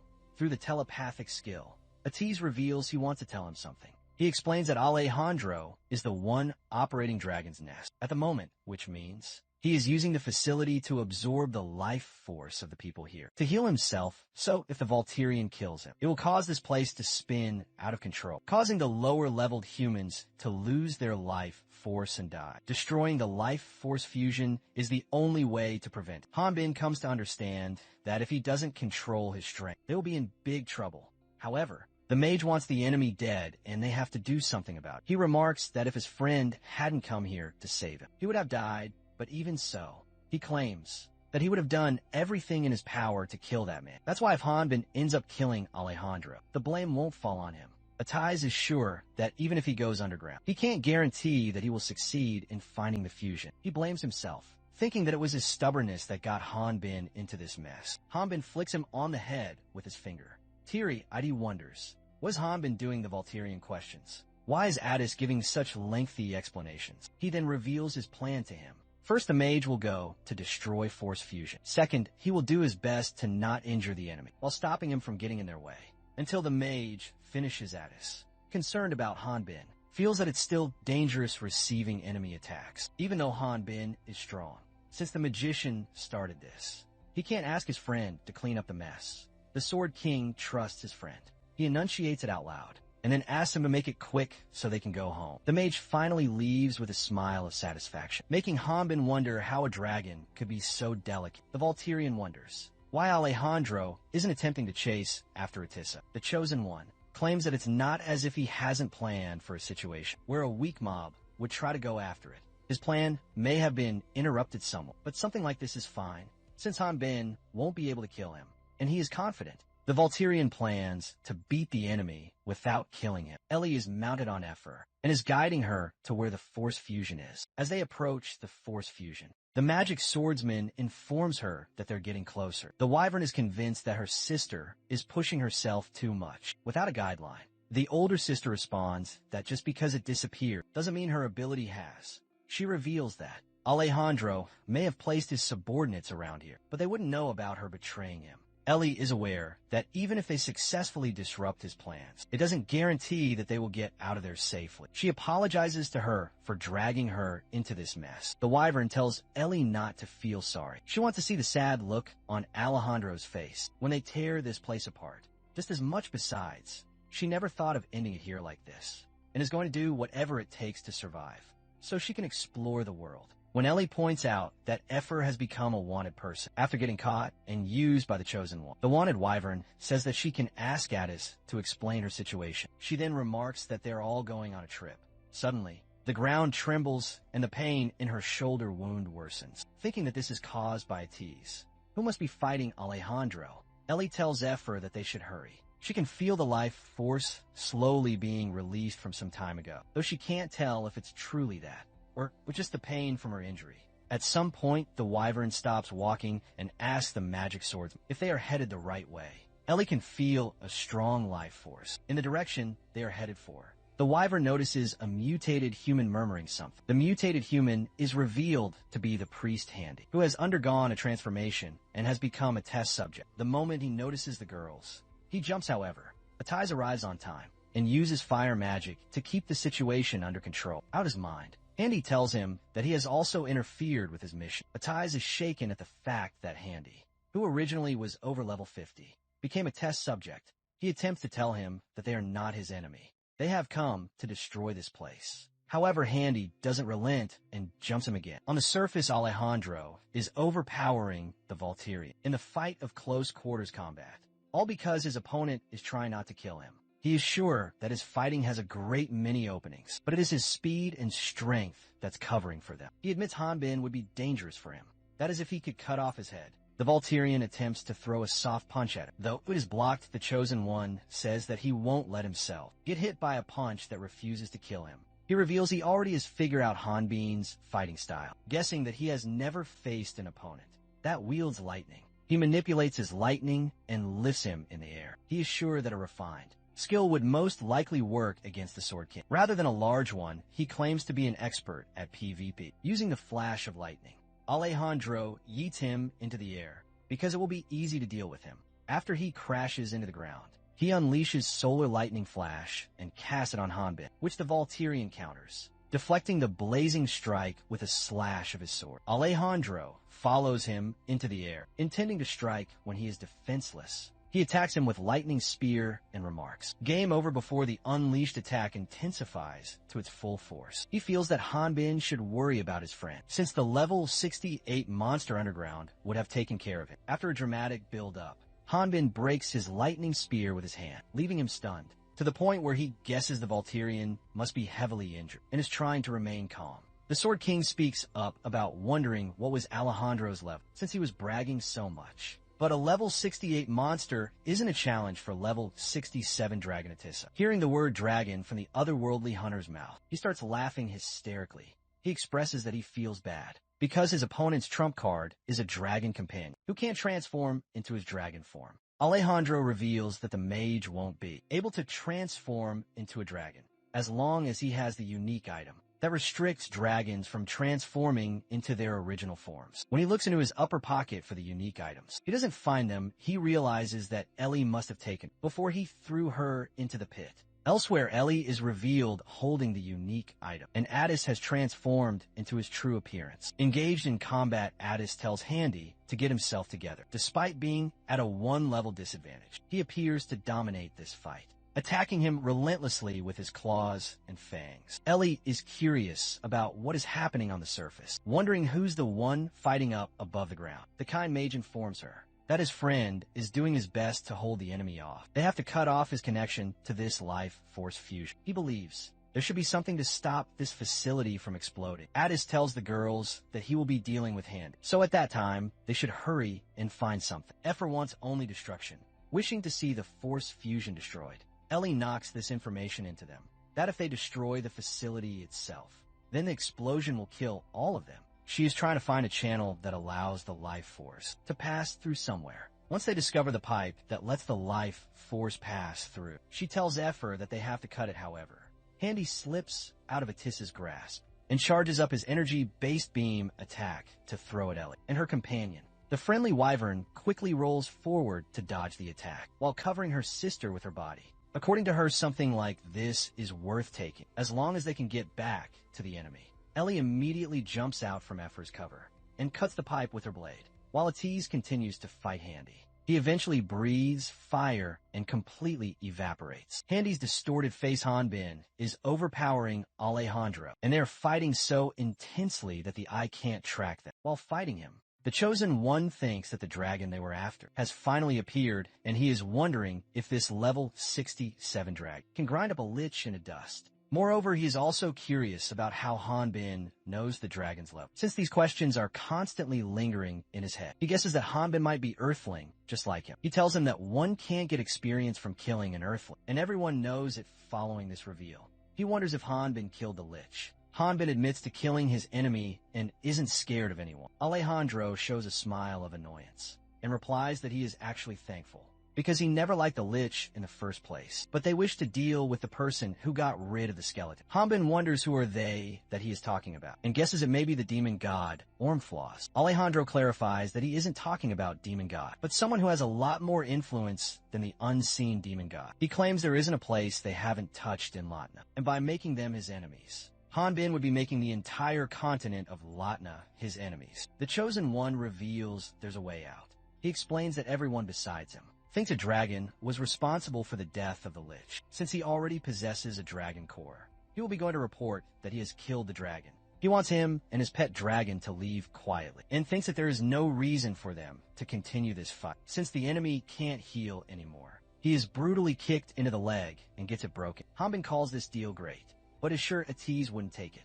He further adds that his friend may be a mob, but he hates bad guys. Alejandro attempts to attack him and calls him a moron for relying on the fact that he is an otherworlder, because compared to those people, he and Hanbin are nothing. The Volturian notices him with an artificial guideline injection. The Chosen One reveals that he was originally supposed to present this power to them, but if it helps to get rid of him, he is sure they will forgive him. When he injects the artificial guideline into his own neck, several quills appear around his entire body, which the Volturian cuts with his long sword. His body then begins undergoing the transformation process. The smoke around his body begins to form. Looking at his transformation, Hanbin wonders if it is a side effect of artificial guideline, but then feels that something is odd. He feels that this sinister feeling is similar to when he disappeared from Earth. Before long, the transformation is complete, yet it seems there's still more to come. Alejandro transforms into an unknown level 72 creature. His transformation is named Ormflow's Blessing and is revealed to be at only 9% complete. He wonders if an incomplete Ormflow's Blessing means he is lacking life force, while remarking that he would need to head over to the fusion force to acquire the remaining life force. He leaves a scratch on his cheek in a blink of an eye, leaving him stunned back at the fusion force chamber. Atiz has defeated Handy, and the girls also have successfully prevented the catastrophe by stopping the life force. Just as they thought it was over, the lady-in-waiting serving Alejandro arrives, assuming that the lady-in-waiting doesn't know anything about their betrayal. Ellie tells her to hurry and go to the surface because it's dangerous. The lady-in-waiting calls her out for not being grateful to Alejandro. She comments that Ellie doesn't understand how much he has sacrificed for them. The lady-in-waiting catches her off guard and stabs a knife in her stomach. She then places both her arms to replace the pipe Ellie cut off, reigniting the fusion force and manages to reignite the force, but at the cost of her own life and a dozen others, as his life force is depleting. Calendar is looking at the locket with his family photo, recalling the precious moments of his life. Epher and Addis are also experiencing the effects of life force depletion. ATIS wonders if the life force fusion is starting to explode. He thinks that trying to suppress it will only buy a little bit of time. His body starts glowing because of the fusion force. The wyvern, who is kind of doing okay in this situation, checks on him. He reveals his dragon core is stabilizing the fusion, but it's only a temporary solution. The only way to return the life force to the people is to destroy that huge mass of life force. Physical attacks won't work, but if it's hit with the other remaining offensive attack types, then it should explode. And Ellie's magic swordsmanship is the only way to do that. Epher remarks that not only are her sister's injuries bad, but she lost her consciousness because her life force is leaving her. The situation could escalate if they stay any longer. Meanwhile, Alejandro claims that he now understands why they wanted ORM Flaw's blessing, and is sure that Hanbin knows the benefits. Since he is an earthling with a guideline, he can see enemies' levels, detect what type of species they are, and even gain experience from hunting them down, besides those who possess a guideline. These things can measure life force. However, he realized there was an incompatibility with Ormflaw's blessing, and the guideline, not only that, but an endless supply of life force will also constantly help him regenerate his body. And just like a lich, he can't be destroyed with the 4 powers. In simple words, he reveals he is immortal inside. Alejandro thinks that he can't tell what's going on around him by reading the life force. He was worried that the remaining life force would be destroyed, but is glad now that Ellie is on the death's door. And Ever has no way out. He tells Hanbin that the only thing left for him to do is absorb the remaining life. First, he states that the Volturian buying time now will only kill Addis, resulting in his when the mage collapses, believing he can't go any further. But he still hopes the mage can at least get away from this place. She looks at Ellie and thinks that everyone will die if she doesn't do anything. She attempts to stop the fusion force from sucking their life force by directly attacking at Ellie,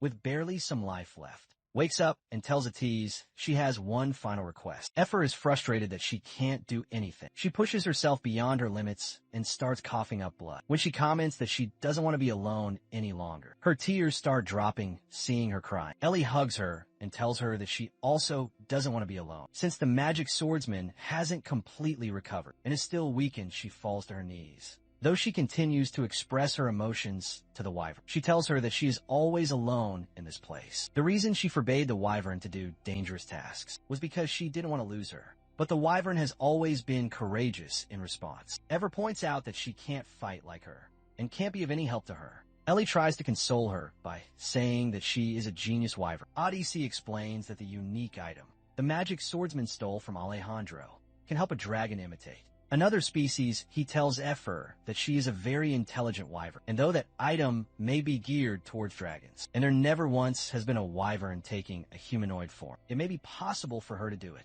Ellie believes the wyvern can do it. She apologizes to her, uttering that there's nothing she can do but believe in her. The wyvern also wants her to trust in her. The older sister uses the unique item on Epher, triggering a transformation. Back to Hanbin's fight. The Volturian has left a big cut on the enemy's body. Alejandro wonders how many times he has to tell him that he can't die. He feels he can't be killed. Hanbin is excluding the fact that Alejandro is currently immortal because he can feel pain and fighting. On that basis, he remarks that he is going to keep ripping Alejandro into pieces until he suffers so much that he would want to die. The Chosen One looks back and realizes that there never has been a sane earthling who has lived for a long time.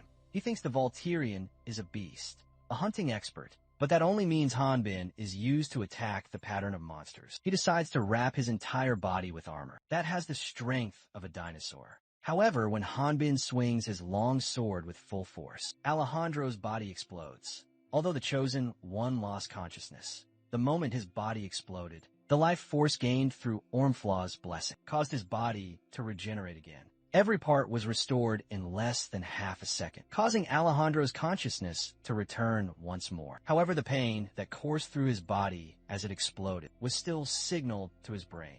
If it were any other person, they would have gone into complete shock from the pain. But that was impossible for Alejandro due to Ormflaw's blessing. He wonders whether his fading consciousness is due to his incomplete Ormflaws. Blessing Hanbin continues to attack him relentlessly, not even letting his super regenerative body regenerate. Alejandro thinks that if this continues, he will end up having to absorb and use all the remaining life force, just as he wonders if the dragon near the fusion is still alive. He senses the wyvern transforming into a human from a distance. Effer ultimately transforms into a normal girl and asks Ellie if she looks weird. The magic swordsman is sure that anyone would be able to tell by the looks that they both are sisters. In her human form, the wyvern is a level 5 magic swordsman. Effer is learning to walk. She believes she can do it because she has seen many people walk on 2 feet up until now. She wonders where to start. Does she have to move her arms first? But then realizes that humans can walk without their arms, since a human's center of gravity is high,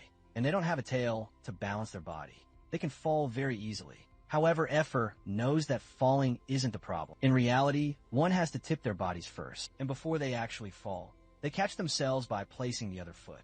She soon starts getting used to walking on her feet. Attiz finds her astonishing for having talent in moving force, but seeing her walk on her first transformation is even more impressive for him.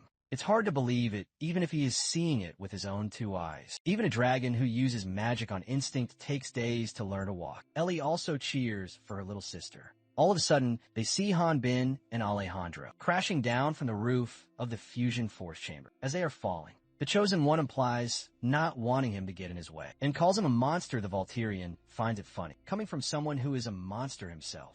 Attiz informs him that the roof is going to collapse. Over Effer, Hanbin uses Alejandro's face to hurl himself toward her, to protect her from the debris in giant chunks. He manages to save her in the nick of time, seeing how easy and quick it was for Hanbin to cover that distance. In seconds, she bit him in his arm. Confused, he wonders if this girl is also suffering from the side effects of the artificial guideline. The reason she is freaking out is because she has recognized him. Effer calls him the caveman for walking around half naked. After taking her clothes and money, he lifts her from her forehead and tells her that he also doesn't want to walk around this. He wants the mage to explain what's going on here.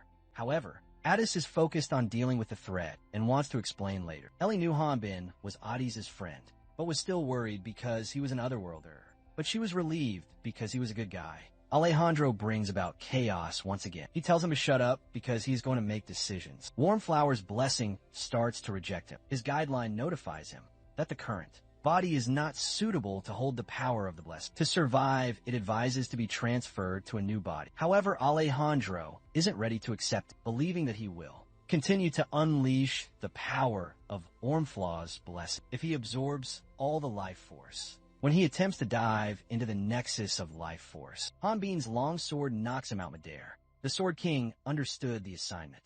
He knew that. All he had to do was stop the enemy from absorbing the life force. Attiz informs him that it's over if Alejandro absorbs the life force. He prefers Hanbin keep him away from it. As he begins running toward the Chosen One, he tells Effer that he will be too busy to give her a piggyback ride and asks her if will she be able to take care of it on her own. The wyvern also fancies walking on her own. Even though walking right after transforming is challenging for her, she supports her body by using a walking stick. Seeing her older sister worried, the friendly wyvern tells her not to stress, assuring her that she'll complete this. Ellie wants her to know that she will be here for her before Effer proceeds to run towards the life force. Addis is astonished to see him running right after learning how to walk. Ellie is proud like a sister. He believes that Effer might even know how to use his magic swordsman skills because she has great observational skills and is quick-witted. That is the reason Ellie was so nervous in the first place. Hanbin continues to inflict unbearable pain on Alejandro. However, he is left stunned when the enemy dodges his attack. By manipulating his body to create a hole in, Alejandro gets back on his feet and claims to feel like a god, implying that he knows all of his moves. However, the otherworldly Sword King knee kicks him, sending him into the air like a projectile, and then goes in the air for a follow-up attack. Alejandro is convinced that fighting him will be never-ending, so he decides to pull something new, dropping quills from the top. Since Effer is chasing after him on foot, she is most likely the only person who is going to get hit by it, with the quills only meters from striking her. She recalls her past and wonders if she can withstand Alejandro's attacks. Before running wild, she catches a glimpse of her reflection. This reflection motivates her to fight. She believes she can do it. She starts imitating Ellie's dancing form, including the timing of her steps. She feels so motivated and believes she can do it, and everything just flows naturally within her. Seeing effort dodging the quills he threw at her, Alejandro calls it impossible. Hanbin finds his remarks insulting, because he knows how scary mobs can be, since there were countless times he almost died from Helldogs. As a level 5, both Hanbin and Effort charge towards him in the fusion force, respectively, and when the Wise lashes the fusion force in 2 halves, he unleashes a finisher move, killing Ormflaw's blessing Alejandro. Following the defeat of Alejandro and the failure of his plans, Ellie is revealed to have lost excessive blood, and the unique item she was holding onto tightly drops from her hands. When Priest Emil arrived with the troops of the Order of Light, they discovered that the enemy had already been defeated. The victory that day can be seen as a miracle. The human experiments planned out by Great Earth weren't a success, and people lower than level 10 were able to wake up after having their life force sucked out. Their life force had miraculously returned to their bodies, and once they rested, they had no other problems returning to their everyday lives. There were 36 casualties, which are mostly from those who were injected. With the artificial guideline, this event distributed the plans of Great Earth, and the ones who dealt with Alejandro were considered heroes. However, their victory wasn't celebrated with a single shout for joy. It had fallen silent because they lost one of the heroes. Afterward, Hanbin, Atissa, and Ephor were brought in under the protection of the Order of Light. Now, after 3 days at the Order of Light Crater Temple, Emil reveals the cause of this incident will be announced to be an unknown magical disturbance. He apologizes to Atiz and Hanbin for the fact that the Order of Light won't be able to give them any official contributions. Following this incident, however, the secret contributions distributed to them won't be low. The mage claims to understand that this incident involves Great Earth and other worlds. Hanbin wonders, shouldn't something this big be announced to the world? Because those sources of evil could become a bigger threat at any moment. Emil believes that even if this guy before him is a Volturian, he must be aware of the attack on the goddess. That happened 20 years ago, one where Great Earth tried to kill the goddess, and how the 4 great heroes had defended goddess. Hanbin indeed is aware of it. Emil further explains that after that incident, the hunts for other worlds had become prevalent. While forcing a laugh, the dynamic duo cursed the otherworlders. Emil reveals among those hunted, only 30% were real otherworlders. The other 70% were imposters. They were ordinary Latinians. Nobles used the hunt for otherworlders as an excuse to murder countless people, all in the name of cleansing the world of the evil demon god. That was when the Order realized its mistake and did its best to stop such a judgment, which had no evidence, however. 20 years isn't a long time, and the animosity that the Order feels against otherworlders is still there. Following Emil's lead, they arrive at a room where Ephor is being held captive, which leaves the hunters stunned. Emil reveals the Wyvern will go to trial in 10 days, and then will be sent to Crater Camp. He explains there's a lot of evidence against her, showing that she worked with Ellie, a direct subordinate of Alejandro. But if she is twin sister Ellie, the Order might also suspect her of having demon god's blessing. Hanbin looks around the room and finds heresy inquisitors wearing a mask that hides their level. He was wondering why they were guarding Crater Temple, but he realized that it was an order from higher UPS. The heresy inquisitors aren't protecting her, but treating her like a complete criminal. When Amiel tries to explain that the trial is only a formality, Atiz cuts in and tells him that if it weren't for those girls, then all those people who were there would have died. And not to mention effort is important to them. It hasn't even been long since she lost her family abruptly. She asks him what is he talking about, and goes on to say that she doesn't have a family. She speaks up about how Ellie was someone who looked like her, but they weren't even close. Bewildered, he questions, what is she talking about? Emil responds to her instead, revealing he has already talked with that child, even though it's a shame to do this. But this is the only way. He explains, if effort doesn't have anything to do with Ellie, then the judges will determine that.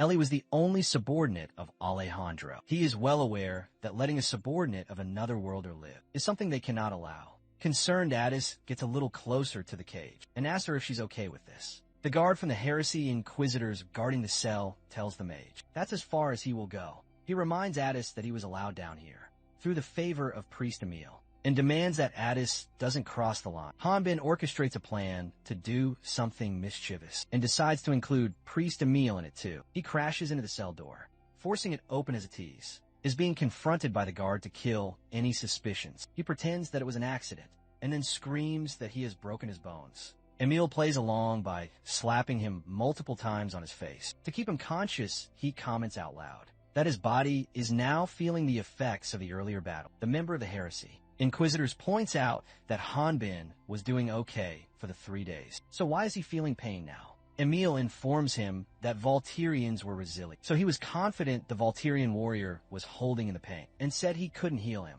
Right then, Emil asks the guard for help carrying Hanbin outside. The guard is reluctant since he is already on duty looking over Effer. Emil reassures him that Addis will be here, so there's nothing he has to worry about. Emil tells the mage they will be back in 5 minutes. Since this was all unexpected, the Wyvern and Addis are baffled. The dragon lets out a sigh and comments that Hanbin is too reckless. Effer thinks both Addis and him are good people because they are helping her, despite not knowing her for long.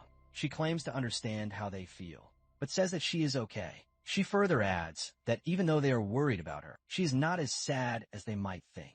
Looking back, she realizes that it hasn't been very long since she met Ellie. Together, they had to experience some of the tough situations and had to be careful every day, hoping that no one would find out that she had a dragon's core. She never understood why they should care about the lives of others. When they fought, however, she heard from Alejandro that Ellie tried to save the life of a wyvern she had only just met. Devastated, she calls her late sister an idiot, because there are so many ways to live happily if you just run away. Atis hugs Ever to console her. He enlightens her that a dragon who transforms cannot transform back into another form.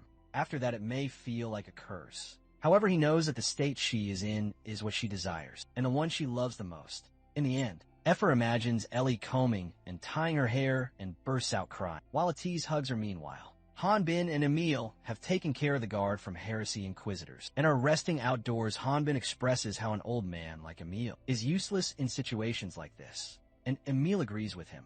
The Sword King wonders if there is anything he can do.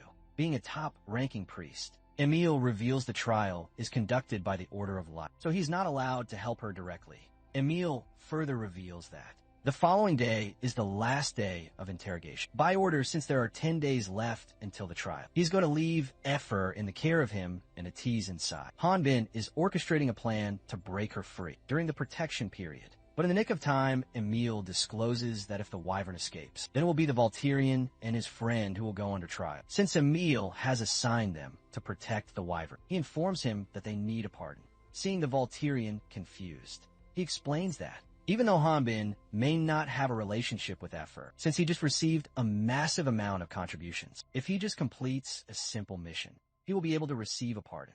Hanbin asks Emil if he has a mission that will reward him with a lot of contributions. Emil reveals that originally, a spiritualist like him should be joining him, but at the moment he can't go anywhere, though he sure would be fine with just him and Atiz. To subjugate some ghosts elsewhere in an abandoned house, a mysterious entity is waiting for humans. Richard and Leslie have learned about Alejandro's death, but aren't bothered that much, because they have successfully acquired Ormflaw's blessing. He notices that even if it is Ormflaw's blessing, it is very unstable, and it is also easily absorbed by a level 7. She tells him to stop blaming a dead person, when he declares Alejandro greedy. She asks him if he doesn't have anything to say to her. He is sure that the Order of Light must have thoroughly investigated the dragon's nest, but she did amazing by procuring the item, and praises her for this feat.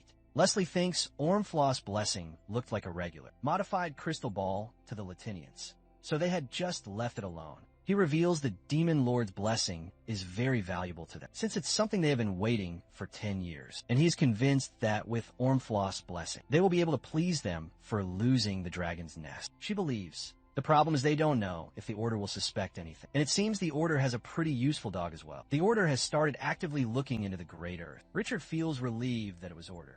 Who were the ones to take initiative? If it were the Heresy Inquisitors instead, then they would have already been cut off. Leslie states a fact that in the past, Latinians would be scared if they just heard the name Great Earth, but now they are like an ungrateful lizard's tail. She wonders if he's implying they should still be tail, despite already having Ormflaw's blessing. He informs her that countless other worlders can replace them, and she shouldn't misunderstand this. He explains the only reason why they are chosen is because those people want their urge to go on a killing spree. To be controlled, he believes it would be best to clean up here quickly, before the Order suspects anything else. She wonders if he's planning to run just to avoid bumping into the enemy, and insists on an answer about whether that's really necessary. She expresses her thoughts, suggesting killing those who are against them, besides if they have to clean up here. then she thinks they should submit a mission that will gather parties, so they can easily deal with them at one time. Abruptly, a level 35 ghost named Maiden appears through the wall. When Leslie calls her and tells her that she will leave the guests to her a rundown villa that was sold to a ruined family. It was famous for being haunted and was located near the village. However, the truth was that it was a site where Great Earth ran experiments, which was why it was a place with many secrets. And to keep those secrets hidden, the place was riddled with traps. These traps were hidden in every corner of the mansion, like hidden masterpieces of art. The only thing that the ghost regrets, is that most of those masterpieces will never be revealed to the outside world, since no one will be able to come out alive once they witness them. She believed that fighting enemies face to face was not. For an artist like her, this is why she is aware that Leslie knows her the best. Terror is an art and despair is what moves her. She can't even sleep, thinking about how her victims will be shaking in fear after waiting for days for her targets. She is disappointed over the fact that her targets haven't come. She wonders, was the submission done wrong, and thinks she should check the address again.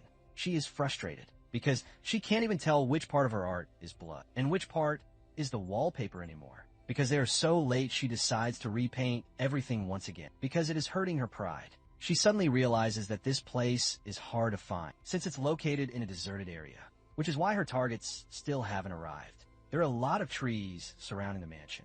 It can't be seen from afar. As she is deciphering what is preventing the enemies from approaching, she decides that she should get the main gate ready, because the exterior is as important as the interior of the mansion. 2 days later, the people Maiden was waiting for finally arrived. Hanbin 8's Effer initially sleep. She wakes up when she hears the mage, holding the Volturian responsible for their delayed arrival, because he insisted on hunting all the monsters on the way. Hanbin argues that it helped the friendly wyvern level up, and she was able to have her dragon core recreated. So it's all good. Ever believes having a high level won't matter if she ends up in jail again.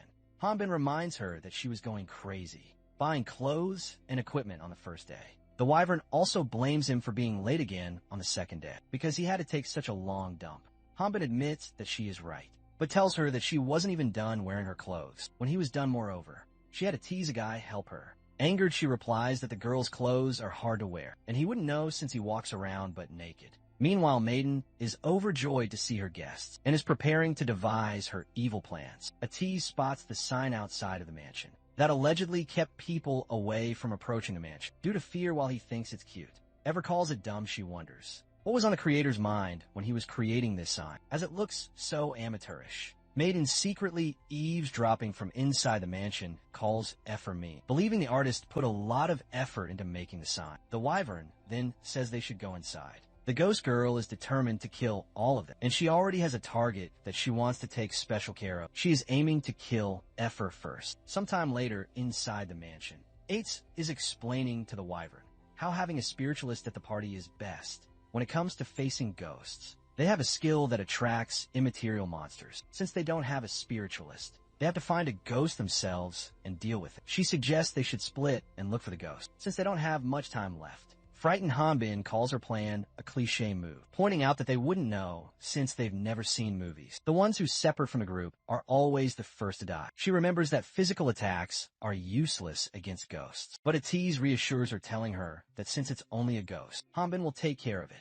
Exasperated, the Volturian wants them to take a look around and express their thoughts on whether they think this is normal. Hanbin asks them why are they both so calm about this. He thinks that if there's a hidden camera somewhere, then this won't be a hit at all, because he is, for one, not surprised at all by this scary house. He tries to convince them to let him wait outside, remarking that he can't utilize any of the 4 energies and has to wait and guess what happens next. Effer sneaks up from behind and touches him, causing him to jump in fright and scream, surprised to see his friend not acting like his usual self. ATIS wonders if the concept of ghosts is different in Hanbin's original world. She doesn't hold back from trolling him for being scared of ghosts. Fuming over her, he lifts her, causing her to scream. At ease, plans to head over to the end and wants them both to go the other way. He informs Hanbin that she should be able to tell him about ghosts. Maiden is also awaiting them after parting ways with a tease. They walk in opposite directions with effort, singing a tune to lift their spirits. Hanbin asks her to stop and wonders if she feels better after singing that song. She reveals she saw plenty of ghosts when she was in her wyvern form, and singing is her way of lightening up the mood. In this eerie atmosphere, he asked her to inform him when she sees a ghost, instead of singing a stupid song.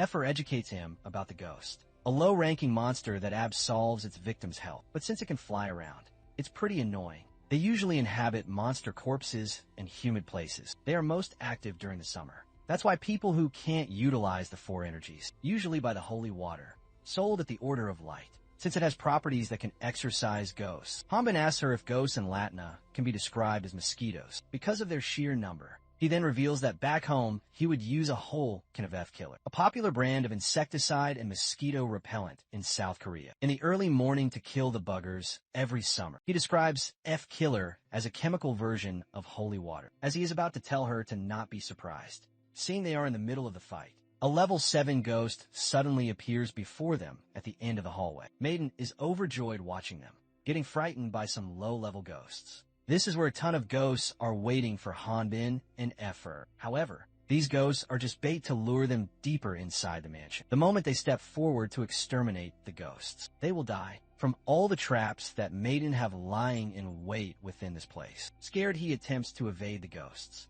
and inadvertently enables a trap by stepping foot on a random trigger. Due to the adrenaline rush, he ends up knocking out all the ghosts with effort, taking care of the remaining. After running off, he ultimately stops at a certain point. The wyvern warns him that if he runs forward like that, he will end up tripping all the traps. He claims he doesn't freak out at all when she points out that he is sweating. He tells her that this is from him dealing with those ghosts. He is worried about Addis and suggests they should look for him. She's sure he would be fine with ghosts of this level. Despite that, he has a hunch that the mage might get hurt because of all the traps. Effer believes he won't get caught up in any of the traps because these traps are easily spottable.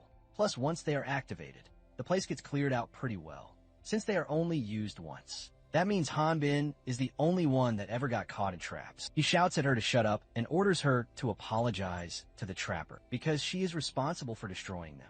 The maiden finally reveals herself, asking if they had destroyed her masterpieces. He goes blank when he sees her for a second, and then freaks out intensely, like earlier in the heat of the moment. He jumps from the window by the end of the hallway, and when his sword gets stuck, he realizes that they are stuck inside this mansion. This time Effer is also scared, because the gravity of this situation is far bigger than she had anticipated. She wrongly guesses it must be a tease, and wants him to not mess around. There are 4 days left until the wyvern's trial, and they are stuck in the mansion. Hanbin and Effer are walking down the hallway, hoping they will eventually escape from this trap. They notice that the hallway, ceiling, and floor go on forever, convincing them that they are trapped in this mansion with the maiden, who they believe is a fake ghost. Effer asks her if the mage in their party is okay. She responds by saying she doesn't think there was someone like that here. While looking suspicious, the wyvern is quick to realize that Maiden might be stuck here with them and asks her. The ghost girl claims she can leave whenever she wants to, but since they don't have a way out, there's nothing else for them to do but do what she says. Hanbin is relieved to learn that ATC is okay. Ever whispers in his ear that it's her first time hearing about a house becoming a dungeon. She reveals this is what he will be able to see when a dungeon is created. He wonders if that means that even without a designated entrance, there must still be an exit somewhere. Maiden explains that as long as they find the dungeon source, the artifact, then they will be able to clear the dungeon, and the people that were inside will all be instantly transported out. So funding an exit will be unnecessary. These rules are simple. She has prepared tests in each room. All they have to do is clear every room. Hanbin opens a door to one of the rooms, hoping to find the key to open the door on the other side of the room. There are also hints hidden in little spaces around the room as well. Maiden wishes them good luck in finding those. Effer is excited about this. She calls it a treasure hunt, and it makes her feel like a real hunter. The Valtirian reacts to her enthusiasm by commenting that this is just an escape room. He wonders what is so exciting about this because back in his world, something like this is done on a normal date. Hearing the date, word coming from him, the wyvern giggles, ridiculing him. Enraged, he tells her that she is dead if he finds the ghost first. Maiden has planned to not make this any easier for the invaders. She is thinking that if they assume finding the key is all it takes, they're in serious trouble, since every wrong place they search will activate a trap that will kill them. She finds it very exciting, because she will be able to see them struggle as they go through all the twists and turns of the tricks she spent time working on, just as she wonders if it will be too difficult for hunters to figure out, since they have to use their heads. Effer shouts that she found it. She reveals that she can sense metal using her force. When Maiden calls it cheating, she reminds her that she never said anything in the first place. The ghost girl says that if she flags it as cheating, then it's cheating, there's no debate over it. and she won't let them leave. She then reveals the next tests won't be as easy, as she's about to give them. A hint Hanbin cuts in by breaking the door and commenting that he won. This time, Effer temporarily sides with Maiden to call out the unfairness. When he remarks that this is how adults fight, they tell him that he is not allowed to break doors. After this, the three speed runs through various traps, which leads to a few hilarious moments, where they show their genuine smiles. And even Maiden bursts out laughing. They also come across a giant snake monster, but the three of them jump at it to kill it. Mages make up less than 10% of hunters, and those who exceed level 40 make up less than 2%. Another fun fact, most mages work as hunters to make enough money to join the most prestigious mage guild thinkers, a top-level magic research institute that has recruited talented wizards with a focus on magicology. Regardless of their combat ability and level, if one becomes a part of the guild, they can move to the mage kingdom, and they will have all the rights to access all the latest magical stories. That was the reason why Addis was sure. The mage is surprised after discovering some dimensional sealing magic documents, a type of magic that he had never seen when he was in the Thinkers. He wonders who in the world created this magic, and why would they place this magic on a rundown mansion like this? The description of the dimensional sealing magic says, it separates spaces and places them in different dimensions. It's perfect as long as the operating tool is present. The magic will keep working even if the caster isn't around, kind of like what happens in the dungeon. He assumes if that's the case, then nothing can get out as long as the magic keeps running. He notices that it is unstable and deduces that the caster made this mistake. However, he soon understands that it wasn't a mistake. Rather, it was intentional. It will activate once a trespasser tries to leave the mansion, seeing the mansion vibrating tremendously. He becomes more aware of the fact that he has triggered the magic by attempting to leave, and the mansion will soon cease to exist. Hanbin, Effer, and Maiden the Three are having a banter about eating the giant snake they had just slain. Earlier, the ghost girl tells them more about her life when she was alive. She was an orphan that no one wanted to adopt because of her face. Those people were the only ones who took her in when she was being chased out of places. Starving to death, they were the only ones who needed her. So she didn't care if they were evil or murderers, living like a human after giving up being one. She finds it funny, teared up by her story. The wyvern tells her that she doesn't need to be human to live like one when she is about to thank Effer. She realizes that this isn't what she is supposed to do. Exasperated, she asks Hanbin what is up with the sudden camping atmosphere. He thought they were almost done, plus he was getting a little hungry. Maiden reminds him that he has yet to face the boss. She asks them who are they and how are they so calm, even though she is trying to kill them. According to Hanbin, those were some weak traps for someone trying to kill them. She threatens him by pointing her sharp nails at his neck. She makes it clear that she wants him to stop fooling around. Because she is level 35, she remarks, even if Hanbin is strangely strong. He is only a level 5. The only reason why she is keeping him alive is because she wants to have some fun. He taunts her by questioning whether she plans to keep them alive, just until she stops feeling lonely. He attempts to lift her spirits, reminding her that she is not a ghost yet, but a normal person. She gets lonely when she is alone and wants others to acknowledge her when she works hard, with a guideline in place. If she had killed someone before, she wouldn't have been able to resist the urge to attack them so openly. Effort adds that those evil people of the Great Earth are different. They think people's lives are like mere flies, and encourage Maiden that it's not too late right now. She tells her that they should leave this place together. Abruptly, the whole mansion starts vibrating, and Maiden is the first one to notice it, as she feels intense pain in her head. Soon after, the entire mansion starts collapsing. Startled, the wyvern asks him if this is how a dungeon closes. He feels this is completely different and assumes something is wrong. Addis leaps in through the window to check on his friends. He informs them that this entire place is a trap. The casters were expecting them and prepared this entire space to stop this place from ceasing to exist. The mage reveals they need to find the operating tool. They need to find and destroy the source. Baffled, Hanbin wonders if that's the case. Then why did he come inside? Atiz explains he was frustrated watching them from outside, so he came and he questions why the two of them are not able to find the source in just 2 spaces, since Hanbin has no idea what these 2 spaces Atiz is talking about, or he questions him. Furthermore, he informs the mage that they passed through so many rooms. The dragon reveals that Hanbin and Effer have been moving in and out of just 2 rooms, with a source this whole time. Confused, the Volturian wants an explanation and remarks that if there was an artifact here, then they would have already closed the dungeon.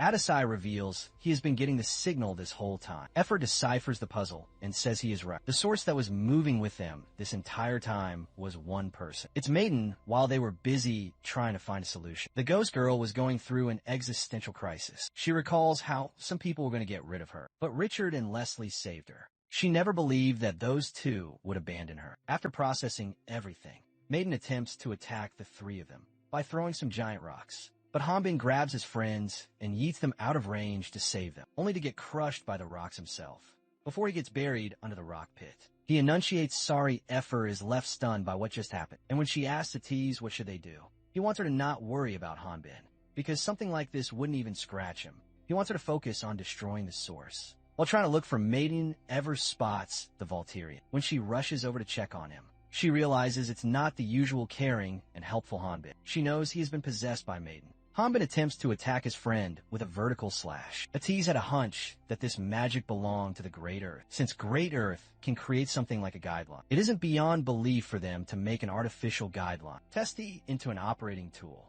They need to quickly find Maiden and stop this place from getting destroyed. He wonders if she's trying to waste time by hiding in a safe place. And just when he thinks about it, he realizes that this safe place might be Hanbin. Before the possessed Volturian lands the vertical slash, he rushes over to save Effer and retrieves her. We ask her if she is alright. She reveals getting blown away by the shockwave. She wonders what's going on. Atiz explains he tweaked an artifact Hanbin had with him in the past and saved her while equipping it. It only has a few uses, but it's better than nothing. When Effer hears him talk about how he had never expected the Volturian to get possessed, she remarks that only kids get possessed, since children are the only ones who have yet to awaken with any of the four energies. They easily get possessed. However, the enemy they are up against isn't an average ghost, but an intelligent experimental testy. Moreover, this may not be her average possession, but she may be trying to take over his body. By completely possessing Hanbin's psyche, Effer attempts to communicate with Maiden,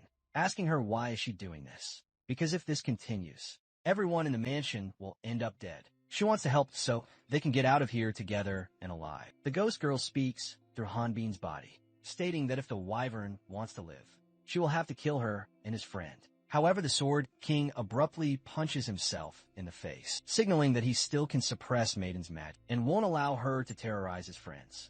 Before falling belly face first, he gives them a thumbs up, implying they should leave this to him. Addis is quite surprised to discover that a highly trained body can suppress magic. The wyvern wonders if he's sure. His brain isn't just being overpowered by his muscle strength. Instead, he can't give up when his friend is fighting. But to Ever it appears that he is dying in the library of memories, the world in Hanbin's mind. He is getting beaten to a pulp by Maiden. A battle is in progress in his mind. They were sharing each other's memories in this library of memories, while referring to him as redder than blood, and a demon of the darkness. She commands him to vow to her in blood. Suffering from the surge of memories flowing in his brain, he demands she stop. She continues to overwhelm him in this fabricated world, aiming to make him fall into a deep sleep. Even Hanbin himself had a dark history in there. His own death this past was what hurt him. The damage was furthering her possession of his body. Not only that, but the time that he had spent alone in the Rock Mountain was 22 years. So it goes without saying that there was bound to be some dark history within that time frame. She assumes she has possessed him, only to hear him say, "Where is she looking?" Hanbin wasn't the only one suffering in the library of memories. She was going through the same pain. Given her dark personality, being trapped in a mansion was a shadowy part of her past. As soon as he regains consciousness, he rushes toward her while singing a love song. He lands several punches on her face, and then he throws the ultimate finisher on her stomach. He also receives some damage from his last punch, because a highly damaged attack will have a high recoil. After this, they both attack each other with their memories. She uses his weapon set while he uses her. For Great Heroes BL fanfic, Effer watches his handbends. Index fingers from both the right and left hand strike swiftly against each other. She then watches Atiz making a device from all the scrap and wonders him if it will even work. The magician explains, since they were used by Great Earth to create this place, it should be working, but the problem is, since magic from an other world, or mage, is used with the assistance of their guideline, the fundamentals are unknown. So it is almost impossible to independently create this. He's sure there's a spy from Great Earth in the Thinkers. Elsewhere, Leslie is checking out Mirror of Entanglement, a magic tool that comes in pairs. If one breaks, then the other will as well. She believes they can finish up since the other side of the mirror has received its bait. Richard guesses they won't have any evidence of this. She explains there were a lot of useful magic tools, so sadly they will be losing them. He tells her that there's no need to feel that when it comes to using them for their missions. She admits that's true, since this place is the holy land of magic tools. This kingdom is ruined the magic kingdom, since they are already there. She wants to go shopping because they haven't done it in a while. He tells her that they will go after completing their mission, which comes first after this. Richard and Leslie attempt to secretly infiltrate the Mage Guild. Thinker's first branch, she asks him, do they really have to go like this, when they're only going to report to them about the creation of Ormflau's blessing? He tells her that it can't be helped, since the Mage Symposium is about to start, so there will be a lot of eyes, and that person won't want them to be noticed. The Mage Symposium began as a simple lecture, but gained noble interest once magic tools made by thinkers became luxury items. Thus, the Mage Symposium ended up being a place where new magic tools were revealed, and where nobles went to socialize and show off their possessions. They stealthily infiltrate inside the Mage Guild, Thinker's first branch, without making any noise or raising any suspicions. When they secretly go past some guards surveilling the guild, she says she prefers killing those guards. He states that there is no reason to leave behind any evidence of a murder. Just as they attempt to hurry, they come across a giant golem.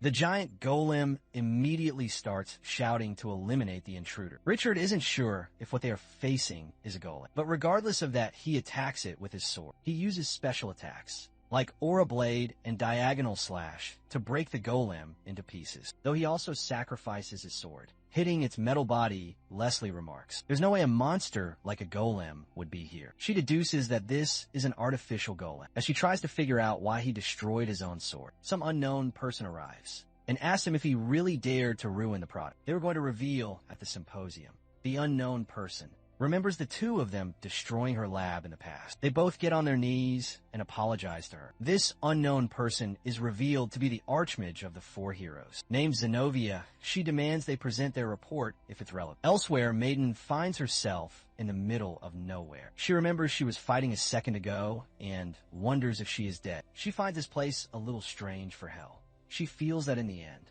she was used like a tool and lived a useless life. She believes that since she is dead, this probably means Han Bin and the rest were able to get out safely. From the mansion, she admits she would have felt bad if they had died, and believes she would have been hunted down if she lived longer, despite that she feels happy because she had fun in the end, and she didn't die a painful death. Feeling emotional, she sits and reflects on her life. She is surprised when a dog approaches her, and bluntly tells her to stop whining. The dog remarks that it's all over if she doesn't keep moving. When she senses the sinister feeling of several monsters, she realizes that she isn't in hell. Rather, she is in the consciousness of the Volturian, but she is not ready to accept it. She dispossesses his body before almost getting sucked in. She isn't able to fathom him because of all his trauma, despair, and anger, and labels him dangerous. She is amused at how he can live through all this. As soon as she is out of tease, activates the operation, and the process of the mansion's tearing down begins. The next morning after the mansion has been destroyed, Hanbin wakes up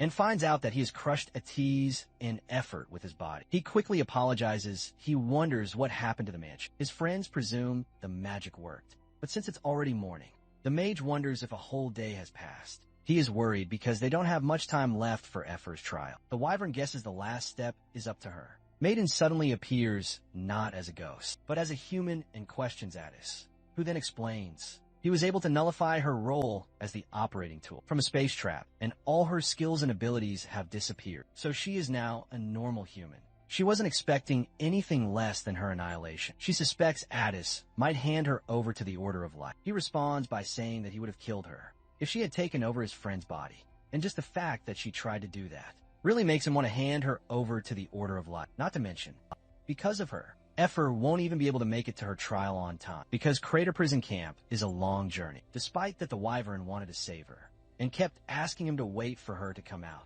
Maiden calls them crazy for thinking someone like her will be thankful to them for saving her. She feels that's just useless pity from them. Hanbin finds her unappreciative behavior a bit harsh. Effer points out that her sister Ellie was also used by Great Earth, and because of that she's now facing a trial. She further tells her this is her way of fighting against them. She says that even if she goes to prison, she will make sure to survive, since being alive will help her win her battles. Maiden appears to be a little moved by the wyvern's remarks, while Atiz says that if she ends up in jail, and Hanbin will just break her out.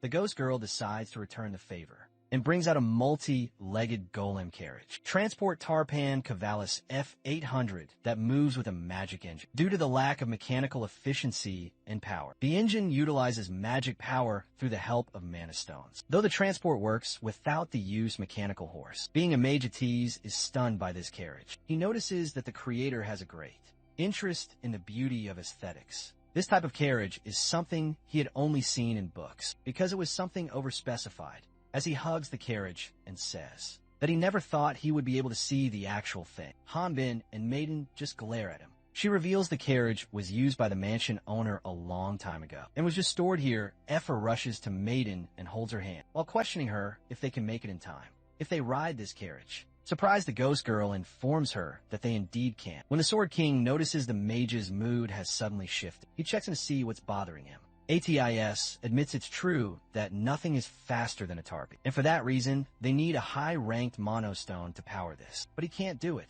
He had a hunch that Great Earth would not leave such a great item like this without a reason. Hanbin isn't sure if he gets it, but knows all they need is a strong monostone. He takes out a fragment of an incomplete Ormflaw's blessing, claiming that this isn't a mana stone, and asks Atiz would this works, and indeed works. As sometime later the carriage appears to be covering distance rapidly. Maiden is also riding with them, but she doesn't know why. When she asks them why are they also taking her, Hanbin clarifies that it's not like she has anywhere else to go, implying that it is better if she rides with them. Atiz is overjoyed seeing how fast this carriage is, and feels this carriage can leave magic cars in the dust. He wasn't expecting the fragment of an incomplete Ormfloss blessing to be this powerful. He feels that if it is related to thinkers, then it's not something that can be left aside. Hanbin remembers his friend was also a part of their group, and wonders if he can't just make a report to the leader of the group. The mage calls it impossible. The leader of thinkers is one of the 4 heroes, Zenobia the Archmage. She is the strongest Latinian mage, who saved the world by stopping the attack on the goddesses, and is also the current queen of the mage Kingdom of Rune. He reveals that since all the noblemen want to wed her, due to her beauty, someone like him would never be able to get close to her. The Volturian wonders aloud that it was 20 years ago, when she was level 100 and dealt with the Otherworlders, and wants to know how old is she anyway.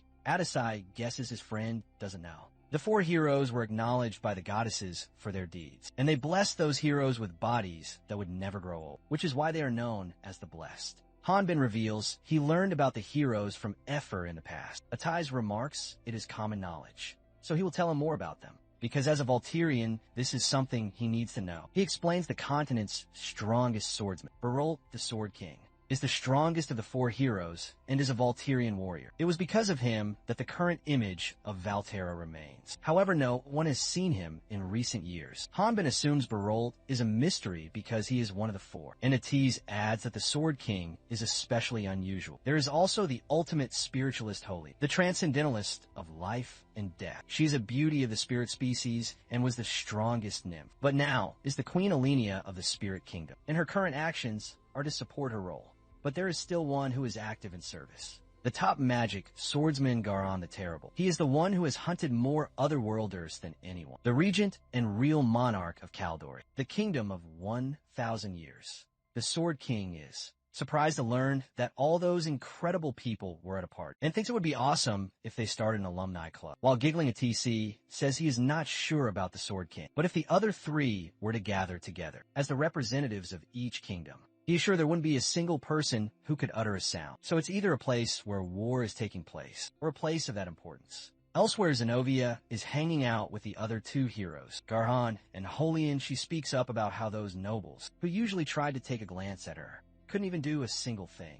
Now she is grateful to him because her new creation was sold out. He believes that because of their weak military power, these nobles are trying to borrow power from the foreign aristocracy. Zenobia wasn't expecting authority through military force, but isn't a surprise that it's from the regent of Caldoria. Garhan gazes at Holian and realizes it's actually Leslie. Beneath the disguise, he asks her if, despite knowing that, she didn't really summon him just to sell her golems. She informs them that Holian agrees with both their advice, and agrees with whatever decision comes about. Garhan remarks aloud That Hollian has become lazy with her long lifespan. Zenovia, currently holding on to the Ormfloss blessing, remarks, since they don't have much time left, why don't they get started? A divine entity appears to be undergoing the process of resurrection, as a new skin and cells appear to be connecting to shape the complete image. This creation is the embodiment of Kivriel, the goddess of darkness, and is named Kivir by the goddess herself. Kivriel asks Kivir if she knew that darkness is emptiness, and that emptiness signifies the end. And yet the end is also the beginning.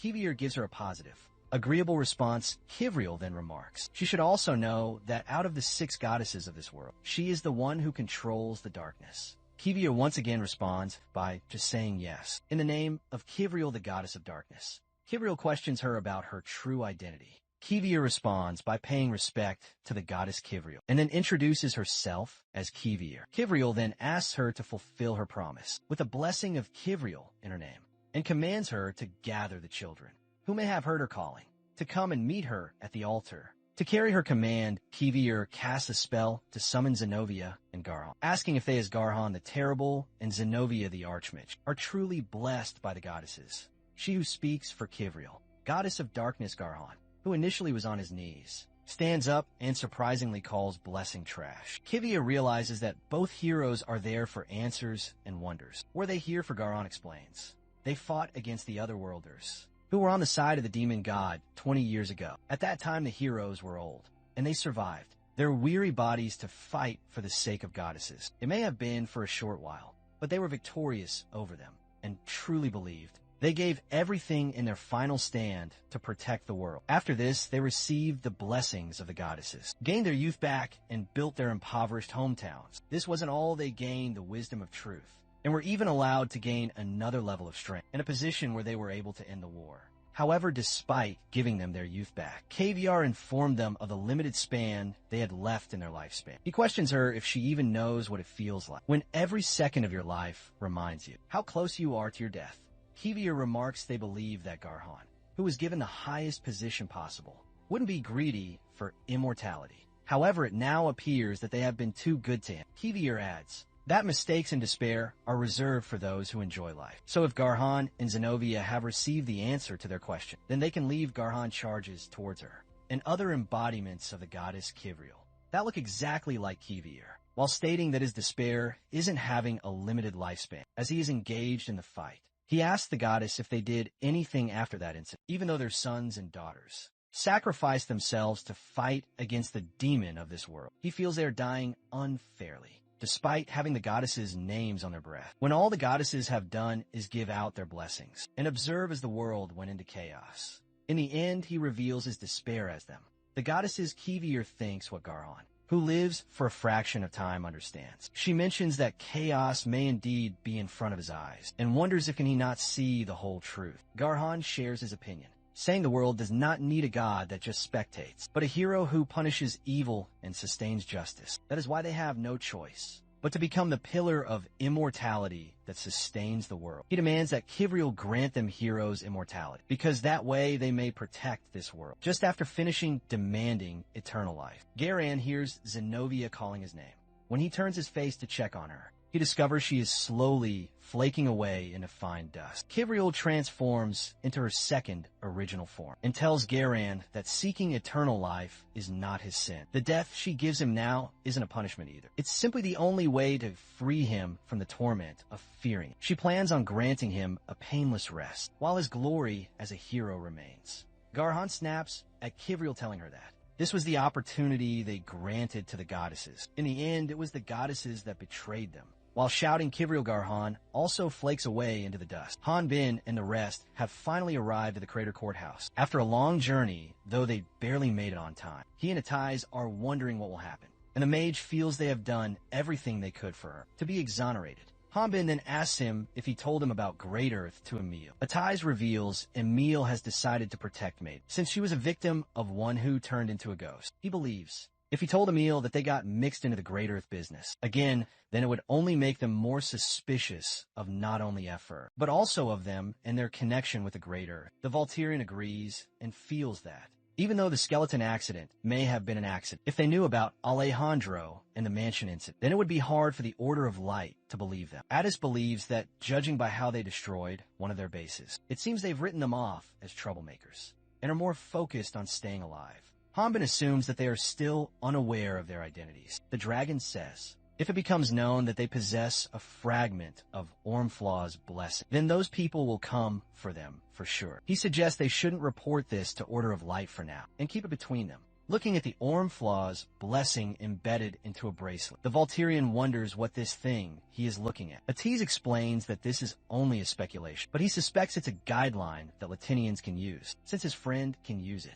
Hanbin learns that if his guideline was normal, he could have been at least helpful. The magician is sure that is probably not the case, because this demon god's blessing is most likely different from a guideline. He informs him that this is a bit more specialized than a normal guideline. They can input new magic spells or skills inside, wondering if one can use the spells or skills they are not compatible with. He asks these questions to Atiz. The magician reveals the problem is, one can even use those that they are not compatible with. The Sword King, a swordsman, and a high-level mage will both be able to use magic that could read an opponent's level. It's similar to how a dragon absorbs experience. With this tool, a person can go beyond the capabilities of their limits. Hanbin understood Atiz's words as comparing humans to outdated computers, struggling to run advanced magic, like high-performance software. The only way a computer can use the program is either to have a guideline or Ormflaw's blessing. Atiz feels lucky to have escaped from the mansion. They were able to stop the magic because Maiden was stuck inside with them. And the fact that this was only a fragment of Ormflaw's blessing, that the magic wasn't complete. He reveals if this was a more complete blessing, then both he and the ghost girl would probably never have been able to get out of that magic trap. Hanbin suddenly takes a big bite from Atiz's burrito, which makes him a little upset, as this is his first real food that they had in a while. Hanbin blames him for not focusing on the food that is in front of him. He comments if this was the rock mountain,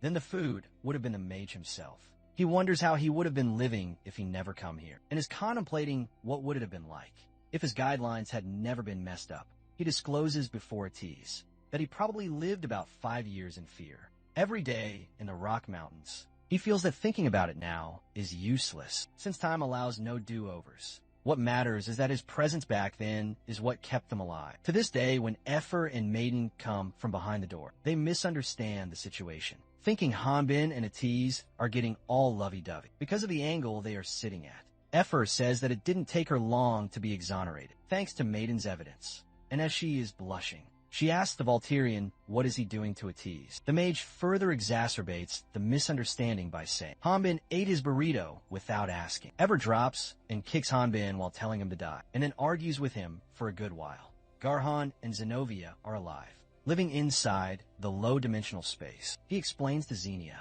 that the goddesses are beings of a higher dimension than humans, just as that implies. The dimension that they exist in is completely different. He feels there is no way they will be able to understand. Those who live in a four-dimensional world, but they can also think in reverse, just as the humans are shapes drawn on a plane. From their point of view, the eternity that the humans long for is simply another dimension. For them, it was believed that the humans couldn't attack goddesses, but that was the rule up until now, because Garan has acquired dimensional sealing magic, and Kivriel is trapped in it. He wasn't expecting that such a high-dimensional being will be trapped in a low-dimensional field.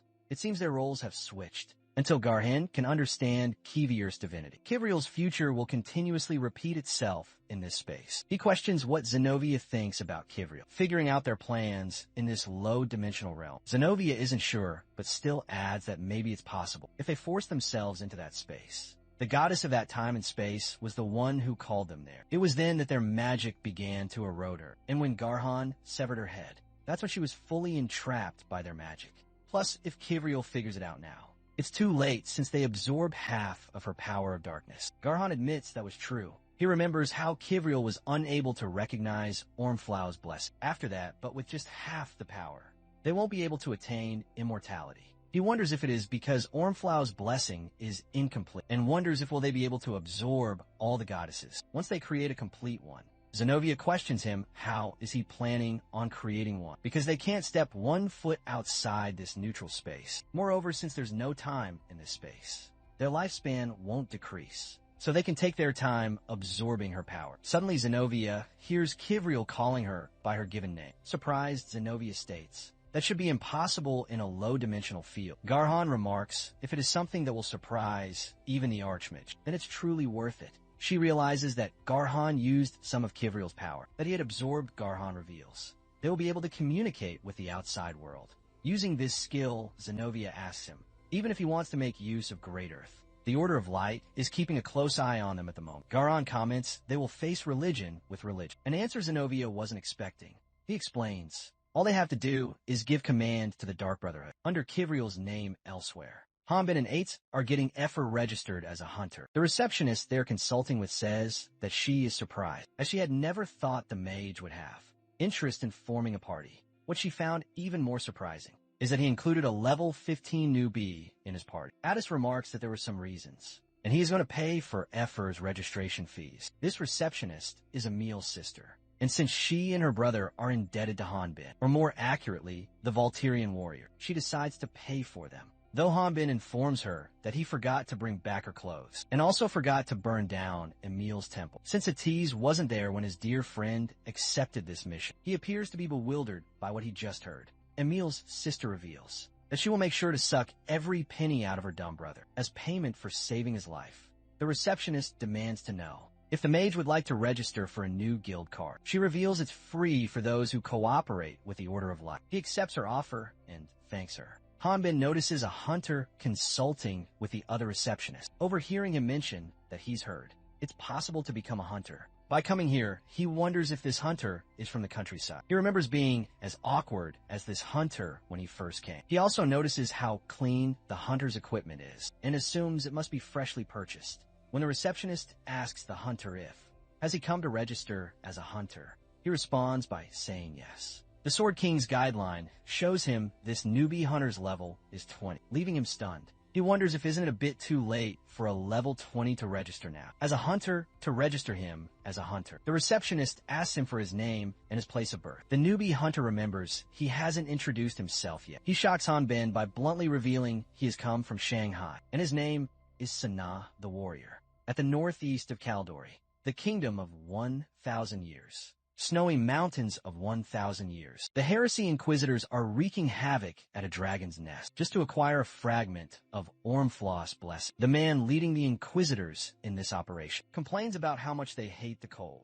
They wonder why dragons have to build a nest there. The workers and the locals are screaming in fear, questioning why the Inquisitors have to be here, while the Heresy Inquisitors are tearing things apart. On the surface level of the dragon's nest, one of the refugees appears to be possessing the thing the Inquisitors are looking for, a fragment of ORM Flaw's blessing. This refugee is standing on a big steeple structure, aiming to escape without being noticed. He wonders why this organization have to show up when the experiment is a success. He is more stunned by the fact that they were able to locate it. Normally, it would be challenging to find this place, knowing that running is the only feasible option. He attempts to evade the threat, only to be stopped by one of the Heresy Inquisitors. The member of Heresy Inquisitors interrogates him about where is he. Trying to escape, he pretends to be innocent and claims he is one of those wandering folks who have nowhere else to go. He tries to find a logical solution to this, as he can't see the opponent's level due to the mask. Noticing the gold color on the Heresy Inquisitor's clothes, the refugee presumes he is being confronted by a general. He begs for forgiveness,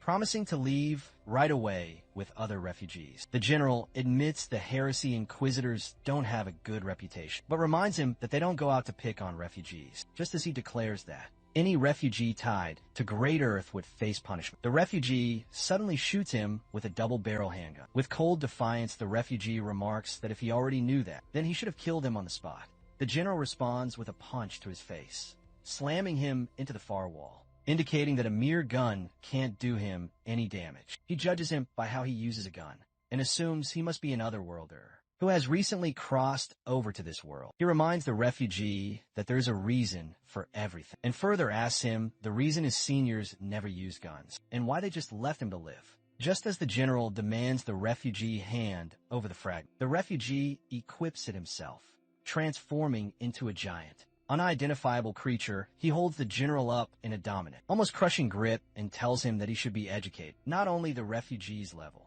but every skill of his has increased. and he claims to be over level 80. The refugee then wonders how Alejandro lost, despite having this tremendous power. He thinks it's a pity that his first opponent with such immense power is just a lowly spiritualist, a mere healer, though he's certain the general won't go down without a fight. Afterward, the refugee starts the quiz time, intending to ask the general a few questions. While asking the general how he knows Ormflaw's blessing was here, he extends his arm to take off his mask. The general warns him to not touch the mask, but despite the warnings, the refugee shatters his mask with a simple flick. Since the mask has been removed, the general's level gets exposed. The refugee gets frightened when he notices the general's level. He wonders how can someone be at that level. Believing reaching that level is almost impossible, the general gets a little serious, remarking that there was a reason for everything, while casually amputating his arm with force. At the Crater Valley, a party of hunters is fighting some monsters near a dungeon entrance. As they're struggling to stop the monsters from escaping from the dungeon, Effer also appears to be spectating the fight from a distance. The party's captain, a level 50 warrior, tries to block the way outside in an attempt to stop the giant millipede. However, the giant millipede still penetrates through his defense and heads straight toward the town, leaving the party worried. However, they're surprised when they notice a human falling from the sky. And this human is Effer. She seems to be equipping dual swords, which resembles Ellie's swordsmanship. And upon getting closer to the giant millipede, she impales it with her sword. When her face becomes visible, the hunters recognize Effer, a new hunter who appeared 2 months ago and has been leveling up at a frightened speed. The hunters are aware that she may be a new magic swordsman, but she's a genius that could single-handedly defeat most monsters. One hunter reveals that according to the rumors, Effer's sister died in a dragon's nest incident, and the circumstances led her to become a hunter to help people. The hunter's other party member tells him that it's kind of creepy, that he knows so much the captain shouts at them, that this isn't the time to be thankful to another party. He thinks the monster won't be defeated by such a weak attack. However, Addis is standing on the surface of the ravine, waiting for the monster to get in his attacking range, so he can kill it. When the party of hunters notices the monster freeze, they realize this is Atai's magic, the #1 sought-after mage for any part, since he is good at attack and support. The mage even uses his own magical inventions to use spells beyond his level. Earlier, when fighting the giant millipede, his magic stone shattered into pieces. He has now learned that a magic stone can't keep up with a spell of this level. The captain notices Atai's getting prettier day by day. Creeped out, his other party members remind him that Atai's is a dude. The captain thinks it doesn't matter because he is just watching. The female hunter of the party remembers seeing the mage in the papers, but in the photo she saw there was a family member of the Sword King. The Volturian warrior of the party that has been just saved by our heroes is curious to see what the Volturian looks like. However, instead of Hanbin,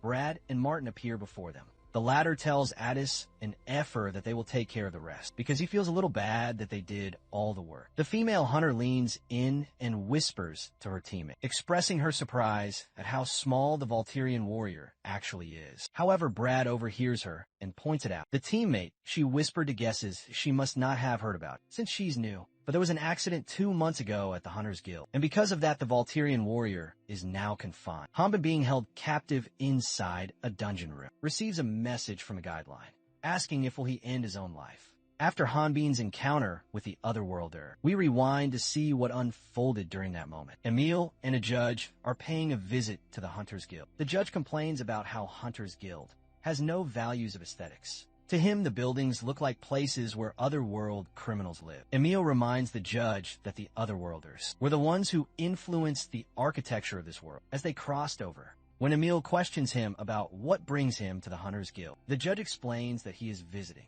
because of the white-haired girl who was recently on trial. Emil enlightens him that the girl's name is Effer. The judge reveals that girl has been on his mind lately and remarks she is quite pretty. He feels that it's a shame. Such a pretty girl is doing dirty jobs as a hunter. He wonders what is her party like. Emil is annoyed hearing the aristocrat say some disgusting things, though he is aware that being patient is the only viable option, since the judge is a small-time noble who gives large donations to the order. When they step foot inside the guild, Emil and the judge find the Hunters Guild to be crowded. The judge asks Emil if the atmosphere of Hunters Guild is usually this noisy, due to the nature of the job. Friction between hunters is always high. In addition, they carry weapons, which can result in one losing their life in a private fight. To prevent this fights between hunters, Using weapons are strictly prohibited within the guild, and those who break the rules will lose their hunter's license. However, there is one exception to the rule. When a new hunter registers with a level of 20 or above, everyone presses that specific hunter. Hanbin has knocked over the newbie adventurer named Jean. By sheer force, the newbie adventurer can't make sense of the situation and wonders why he was shoved in the first place. When Atissa asks Hanbin if he's certain the person he's confronting is an otherworlder, he responds by asking both him and Effer if they've ever heard of places like Shanghai or Jean. Lucien the mage wonders if those were the names of some places. He realizes that those terms must be words used by otherworlders on Earth, and that is why Hanbin is sure of his identity, and no one else has any idea, since a Volturian warrior is standing his ground. Other hunters aren't making a move right now. He calls Hanbin awesome for being able to do something that incredible. Meanwhile, the Volturian's memory of the things related to Shanghai is hazy. He only remembers Shanghai spicy cuisines. The 22 years he spent living on Rockmount was too long for him to accurately remember the countries of Earth. He is sure that the newbie adventurer is an Earthling that had just recently crossed over, but wonders why didn't the guideline warn him to hide his identity. He thinks it would be best to scare him a little and chase him out. After being knocked over by Hanbin,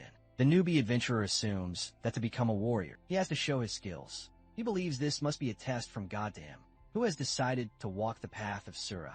He remarks if this is his destiny, he will neither run nor hide from it. However, if being a warrior means taking another life, he refuses to do it and asks the Volturian to move aside, and casually calls him a level 5 muscle-headed warrior. It takes Hanbin a few seconds to realize what Zhang just remarked, and then slaps him in the face, sending him flying out of range from the force. Hanbin slapped him, as if to ask whether he intended to broadcast his level to everyone. He had no ulterior motives, he just wanted to slap the newbie. The local hunters are babbling after learning that the Volturian is a level 5. The level 5 Volturian tries to signal at ease to do something, but he is just as surprised as him, and pretends to not have heard anything, as Hanbin and Atiz panic. Effer ridicules Zhang shouting that. He must know what it's like to be punched by a Volturian warrior. The hunters nearby are surprised, wondering what's going on. The Volturian warrior being a level 5 is news to them. However, they still aren't fully convinced,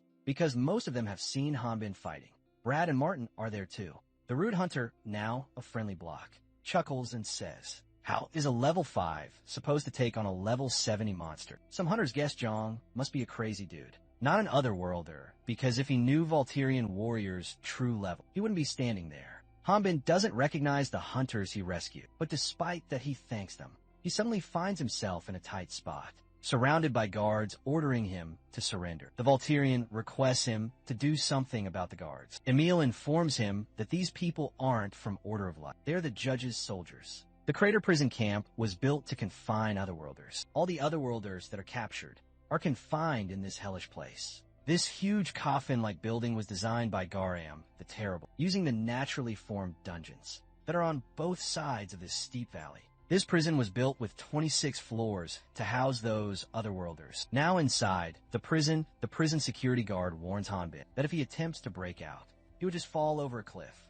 Even if he tries to fly out, the walls are 15 meters thick. That isn't all at certain places. The walls are at least 48 meters thick. The security officer reveals even Baral, the Sword King, couldn't penetrate a 48-meter thick steel wall during a test. Therefore, even a Volturian like him won't be able to escape from this prison. In the end, the officer asks him if he understands this. He declares that from this point on, he's no longer a Volturian for the next 100 years of his punishment. Since the Sword King wasn't expecting a 100-year sentence for an accident, he demanded an explanation on why is he sentenced to 100 years. He pleads before the security officer and the judge, who is watching him from a distance, that it was an accident, and it was the other guy's fault in the first place. Atiz and Effer have also come to see their friend. The mage believes there's no point in asking for an appeal, since all the other judges are also nobles. He reveals he asked Priest Emil for help, but Emil claimed they won't even give him a chance to be exonerated, and it appears that the judge is in charge of Crater Prison. Even if outsiders make a fuss, it won't matter, Hanbin wonders. What should they do? Then Effer lays out their plan to bribe the judge, counting on his greed, so they intend to pay him off. Atiz wants him to sit tight while they work on saving as much cash as possible. The Volturian is aware of the fact that he will only be hunted down for the rest of his life if he escapes from his prison. What he will lose even more is the chance to receive the goddess's blessing through the order. This means he won't be able to ask the goddesses to return them home. He guesses he has to believe in Ati's and efforts, plan and wait. Hanbin notices Zhang getting beaten up in the same cell block as him. Just a few yards away, he's being brutally beaten by a group of inmates who are trying to force him to confess to crimes. He pleads that he didn't do anything that can be described as shameful. Zhang's crime is headbutting a noble and was charged with an attempted assassination of an aristocrat. He has been imprisoned without trial due to unidentification, and his sentence is also 100 years. The otherworldly sword. King's crime was throwing an unidentified person towards a noble, like Zhang. He is also charged with an attempted assassination of the aristocrat. Notably, he served as a bodyguard for the Order of Light for a week. When Zhang spots the Volturian, he remarks it's funny meeting him here. Han Bin is exasperated as he doesn't want to get involved with him. He feels that he should have punched him in the head. Instead of slapping him, when the punks beating Zhang spot the Volturian, they immediately start calling him out too. Han Bin, facing the opposite direction, denies knowing him. The punks assume they're being looked down upon, which they believe is their territory. They wonder if the man before them is a newbie. But Zhang cuts in saying they can't recognize an expert, just like he didn't before. Hanbin slapped him just as he finishes talking. The Volturian flicks both of the punk's ears with his fingers, knocking them unconscious. He is irritated as he has to deal with Zhang when his plan is screwed. He fears his identity might be revealed by this otherworlder if he keeps blabbing away. If his identity is revealed, then at ease and effort both would suffer the consequences. He considers killing him. He stretches his arm to grab Zhang's neck, intending to finish him once and for all. However, he hesitates when he hears him mention how happy he is to see a familiar face. He sees his past self in him, which makes him drop his plan of killing him. He introduces himself and asks to just call him Phylak. Zhang also introduces himself as Zhang Luxin. After this, the Volturian asks him, how has he survived until now? Because he is pretty much advertising that he is an otherworlder. Zhang responds that everyone basically decided he was insane the moment he mentioned Han Bin's level, even though he previously hinted at being from another world. He's now denying Han Bin is glad that Zhang at least knows that he needs to keep that a secret, but doesn't know what exactly he needs to hide. The Volturian feels obliged to tell him the difference between otherworlders and Latinians. Zhang offers him some magic stones as a token of thanks. When asked if he brought those stones from outside, Zhang reveals they are from the monsters that he hunted down in the crater prison. Hanbin is shocked to learn that one can hunt monsters in prison. He wonders if it is some form of labor. Zhang reveals that those guys were trying to take the magic stones from it just now, since the prison is in the middle of a dungeon. The Sword King wonders if they can go inside those dungeons. He is also curious about why the other inmates tried to steal the magic stones from Zhang, since there's no point in that. They can't sell them for money. Inside the prison, Hanbin learns that if he gives these magic stones to the guards, his sentence will be reduced. The judge is speaking to someone he calls an otherworlder, who is being held inside a rectangular containment capsule. The judge mentions he has heard that the otherworlders can't forget the taste of killing a Latinian once they start, because the otherworlder he's talking to can earn more experience. The stronger a Latinian is, he sometimes finds himself feeling envious of them. On top of that, things have been pretty dull for him lately. When the judge notices that the otherworlder is eager to fight and gain experience, he informs the otherworlder that his next target is a Volturian. Inside the rectangular containment capsule is someone who knows Hanbin and even enunciates Eric Garun. Humans from Earth have small and weak bodies. The advancement of civilization led to a decrease in physical activities, which resulted in the loss of muscles. But Latinians aren't so different from the people of Earth, though they do have to hunt giant monsters. Their natural bodies are the same. It's just that the Latinians use their bodies more because of their environment. To hunt monsters, the Latinians learn to fight and increase their body strength through leveling up. Even so, a human's body limit is level 15. However, there are many different types of monsters, and your level can increase exponentially based on which monsters you hunt. This is why Latinians have powers that are called the four energies. These four energies are aura, strong physique and destructive energy, mana, magical energy force, lightning and internal energy, and prana, regenerative and protection energy. Hunters train these energies to increase their levels and hunt huge monsters. However, if one is not able to use one of those four energies, they rely on a magic tool called handcuffs of sealing. When handcuffs of sealing are worn, they block the four energies. The color in these cuffs changes when they are in use. Although hunters' level may be high, a human without the ability to use the four energies is nothing but monster food.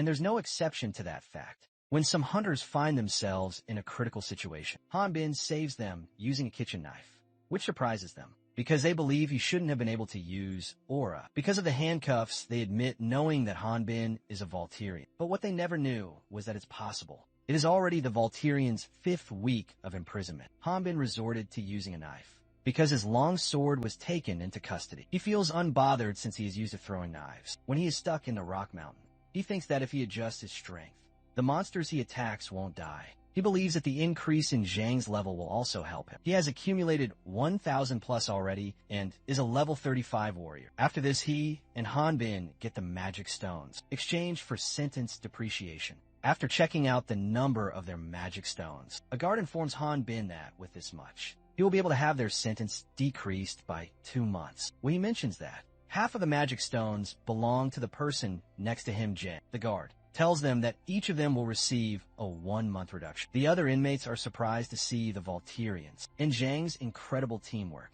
as it would practically be impossible for them to decrease a single. Hanbin asks the guard for a loaf of bread and 8 kitchen knives for his magic stones. The newbie suggests an actual weapon would be much better than kitchen knives. The Volturian explains it will break if he just swings it once, and for that reason the cheaper the better. Zhang feels ashamed carrying a good weapon, while Hanbin is doing all the work. For the past 5 weeks, Hanbin and Zhang have been slowly descending floor by floor, collecting magic stones. It would be faster if the other worlder, Sword King, headed down to the deepest levels alone. But he can't leave someone alone who knows his real level. Plus Zhang needs to level up too. In addition to this, the newbie has a working guideline. There may be important information in there that would be useful for when he negotiates with the goddesses. Once he meets them, this means they both need to be released at the same time. Zhang surprisingly demands the guard give him 100 loaves of bread instead of reducing his sentence. He distributes these loaves among the other 100 inmates who can't hunt. For various reasons, they are grateful to him, since he used his hard-earned magic stones on them. Zhang points out that monsters will show up in the dungeon again, so there's nothing to fear. Hanbin snaps at him, asking him if is he thinking of rotting in jail forever. And if is this his home, he responds by saying that anyone who wants to be a hero can't ignore people in pain, even if those people happen to be criminals. Suddenly, the judge arrives to check on the prisoners, and when he looks at the inmates, he comments it's a total cesspool here. One inmate rushes to the judge, requesting they let his family come visit him. Once, however, he is stopped by the guards. Looking at the miserable state of the prisoner, the judge asks the guards to explain this. One guard points out that the prisoner, in the judge's presence, was sentenced to 15 years in prison for not being able to repay his debt. 5 years ago, he is not a hunter, and his family is currently paying for his bail. In simple words, he is a farmer. The judge wants the prisoner to hunt in the dungeons. Otherwise, he would not be given any visiting rights. The guard informs the judge that the last time this prisoner headed into a dungeon was 3 months ago and lost his leg in an accident. The judge wonders if they should give him an opportunity. Once he finishes pondering, he tells his guards to throw the prisoner in the dungeon. The judge then reminds the head warden that he already told them to get rid of trash. That no longer makes a profit. After apologizing to the judge for taking his order for granted, the warden then asks him what brings him to this shabby place. The judge reveals he is looking for a certain prisoner. As the guards drag the prisoner, who has a severed leg, toward the dungeon, he begs those familiar to him for help. The guards warn him to stop squirming, and they're glad that at least they don't have to kill him themselves. The guard soon finds Hanbin and Zhang, blocking the entrance to the dungeon, and assumes the Volturian warrior is looking for a fight. They order them to step aside. The Volturian informs them that they're just about to head into the dungeon. Themselves, Zhang adds, they just completely wiped out all the monsters in the other dungeon. Just now, Hanbin suggests they should go inside the dungeon together. However, despite him trying to convince them, the guards remain unconvinced and appear to hold their ground in a defensive stance. At the northeast of Kaldori, the kingdom of 1,000 years, the snowy mountains of the Dragon's Nest, the Heresy Inquisitors are done fetching the Ormfloss blessing. They have confirmed the levels of all the citizens that were evacuated, and none were suspected of being otherworlders. This will make this 6th Dragon's Nest that they have brought into their control. Noticing that his ally has gone silent, the Heresy Inquisitor 1 asks the Heresy Inquisitor 2, "What's the matter?" The Heresy Inquisitor 2 replies that he heard the captain decided to stay behind because he smelled something fishy. But what he is concerned about is if the site they are investigating is ruined. The Heresy Inquisitor 1 comments that It seems like the Heresy Inquisitor too is quite displeased with this, and when he asked him where is the captain, he learns that they went to the head temple to make a report. At the head temple of the Dark Brotherhood, the Saints' Chapel, the captain of the Inquisitor unit that was at Caldorii Kingdom, snowy mountains of the Dragon's Nest, is reporting the information they have obtained.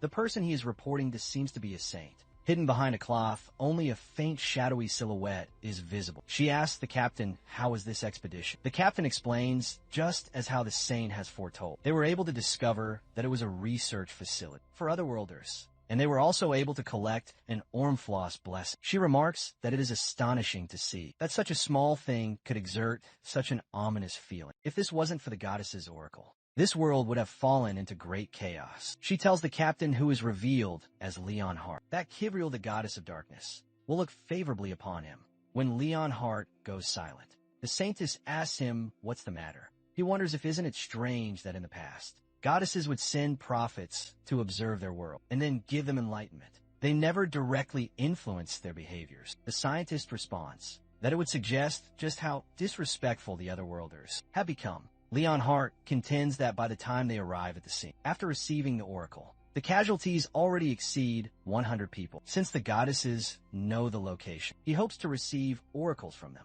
Quickly enraged by Leon Hart's blasphemous questions, the saintess shoves the curtains, revealing herself to confront him. She reveals she has been a saintess for over 70 years, and true to what Leon Hart just said, she has never received this many oracles at a given time. She asks him how dare he question the goddess's judgment, when the goddess's only concern is for the safety of this world. She tells him that he may be one who's blessed, but questioning so is unforgivable. The saint calms down when he apologizes. However, she reminds him that he is no longer a child to cause trouble, and give him a piece of advice: to be careful with his words and actions. He asks him to remove his mask the next time he visits, because it's a shame to cover it. When the goddesses have given him such a handsome face, he removes the face mask, only to make the ladies serving the saintess blush. He states that he'll remain on standby until the next oracle is revealed. The saintess begins offering Ormflaw's blessing to Kivriel. Leon Hart thinks that because of the oracles, with such detailed information that has never been given before, they were able to take Ormflaw's blessing from Great Earth's hands. However, no matter how many times they question the goddesses what they are, they only tell them that their existence shouldn't be revealed to others' orders. He wonders if there's something going on. Meanwhile, Garhon received the Ormflaw's blessing, which is the secret to his level and incredible strength, and he knew the Dark Brotherhood would be reliable. Zenobia asks Garhon how much has the demon god's blessing that was left at the dragon's nest progressed. He reveals it was only 3% this time, and it seems that there weren't that many refugees there. Zenobia believes that even if they were to get Richard to help them deliver the fragments from the dragon's nest, they will be able to get rid of the useless Great Earth. Since they are also using the Dark Brotherhood, Zenobia tells Garhon that it was a good thing. He played with politics while acting as a regent. Garhon's body doesn't age, but that's not all, because he feels that his mind has gotten sharp. Zenobia feels disappointed seeing the other group they made together, the Great Earth, be easily crushed. Garhon is convinced that the new Great Earth isn't weak, but the Dark Brotherhood's heresy. Inquisitors aren't exactly strong either. Zenobia wonders if that indicates the Great Earth is being easily crushed, since they have been giving the Inquisitor so much information on them. Garhon adds another reason. The Dark Brotherhood has Leon Hart blessed by the goddesses. She feels that it's a good thing because they can bring Leon Hart over to their side, since he should also know his lifespan. Garhon tells her to give up on that dream, because he may have gotten the goddess's blessing, but he refused to have a successful life, and therefore joined the Dark Brotherhood. His devotion is different from theirs, and he will come after them if he finds out about their plans. Zenobia opts to get rid of Leon Hart. However, Garhon is sure that an Inquisitor like him is quite useful. Moreover, the Great Earth won't be able to face him since his level is so high. Garhon agrees and further adds that, since the goal of Heresy Inquisitors is to capture Otherworlders to obtain information, Leon Hart is quite an expert in facing the Otherworlders, especially since he is a spiritualist who specializes in close combat and healing techniques. Zenobia drops another question. What if Great Earth spills about them? Garhon believes those weak minds will try to use this chance to blame them. To save themselves, however, even if they wanted to, they wouldn't be able to, and this is something they probably didn't know. The moment they reveal any information about the four heroes, the taboo magic that was placed on them will trigger. At that moment, their brains will experience excruciating pain and will die shortly after. He guesses that works since healing magic won't work in that case. And after, the other worlders' bodies will become dust and disappear upon death. Garhan shows Zenobia some magic through the dimensional sealing magic and asks her if she remembers this. Zenobia remarks she is an archmage, but that doesn't mean she would remember every single magic that she creates. Plus, she was busy trying to understand the power of the goddesses. Garhan reveals all they have to do now is wait until the Ormflaw's blessing is complete. That way they will be able to absorb the goddess's holy powers. Zenobia remembers that they have one more fragment left, but is sure they have already taken care of all dragon's nests. Garhan informs her that dragon's nests managed by otherworlders aren't the only place it could be at.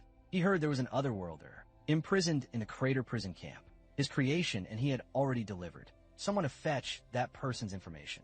All they have left to do is wait for Leslie, who has infiltrated the camp. At the crater prison camp, Leslie has heard that great Earth members have been killed, left and right all of a sudden by the Heresy Inquisitors. She is convinced that it's the doing of Garhan and Zenobia. They are cutting their tail off. She is aware that if she doesn't find the Earthling that is in here, then she will be the next target on the list. She is thinking of grabbing the fragment real quick and then escaping. However, the problem is she has arrived at the wrong time. She is witnessing a little quarrel between Hanbin and the judge's guards, hearing people chant the name Volturian warrior. Someone she was certain had died in the mansion leaves her utterly confused. She overhears two prisoners talking. One of them says that he heard the person next to the Volturian warrior was the one who tried to assassinate the judge. The other person comments that he heard that person came in here on purpose. After hearing all the wicked things that have been happening in here, Leslie dismisses what she just heard and thinks the kid, besides the Volturian, doesn't seem to be the one Garhan was talking about. She came to that conclusion because Jang's level is low, and the timing of his imprisonment doesn't match. The bigger problem is that the Volturian warrior, whom they already reported as dead to Garhan, is still alive when Leslie looks at Hanbin's level. She assumes he must be pretending to be a Volturian, since the guards aren't relenting down. Zhang suggests they should take of these guards and save everyone. The Volturian asks him, who are they supposed to protect and who needs saving, and then bluntly asks him if he is thinking of committing suicide here. Hanbin adds that he already has 2 dragons to take care of. He is well aware that if they head butts with the judge, then the situation would become more annoying. He just wanted to go and spend time in the dungeon. Inside, he curses the judge for not leaving and staying here for too long. When he asks the guard what are they standing around for, they are taken aback by his tremendous murderous intent. Zhang is eager to fight the guards and thinks that he can't stay silent because staying quiet won't help a single person. He suddenly calls out all the prisoners who feel their sentence is unjust to stand against this, however, before he can utter a word against the judge or the guards. Hanbin grabs him by the neck and begins choking him. The amputated man listens to Zhang's calls and yells out that they may have committed a crime, but it isn't worthy of the death sentence. He says they have families waiting for them. Soon after, everyone starts rebelling against the current world order, speaking about how they have been done dirty. They start chanting "Release us," leaving Leslie to wonder if these people are crazy. The guards notify the judge to escape since it's a riot, displeased by what's happening. The judge orders his guard to bring him out of the coffin, talking about the other worlder he was chatting with earlier. Hanbin is surprised, wondering what's happening here. Jiang tells him that this is the warrior's way to save those who are weak, so they must have been struck by the motivation. A true hero empowers others to stand on their own. He reveals that he never realized Hanbin had such an amazing character, along with his incredible martial arts skills. He declares that he will be serving him forever. He then shouts that everyone should follow the Volturian hero. People follow his lead and begin chanting Volturian. Everyone goes quiet when they spot someone shackled at both wrists and ankles, unable to take more than just a few steps. The prisoners immediately realize that this person is an otherworlder. Both Hanbin and Zhang are surprised by this discovery, while Leslie realizes that's the otherworlder Garhan was talking about. Her guideline tells her that the otherworlder is a level 61 magic swordsman. After revealing the otherworlder, the judge attempts to torment the prisoners. He thinks showing this much fear to the prisoners is just about right. The judge further threatens them that as soon as he releases the otherworlder, he will get rid of all of them in less than 5 minutes. Leslie knows that she clears him when it comes to level, but it will be difficult since she is handcuffed with sealing handcuffs. She even thinks of making a run. The judge declares himself as merciful, and in his merciful judgment, He adds 50 years to their sentence for the act of rebellion, and the madman who led the rebellion would get 100 years. Additional sentence, Jang snitches on Hanbin and tells the aristocrat that the rebellion wasn't his idea, but the Volturian warriors. And the judge adds another 100 years to Hanbin's sentence. The judge directly tells him and Hanbin that he is aware the two of them are different from the people here, because not only did they dare to attack him, but they also caused a riot in his prison camp.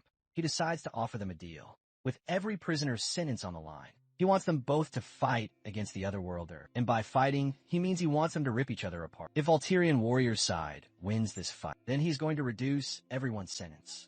Hanbin immediately refuses this offer. It is revealed that he is trying to hide his face from the Otherworlder, because if they come face to face, then the Otherworlder would see his level. Plus he believes, if they hunt monsters on the deepest floor for about 2 or 3 months, then he and Zhang will easily cut 200 years off their sentence. As Hanbin lifts him and begins taking steps forward to the dungeon, the Otherworlder finally speaks, asking Hanbin if he really thinks hunting monsters would help him reduce his sentence. The Otherworlder refers to Hanbin as Erigara, leaving him stunned. The Otherworlder reveals that his injuries still twitch from their last fight and then asks for a round 2. The Volturian warrior tries to guess who this Otherworlder might be, but is interrupted by Zhang. The judge is surprised by the Otherworlder in Hanbin's history. He believes this will be more fun now, however. Since 2 against 1 isn't exciting at all, he asks if there is any criminal who is willing to fight with the Otherworlder against the Volturian and his friend. He promises to release the participant, no matter the outcome of the fight.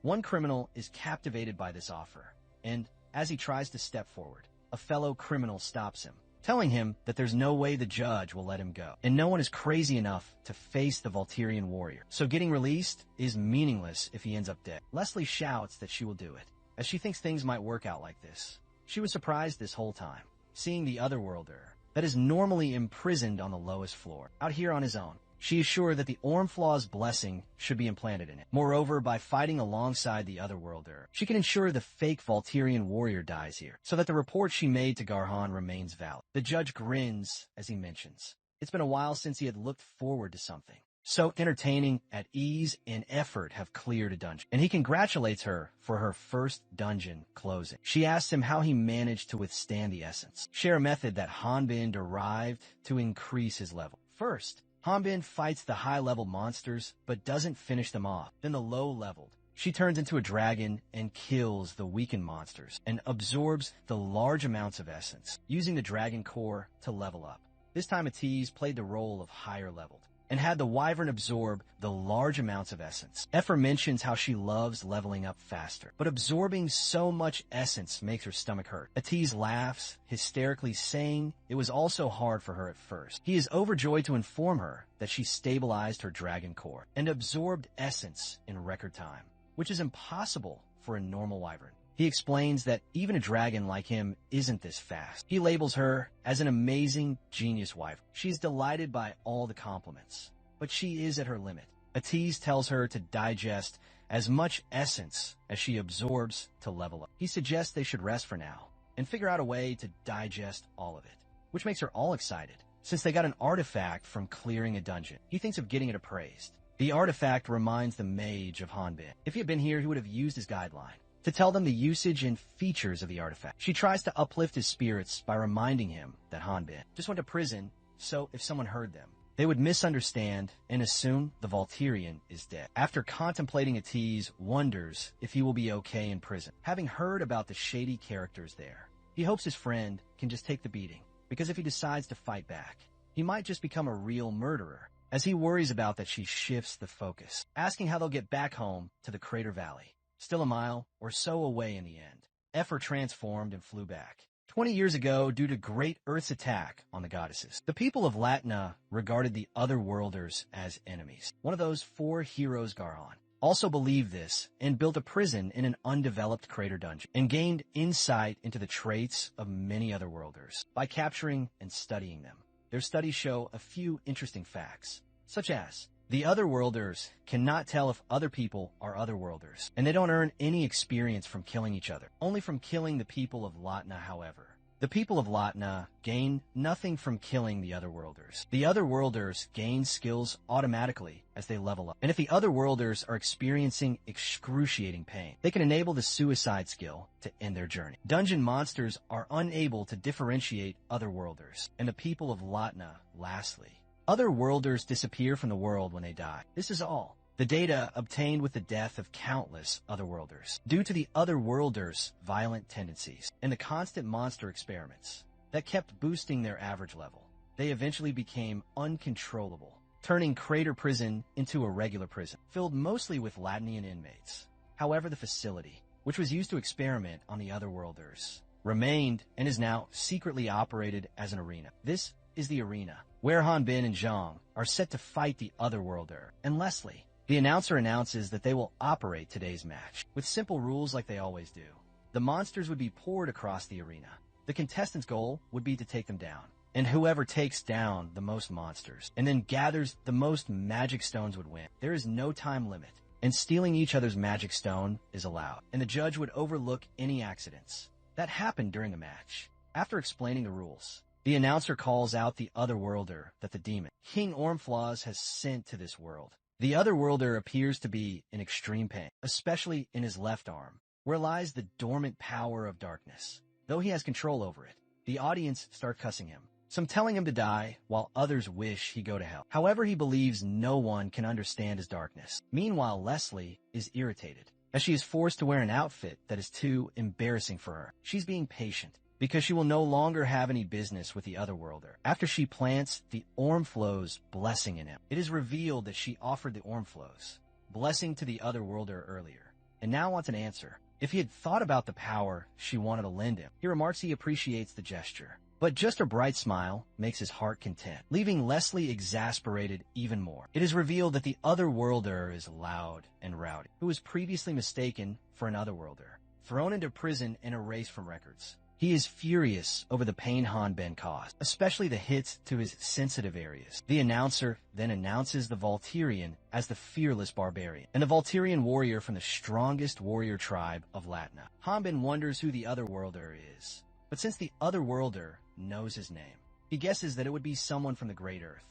He concludes that if the Great Earth is involved, then his identity and background must have been exposed. He assumes that if the Otherworlder knows his name, then there's no need for him to fight to corner him. Hanbin has no clue what the Otherworlder is scheming, but if he knows his identity, then there's a chance he might target a tease and F her. With no choice, he decides to kill the Otherworlder and get out of this place. Zhang suddenly calls him to grab his attention and respectfully requests, can they just not kill the Otherworlder and talk this out? The Sword King thinks that it can't be helped, because Zhang doesn't know very much about Great Earth. The announcer gets ready to commence, as the monsters start appearing from every side of the arena. To protect the special seats in the arena, about 20 spiritualists block the ceiling by casting a powerful barrier. Hanbin urges Zhang that he should save that conversation for later, and should now focus on the immediate danger they're facing. Seeing the Volturian warrior in action, a baroness takes interest in his chiseled art like muscles. She calls out to the goddesses, demanding to know why those savage barbarians were blessed with such beautiful bodies. When asked if the Volturian warrior has caught her interest, she remarks that she is just pointing out that he is just a bit of an candy viscountess. The woman standing beside the baroness informs her that she has heard if the Volturian warrior wins, he will be freed, and then asks her if she is considering having him as a servant. Afterward, the Baroness considers the suggestion, showing interest in having the Volturian as a servant. A merchant named Felix Frailsis, who runs a company called Frailsis, cuts in and informs the ladies that the Volturian warrior doesn't use any magic tools, so it may be hard for him to work in the mansion. The ladies recognize him, and he says, it's an honor to be acknowledged by them. Holding a camera, Felix asks Baroness and the woman beside her if he could take a picture of their unmatched beauties. Seeing their confusion, Felix explains it's the company's newest magic item, called the Portrait Recorder. The Baroness is surprised to see Felix using a magic item without any strain, leading her to assume he must be a high-level individual. Felix reveals he had done some hunting work with his older brother, but it's nothing to boast about. After this, he attempts to check if the magic item is functioning properly by pointing his camera at Luda. He remembers that his older brother warned him about that. Otherworlder, since Luda is wearing a unique mask, it's hard for Felix to see his face. His photo shoot is interrupted by Baron Elhauer, the judge who can't tolerate Felix doing his business around here. He asks Felix if the ticket cost him a fortune. Since he's not a noble, the Baron isn't thrilled about Felix's visit. He sees him as a lowly merchant and only lets him in because the Marquis offered him the ticket. But deep down, Felix responds that this is no business and thanks him for being concerned with his financial well-being. Felix casually says the Marquis sold him the tickets dirt cheap, so he was able to afford it. Baron isn't happy with how he phrased it, especially the juxtaposition of the words dirt cheap and tickets. Baron angrily remarks that if Felix is claiming that, then his pockets must be very deep, and then suggests they make a little bet for fun, asking him who he thinks will come on top, the Otherworlder or the Volturian. Baron reveals he is going to bet on the Otherworlder, so this leaves Felix to support the Volturian Warriors team. Felix is stunned over the fact that Baron is betting on an Otherworlder. Out of nowhere, the Baroness points out that the monsters that were coming from all sides of the arena are decreasing in number. Everyone is shocked after discovering that these tiny insect monsters are nowhere near the level of the Volturian. Hanbin advances, cutting down each monster with just one swing, showcasing incredible movement. The audience is witnessing him playing with these monsters like they are mere bugs. Even though the magic item prevents him from using the 4 powers, he still has unbelievable strength. He is sure that every monster he has fought so far is nothing special, though their numbers just don't seem to be shrinking. The announcer is left speechless when he witnesses every monster from the dungeon charging toward Hanbin, while the Otherworlder and Leslie are spectating the Volturian's brilliant show. In this critical moment, he uses a horizontal slash, killing every monster in one blow. He reveals he even controlled his strength, but things still went overboard. He is baffled when he notices the tiny monsters working together to help one of their own put on prosthetics. And once the prosthetics are on, this new better version of the ant-like monster charges toward him. The monster walks past Leslie, leaving her stunned, as such low intellectual creatures never ignore prime targets. She is taken aback by another surprise. The Otherworlder's left arm transforms into the incomplete embodiment of the tentacle beholder and stretches toward the mutated insect monster. Leslie wonders just who this guy is. Normally, there's no way to stop monsterization once it begins. However, this wasn't the case for Loudy, formerly monsterized by the boss monster. Tentacle Beholder, due to his malnutrition and dehydrated state, the monster cell's growth was halted, and his left arm was fused with Tentacle Beholder to gain a new skill, Overmind, which allows the user to control monsters that have a lower level than the caster. Lottie doesn't remember what happened in the dungeon back then, but because of this cursed ability, he was framed as an Otherworlder. He's been locked up in this prison and forced to fight monsters and other inmates. He thinks that his fight with Hanbin is going to be ironic, because this fight with the man who took everything away from him will also be his last fight to gain his liberty back. The last time they fought, Hanbin was only level 5. He believes his opponent will be only around level 20. Even if he is training hard, Loud offers to not take his life and forgive him if he confesses his mistakes and asks for forgiveness. When the dust clears, the prideful hunter discovers that Hanbin has already taken care of every monster, making him wonder if he got the wrong person. The Sword King rushes to check on Zhang, while also taking care of the monsters, but his friend reassures him that he is okay. He wonders if his friend is doing okay, because the monsters don't seem to be coming to him, and their target has been the Volturian. Only Hanbin enlightens him that the Otherworlder is only targeting him. When he is asked why is he being targeted only, he comments that he has some crazy theories. But a crazy hound like that Otherworlder needs to be leashed. Artifacts are powerful tools that power the dungeons, that can be acquired when a hunter closes a dungeon. Artifacts are a symbol of honor for hunters, whose mission is to achieve a dungeon close. However, if a hunter does not know the level restrictions, latent powers, and activation method, it only serves as a decorative piece. Therefore, hunters visit appraisal shops to learn about the artifacts. Power and price. Addis and Effer are getting their recently acquired artifact appraised at Appraisal Street next to the Hunter Guild. Maiden has been using her knowledge of magic tools that she has gained at the Great Earth Base to work as an appraiser at the Appraisal Street. She reveals the artifact has a level 30 restriction, meaning it can't be used by those below level 30. It can be used 10 times a day.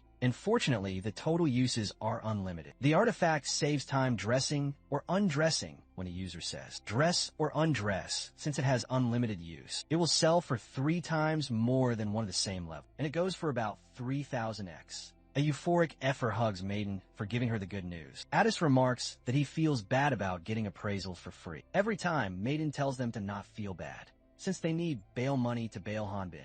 Effer admits the magician had to sell all of his treasured spell books, too, but he responds that he doesn't need those spell books because he put all his magic energy into his artifact. The ghost girl seems to be interested in his artifact. She reveals that the artifact he has will go for 10 times as much as most artifacts, as he attempts to explain that his weapon is not an artifact. She remarks knowing that it is a demon's blessing, and she also knows that it is a secret. She reveals she never mentioned it before the Order of Light either. She suggests they shouldn't sell this artifact, because it would be better if they keep it. It is perfect for Addis, since his clothes always get shredded to pieces when he transforms. Effer adds that even though they are both dragons, they find it a bit embarrassing when they see each other naked. In human form, Addis and Effer are slow to catch on, but eventually, they figure out that Maiden is aware of their real identity. The ghost girl responds by saying that when she was in Hanbin's consciousness, she saw his memories. Atais assumes she must also be aware of Hanbin's identity, since she looked into his memories.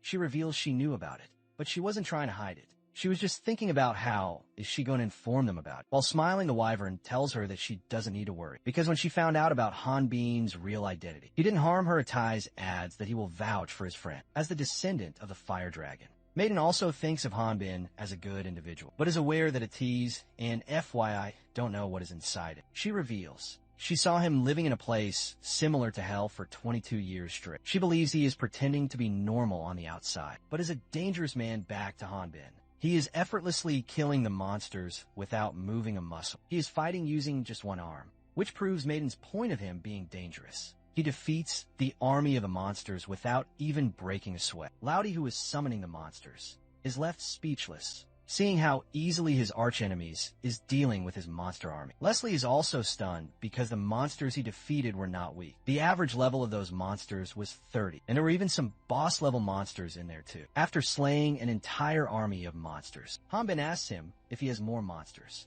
Baron can't believe what just happened and wishes Lauda bring in more powerful monsters. Felix is sure that the monsters Hanbin defeated were enough to take down a city, but still that wasn't enough to bring out his potential. It's already been some time since the inmates stopped cheering. They know what's going on since they have experience first. Firsthand, the inmates' fear of the Volturian warrior is suppressing the entire arena. Hanbin thinks there must be something else. Loud must be hiding, believing there's more to come. The prideful hunter enables his special skill impudence, which not only attracts those in monsters from earlier, but a deepest level dungeon boss also emerges. From underneath the monster is a level 80 boss named Queen Antonia. The queen, her head aching, wonders who dared to use such an indecent skill on her. She starts freaking out when she sees her children, small monsters ripped into pieces, and with her sharp smelling senses, she learns that this all was the Volturians' doing. Hanbin admits killing the monsters, and then casually add that his sword got shattered because of this massacre, blaming himself for expecting too much. The queen attacks him. The instant he reveals that he killed her children, and her strike is so powerful that it causes the whole arena to tremble. Felix is the first one to shout at the guards, telling them to evacuate the inmates. The judge laughs as he remarks that even though Felix is good-looking, he is still a coward. The judge is thinking that if the inmates see this, they won't even think about rebelling.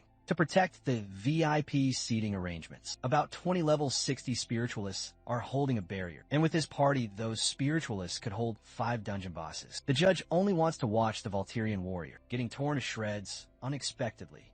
Felix grabs the judge from the collar and tells him that it's not the dungeon boss he is scared of, it's the Volturian warrior. Since Hanbin lost his sword fighting the monster's queen's children, he demands a hand and casually slices off the queen's arm to use it as one. Hanbin uses the queen's arm to throw a vertical slash, causing the monster's blood to erupt from the inside out, killing it in an instant and gaining more than 100 million experience. But it's nowhere near the experience needed to increase to the next level. At Appraisal Street, Maiden explains to ATC and Effer that the main reason the Otherworlders have come to be feared is for their murderous impulses. And the reason for their murderous impulses is none other than the original guideline that is integrated with their existence. Hidden in the guideline is a secret quest and a reward system. When an Otherworlder arrives in Latnia, their guideline tells them to murder a Latnia, calling this a secret quest. Sacrifice for the cause, the description of the secret quest says. The Latnians are being tricked by the evil goddesses, and killing them is a small sacrifice to save Latnia. Killing a Latnian triggers a dopamine rush for them, and if they murder even one Latnian,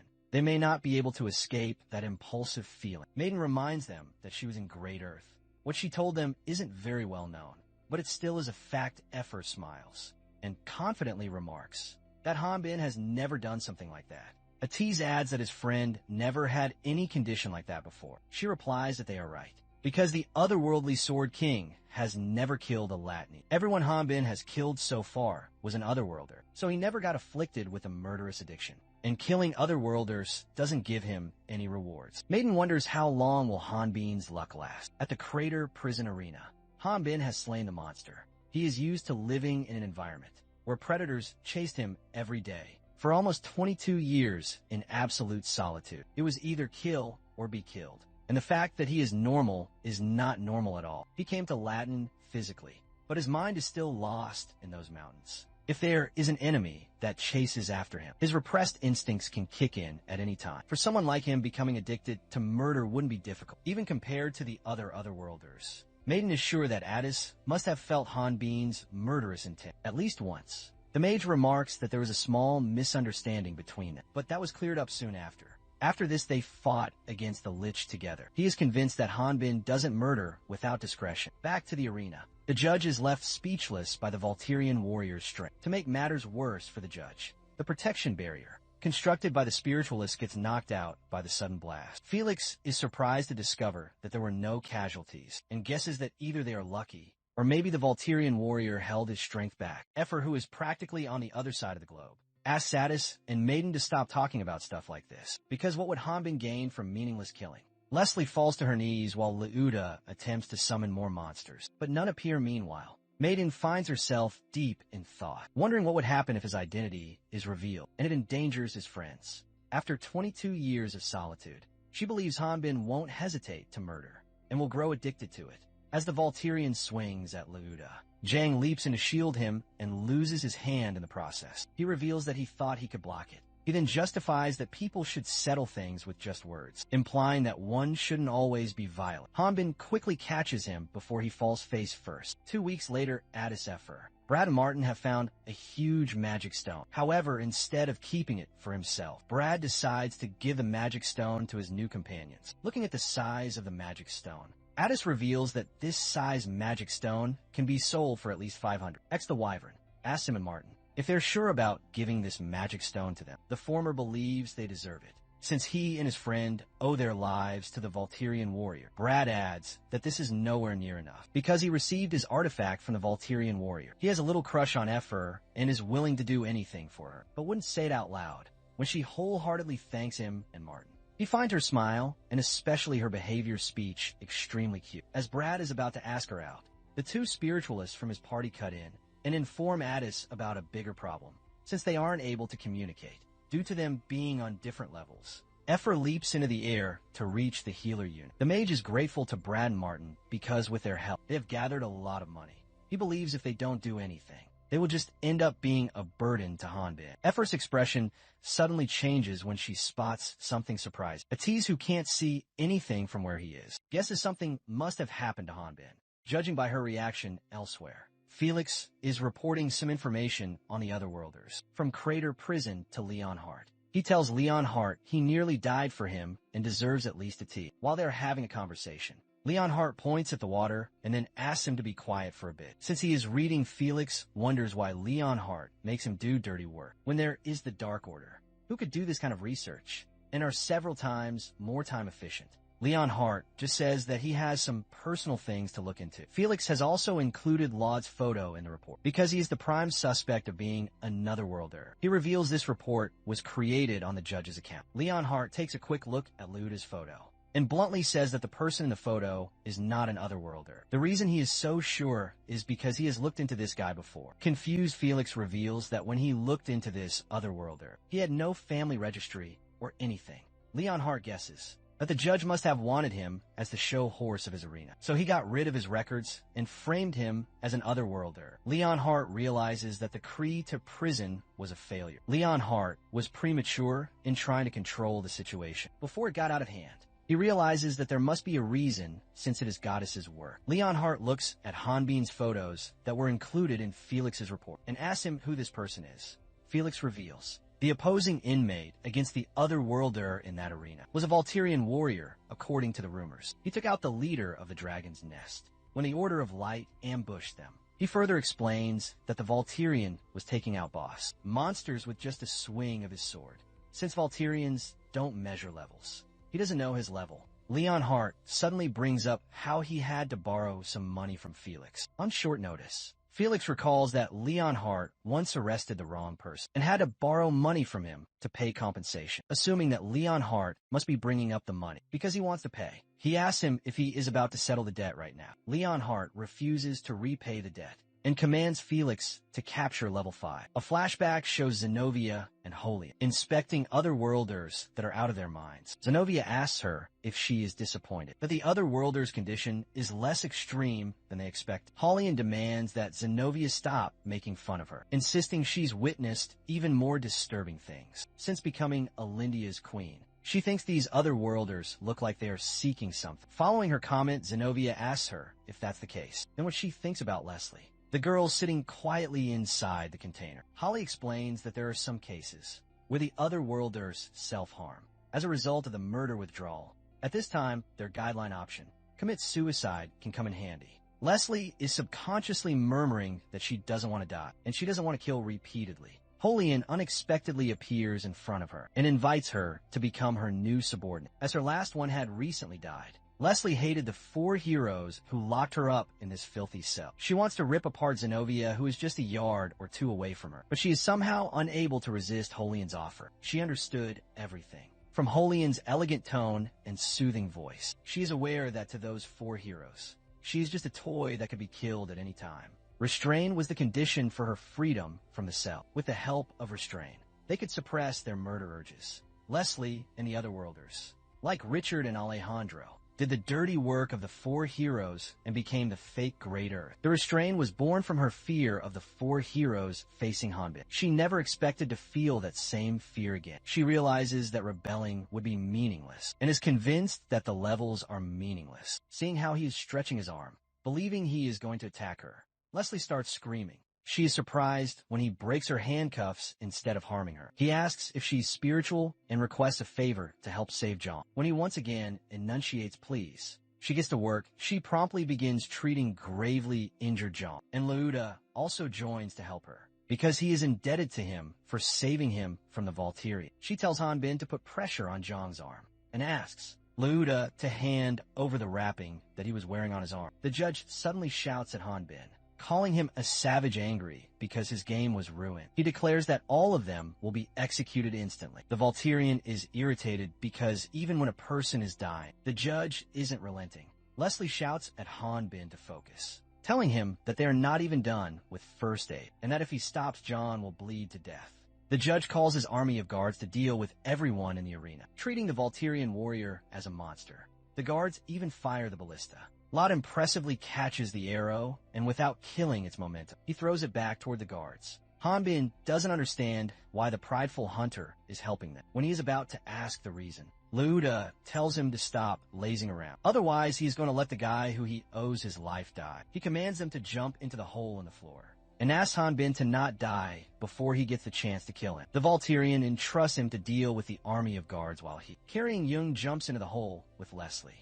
Loud assumes that since he is a noble's secret weapon, they probably wouldn't kill him, only to realize that more than 100 spears are headed toward him. Leslie stops Jung's bleeding, but says that all she can do from here is to boost his normal healing factor a bit. Though he is more worried about his arm that was sliced off, she reveals she is surprised John's body didn't split in half by the impact, and admits that fixing a severed arm is too much for just her alone. Disappointed and helpless, Hanbin decides to be alone for some time. Seeing him rise to his feet, she assumes it's because he doesn't believe her. He is grateful to Leslie and tells her to rest now. When she asks him where is he headed, he reveals he plans to find the boss room, to seal the dungeon and escape.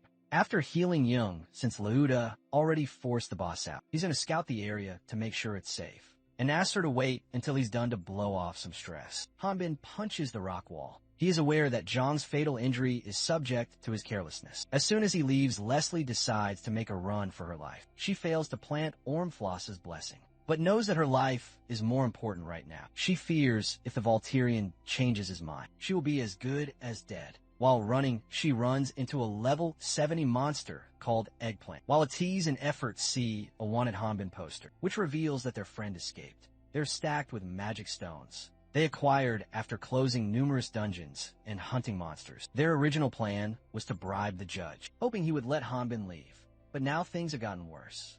Atise comes up with a plan, while saying that he is sure that, with all this money and magic stones, they should be able to survive for a while. When asked what's his plan, he explains that they have to rescue the Volturian and run for it. Atisu reveals he has gathered some information on Hanbin's situation and shares that he supposedly ran into a dungeon that inmates weren't supposed to enter. He believes they can find Hanbin first if they move immediately. Moreover, the more monsters there are, the better it is for them. Effer wonders if the Volturian still being free means he hasn't been caught. She then points out that the dungeons are complicated, and with just the two of them, it'll take a while to find him. Abruptly, Brad and his friend cut in and say that if it's a search, they can help as well. Addis and Effer are grateful to them. Martin tells them that he and his friend will prepare and meet them at the 24th lift. Later, the Wyvern decides to sell the magic stones, while her friend decides to purchase 2 dungeon maps, which might come in handy. He feels that if they wait any longer, external organizations might start looking into this matter, and when that happens,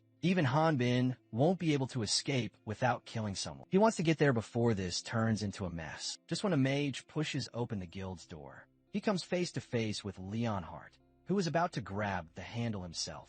Other worlders can have allies, because to someone who hides their identities, an ally is far more dangerous than an enemy. Since they stay hidden their whole life, they eventually are killed by stronger monsters. Just as Leslie is about to be ambushed by level 70 Eggplant, Jang jumps in and saves her from the monster's attack. He commands her to run because it's not a monster they can handle. However, she returns the favor by saving him from the enemy. This time, though, her attack doesn't quite hit the monster. In this critical moment, Hanbin jumps in and uses stab skill to eradicate the monster. He appears to be frustrated because every monster he faced has been weak, and he can't even use Leslie and Zhang as bait to escape. Furious, he threatens to kill them if they don't return to prison, and plead before the judge that they were threatened by the Volturian. That way they might avoid execution. Zhang states that he can't leave because he aims to be a warrior, only to make Hanbin even more angry. The Volturian asks him if it wasn't enough that he lost his arm. The newbie believes that the price wasn't enough, to the amount of times he was saved from being exposed. As an otherworlder, Leslie is stunned to learn about Zhang being an otherworlder. He credits Hanbin, who taught him everything about Latina. Hanbin reminds him that announcing himself as an otherworlder is the same as inviting death. The newbie reveals that he is thinking the contrary. He wants to help the people of Latinia as much as they are hurt by people of Earth. He wants to show Latinians that not all the otherworlders are evil, and is aware that he might need to fight those evil otherworlders. To bring peace, he bows down to Hanbin, asking him to become an ally.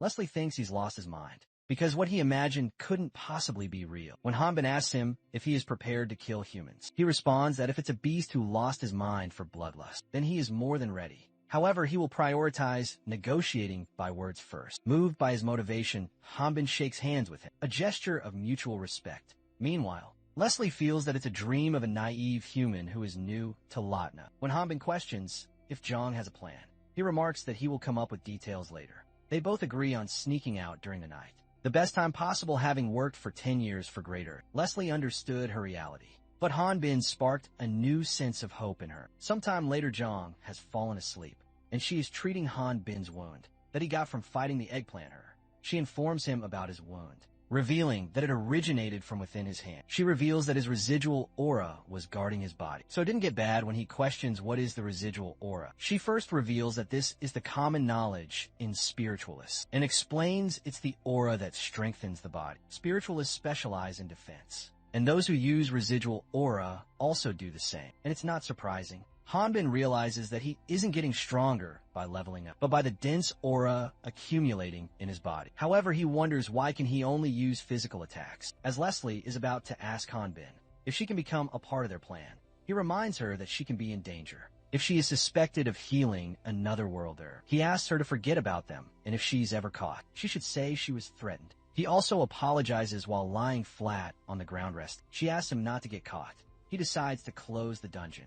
Once she and John have rested and recuperated, sleeping on her side, she appears to be staring at the Ormflaw's blessing. Meanwhile, at the Crater Prison, the judge seems to be frustrated because he is informed that the Hunters Guild isn't accepting the sum he offered them for raiding the dungeon and capturing Volturian and the rest. However, his frustration is rooted in the fear of getting exposed for bringing out a fake otherworlder. Luda could go over to the Order's trial instead of the State's, which is what he fears the most. Suddenly, a guard informs the judge that some guests are requesting to meet him. The Baron immediately, he orders the guard to make them leave. However, when the guard reveals the guests aren't leaving, he even gives him the authority to throw the guests into the cell. Just when he finishes, Leon Hart, with a tease and effort, barges into the room, demanding he comply with the investigation. He reveals he was short on time and doesn't have a warrant, but is sure it wouldn't matter. Earlier, when Leon Hart bumped into Atissa, he confirmed that the runaway inmate is certainly Han Bin. Atissa assumed he had come to find Phylad. He stated that it doesn't matter whether the inmate's name is Phylad or Volturian warrior, the only thing that matters to him is his relationship with the otherworlder. He believed that there was an otherworldly in this city. When asked if he has any evidence, Leon Hart claims that it is an instinct of a heresy inquisitor. He revealed his plan to find the evidence and wanted to start by meeting Han Bin first. Since they share the same goal, he asks Atiz and Ever to follow him. Back to the present. The judge attempts to escape from the grasp of Leon Hart and the mage by jumping through the window, using a rope while descending. He mutters about dealing with the fake otherworlder himself, but Effer, descending nearby, overhears and asks who could that otherworlder be. After landing roughly, he continues his run and orders the guards to lock down all sections because intruders are here. Just as he wonders why a hunter is with a heresy inquisitor, Atiz appears, melting the upper levels of the prison to confront the judge. He demands the judge explain what has he done to Han Bin, and where is he now, however. Instead of responding, the judge jumps into a working minecart, attempting to escape once again. As the guards advance to fight the mage, Effer also steps forward and throws her swords before the guards, letting her friend channel his magic through the metal blades. She tells the guards they should be grateful that Addis didn't burn them. When asked where the heresy inquisitors go, Effer reveals she didn't see any signs of him following. He wonders if they separated paths, but thinks it's better for both parties since the guards are scattered. They also hop onto the magic stone transport cart to pursue the judge. They believe the judge might know which direction Han Bin fled, and interrogating him would allow them to get one step quicker than Leonhardt. Soon after, another unit of guards ambush them. The Wyvern questions him about what are they going to do if the Heresy Inquisitor finds Han Bin first. He reveals they won't be able to avoid a fight in that case scenario. Inside, he wants to make sure to prevent Han Bin from killing, no matter the cost, if that happens. He plans on killing him with his own life on the line. Elsewhere, Leon Hart is slowly descending from the prison camp to the bottom. Floor the Baron, running off promptly before hearing him out, has surprised him a little. Leon Hart had been to Onpro's city before, when he was looking for the Lich, a known member of Great Earth, but it disappeared without a trace. The evil skeleton then died. At some point, Alejandro's nest was destroyed shortly after, however. All the demon gods were at the dragon's nest, which means he is the one who most likely made Ormfluss's blessing, and the person who was involved in all those events has a power greater than a normal level 5. He believes that the person's teammates at ease and effort are also not normal suddenly. The guards fire their ballistas at airborne Leon Hart. Meanwhile, Leon Hart is thinking about how there have been no oracles from the goddess. This all is his own decision. Regardless, the other worlders are Ormfloss spies, believing there's no need for mercy or forgiveness. He destroys all the ballistas along the ravine with a single gesture. Addisian ever break into a room, which turns out to be the stadium where Han Bin and Luda fought. She assumes some insane monster caused the destruction, leading her to suspect Han Bin might have been there. Abruptly, the judge shouts from the stadium suite, furious that they brought a heresy inquisitor. He informs them that he has the man they are looking for, mistakenly thinking they're after Luda. ATIS wonders why would the prideful hunter be here. The judge shouts at them to be quiet. He states that he is the law and order and king and god here. This time he plans to kill them with monsters stronger than the queen that the Volturian killed, and he makes it clear that to reach him, they first need to deal with the king of the Crater Dungeon. Atiz reveals having heard rumors about Queen Antonia of the East Valley. But stronger than her is King Antonio of the West Valley. Just when a monster reveals itself, Leon Hart stealthily arrives with a flamboyant entry and lands a strong punch on its face, while stating that the monster can't run away. The next generation's hero, chosen by the goddess herself, is the blessed one of the goddesses. After witnessing the weight of that name for himself, ATIS understood that even if he put his life on the line, it wouldn't mean anything.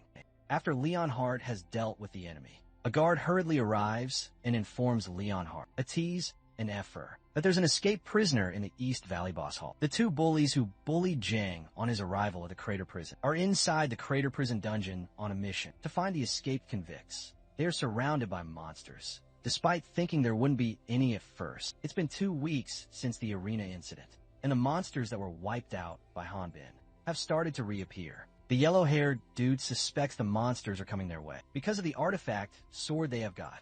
Knowing something like this would happen, he brought the Volturian sword along. However, after swinging it for a moment, he realizes that this sword is dull and just a heavy chunk of metal. Soon after, they are completely overwhelmed by the sheer number of the monsters. In this critical moment, the yellow-haired man thinks of using his ring artifact, thinking there is a chance it could have offensive magic in it. When nothing comes out of the artifact, despite him chanting different spell names, he asks his blue-haired friend for help, but he's just as clueless. In the end, he gets ready to brace himself for the enemy's attack. Suddenly, Hanbin arrives, snatches his sword from the dude, and then instantly takes down the threat. And this happens very quickly. Instead of being angry at the bullies, Hanbin admits to knowing that they were forced by the judge, just like the prisoners who are currently following his lead. It is revealed that he and Jung rescued several other prisoners and are leading them to safety. The newbie explains these prisoners were sent after him, Hanbin and Leslie, with a condition that they would be released, but he was able to win over them in an instant. He informs the prisoners that only the boss room is left, and after clearing it the next day, they will clear the dungeon. He tells the prisoners they won't be running. Instead, they will expose the noble's injustice and the prison's horrors. The plan is to take the noble to court for his crimes and win their freedom. He knows some feel there's a higher chance of survival, working with Volturian, not going against him.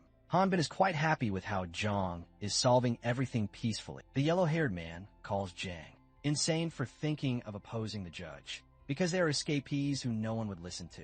He thinks it would be better if they break free from here, and everyone goes their separate ways once they are outside the city. The newbie warns him that he could die on the streets. After escaping from there and fighting against each other is what the nobles want. If they were to get blood on their hands, then no one would acknowledge the unfairness they have experienced. And if that happens, none of them will ever be able to live normal lives. The other prisoners start siding with Zhang, as they don't want to rot in the prison anymore, and shout at the yellow-haired man to go back to the prison himself. Angered, he pulls out a knife, aiming to wreak havoc, only for Hanbin to hurl a small stone and destroy it. Zhang convinces the prisoners to get back at the noble, because they have got the Volturian warrior by their side. Everyone starts chanting Zhang's name to show him support. Hanbin is happy for him. The newbie was nervous a moment ago, but now is more confident. When the Sword King notices Leslie behaving strangely, he asks if she's alright. She initially dismisses him with an improper reply, but then reveals the smell of sweat is making her nauseous. She plans to rest nearby and doesn't want to be disturbed. Sometime later, when everyone has slept, Hanbin and Zhang are awake. When asked why isn't he sleeping, the Volturian reveals he can't sleep, thinking about the nagging he will get from his friends, who are waiting for him outside. Zhang praises him for having 2 attractive companions, despite his stoic appearance. When Hanbin reveals that one is a guy, he says that this is the most shocking thing he has heard. He tells him a little about his life on Earth. He was always alone and no one listened to him. In the end, he turned to books, rather than people. He felt as if those heroes from books were speaking to him, rather than people themselves. Ironically, that's how he lost his life. Hanbin is shocked to learn that Zhang died and then came to this world. At first, he thought about dying, but when he reached level 5, he met some people like him in the tutorial, who died in their previous lives too. The harsh reality they had to face made them become friends very quickly. He smiles talking about how they were his first real friends. He treasured the time he spent with his new friends, but he was alone once again when he was sent to Latna. The reason he isn't hiding is because he wants to become a famous warrior and reach his lost friends. He admits his noble goals were driven by selfish motives. Hanbin tells him that there's nothing wrong with it money, honor, or peace of mind, these are all dreams of every person. People who don't give their all for their goals are either fools or backstabbing liars. It's a matter of whether he is the only one benefiting, or others are also gaining something from it. He tells him that his selfish motive is what's keeping everyone here alive. The world he is imagining is quite honorable itself. The Volturian realizes that his pep talk is quite serious, though he reminds himself that he is now over 40 years old, and his speech is justified. Despite all of that, he fears Jang might be uncomfortable after his speech. However, the newbie instead declares that Han Bin is his role model, someone he'll forever bow to, and even write a book about his heroic deeds. Han Bin stops him and regrets speaking on this topic. He thinks he should have just told him to leave everything behind and survive on his own elsewhere in the dungeon. Leslie is struggling to walk. It is revealed that Zenobia weakened her seal, which kept her killing impulse in control, because she was running late with her mission.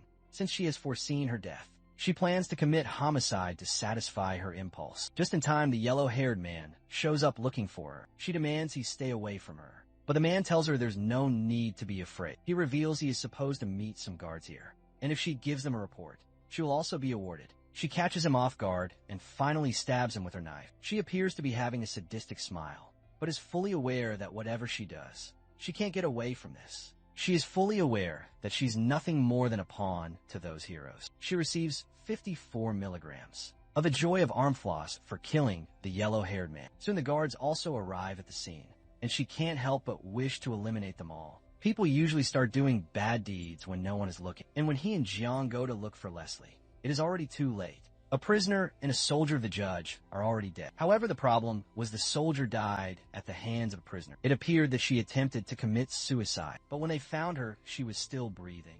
Han Bin inspects the dead soldier and, based on their levels, deduces that Leslie might be the one who killed him. As he wonders why would a guard be alone, he realizes something and proceeds to walk toward the direction where the guards came from. He commands Jang to wake up all the prisoners because they're going to the boss room to close the dungeon, leaving him surprised. He knows that Leslie's body needs is heal itself through prana, but a permanent solution is a potion.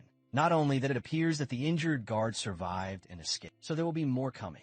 Han Bin aims to stop them and uses his tracking skills to take initiative. Through his tracking skill, he locates the guard who's moving away from the boss's room and feels sure he can intercept them before rushing off. He tells Jung to meet him at the end of the Eastern Valley. He felt uneasy and regrets not turning back, but if he had, maybe the worst could have been avoided. Suddenly, a dark silhouette impales him with an almost invisible object, leaving him stunned and speechless. This dark silhouette turns out to be Leon Hart, who reveals he was on his way to find him, Eric Garun, only to realize that the man he's facing is also Philip Benny, the Volturian warrior. Han Bin questions whether this is just a coincidence, but Leon Hart explains that he's here because it's part of his job. Meanwhile, Zhang, leading the prisoners to the boss room, is being interrogated by the prisoners who have no sight of Han Bin. He reassures them that the Volturian is fine. He is buying them time to run, all while taking on the monsters himself.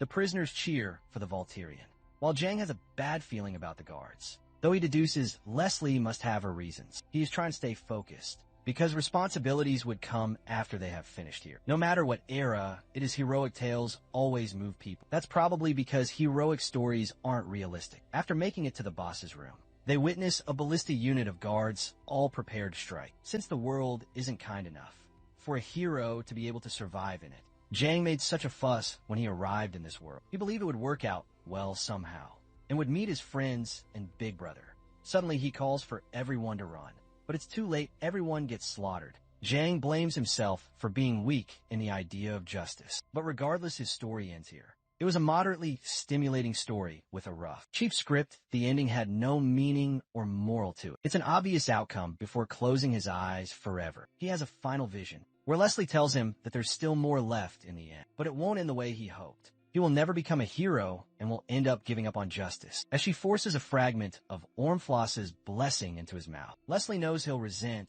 and blame her, but she does it anyway, believing it's still for his good. The guards start searching for the Volturian in the pile of dead and gravely injured bodies. Just when they start searching, they discover the blue-haired man alive. He miraculously survived because of the ring artifact that he had been wearing the entire time. The man asks for help, but the guards tell him that they're supposed to kill everyone, unless he reveals the Volturian warrior's location, in which case they'll save him without the judge knowing. After being forced to consume the Ormflaw's blessing, Jung now gets up on his feet.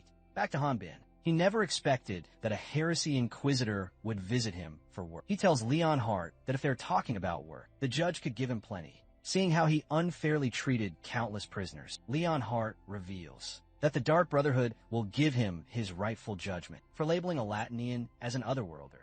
The other crimes he committed aren't in their jurisdiction. He further claims that heresy. Inquisitor's job isn't finding naughty sheep, but the wolves draped in sheep's clothing. Smiling, he asks Leon Hart if it would really matter if he lied about being a Volturian, because he must have found out his real level.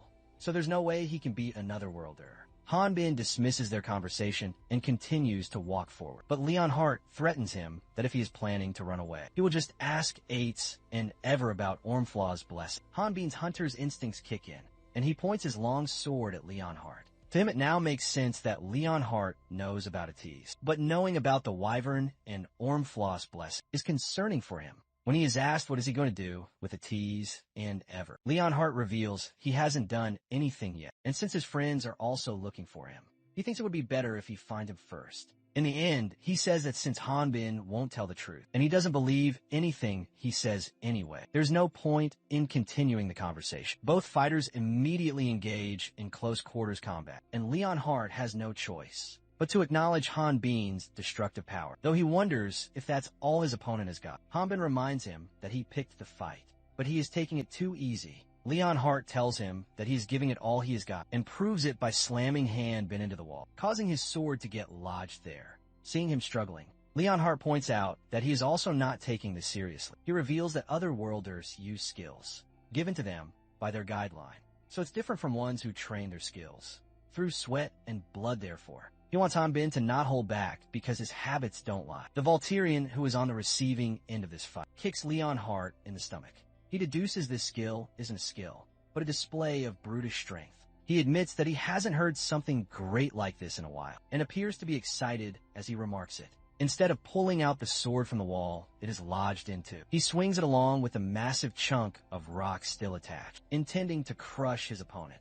However, Leon Hart shatters the chunk of rock with ease, and then wonders aloud how, despite not being an otherworlder, Hanbin has such strength at level 5. The Volturian tells him that he got this way after beating up countless dogs. Trying to survive, Leon Hart rushes at him, shouting that he's out of his mind. However, Hanbin reminds him that he is accusing someone of being an otherworlder when they are only level 5. He says that it won't be strange to see a level 5 otherworlder, since this world, created by the 6 goddesses, never had otherworlders in the first place. Hanbin is surprised to learn that his opponent is using his broken arm while simultaneously healing it. He also shares his opinion, calling him weird. He expresses that there could even be otherworlders out there, and because of that reason, he can't deduce who is the villain here. Leon Hart remarks villain is a word that only strong can say. Sheep will always tremble in fear just in the presence of a wolf. One of his heavy punches finally connects to Hanbin's jaw, making him bleed and acknowledge Leon Hart's strength. He is well aware that heresy inquisitors specialize in combat. Fighting 1 versus 1 against them is nothing but a disadvantage. Hanbin decides to pressure him with more strength. He grabs him by the collar and head-butts him. Breaking his face mask, he attempts to throw another punch at it. But Leon Hart, whose real face has been revealed, says it's too late. Hanbin's guideline shows Leon Hart as a level 120 spiritualist, with Goddess's blessing, and has a plus alpha in his level. The instant his level is revealed, he makes contact with the sword, King's swords with his hand, and blasts him through several walls with his magic aura. Hanbin wonders just how powerful he is, and what the plus alpha in his level even means. He is sure he swung his sword, but doesn't understand why is his hand bleeding. Lanhart closes the gap in a flash and tells him that his sword couldn't pierce through his barrier. He explains that Hanbin may have a physical advantage, but his aura is no match for his prana, which means his sword is redirected to the damage to his hand. When Hanbin calls him a cheater, he claims this is fighting without holding back. He explains, the predators that have survived the longest neither underestimate nor rush at their prey. They observe it, discerning the prey's weakness and then hunt it. He tries to kick Hanbin's hand, forcing him to drop his sword, and expresses that Hanbin not being able to use aura was out of his expectations. Still, he thinks that's exactly how Hanbin has managed to survive so far. Using all his strength, he kicks Hanbin in the gut, launching him through a series of walls. And in this attack, the Volturian receives quite some damage. Following the kick, Leonhardt follows up with another strike, unleashing a flurry of magic rods at him. He is sure Hanbin didn't use any skill, nor Ormflost's blessing, and there wasn't anything that proved he was an Otherworlder until the end. He deduces John must be the Otherworlder in this situation. He was looking forward to this fight, but was left disappointed as Leonhardt is walking off. Hanbin finally unleashes his maximum power and destroys the magic rods. He smiles after discovering the Volturian's real form. Hanbin charges at him at full speed, but Leonhardt is also prepared to block his attacks with a reflective shield. When the Volturian's sword makes contact with the barrier, his sword bounces back and the damage is reversed to his hand. Leonhardt says Hanbin should have realized by now that attacking his prana without aura is pointless, seeing the Sword King in a state of despair. He calls him pathetic, consumed by rage and frustration. Hanbin manages to penetrate through Leonhardt's barrier with his residual aura. He clocks that Hanbin's recklessness will only destroy him, but then realizes that he might be in a state where he isn't conscious of his pain. The Volturian relentlessly attacks him like a savage beast, which Leonhardt doesn't consider swordsmanship. He reveals to have heard that the Volturian becomes a monster the longer he fights, if that's true. He wonders what on earth Hanbin has been battling all this time. Their fight is so intense that it shakes the whole dungeon. Even at ease and effort can hear it. They deduce the Heresy Inquisitor must have reached their friend before them, and is fighting him Adesai is sure if it's Hanbin. He must have gone to the boss room to clear the dungeon. The Wyvern has him follow her lead because she knows the way, though she believes something may be wrong in this route. Effer fears Hanbin might lose this fight, but Atiz points out that losing isn't the problem here. Fighting against the Inquisitor means he is making the Dark Brotherhood his enemy. Furthermore, an Inquisitor won't be an easy opponent even for Hanbin. He's certain the fight will only end with one of them dead. Effer fears even if their friend wins, he will become addicted to killing. Atiz plans to prevent that from happening and rushes to rescue his friend. Elsewhere, Zhang has risen once more, and the skeleton monsters standing there turn to face, their black gaze towards the warrior. They were atrocious and killed people without hesitation, but he quickly dealt with them. He felt no sympathy for the monsters. The monsters charged at him speaking in human language, something that shouldn't be possible. Just as impossible was the sight of skeletons screaming in pain. Even so, he is always on the side of justice. He may have hesitated if he had heard the monsters cry out in pain, and hunting wouldn't have been as enjoyable. Suddenly a spear pierces straight through his body, and since his level is too low to be able to utilize Ormfloss, blessing the curse switches to auto hunting mode. His body rejects the spear. After switching the mode, nothing can stop him.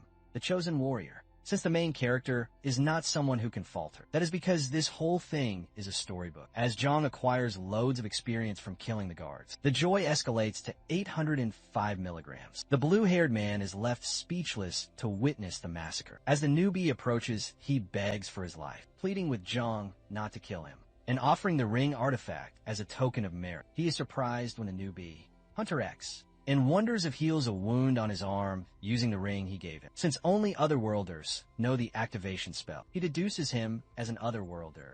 John asks the prisoners not to worry, and declares that they will be taking out the artifact. In clearing the dungeon, he picks up Leslie in his arms, and thinks of proceeding towards the artifact, only to be stopped by Atiz and Effort, since they aren't acquainted and haven't met before. The mage warns him that if he gets any closer to the magic source, then he will fire at full power, and even calls him an Otherworlder. The blue-haired man escapes as Atiz and Ever arrive to confront Jen. The Wyvern figures out that their opponent's form reveals. He has used Ormfloss Blessing. Atiz is also able to tell through his staff that's equipped with Ormfloss Blessing. He points out that their opponent likely has lost control over it. On top of that, he already has killed a few soldiers, and his level must have risen too. Effer suspects Great Earth, but Atiz believes they can't be sure. He asks the blue-haired man if he has seen the Volturian, and learns that Hanbin also came here. They guess they must have missed him. Looking at the guard corpses scattered around, they feel good that Hanbin wasn't the cause of this massacre. The blue-haired guy isn't able to fathom how calm Atiz and Effort are, and asks them to run with him, because the guy they are provoking lived, after having a hole put in his stomach. He sliced armored soldiers in half like butter when he says they wouldn't believe him, since they've never seen anything like it. They reassure him that they're already aware. Effer is aware that if they leave him be, he's going to get even stronger by killing other hunters. On the surface, Addis is sure that they are the only hunters. They're going to deal with something like this. And since he has got Ormflaw's blessing, people would think he is the only otherworlder, instead of suspecting Hanbin. Hearing the name, feel it barely conscious. Zhang closes the distance between him and Atai's. Startled, Effer prepares to attack him, only to be stopped by her friend, who attempts to communicate with the otherworlder.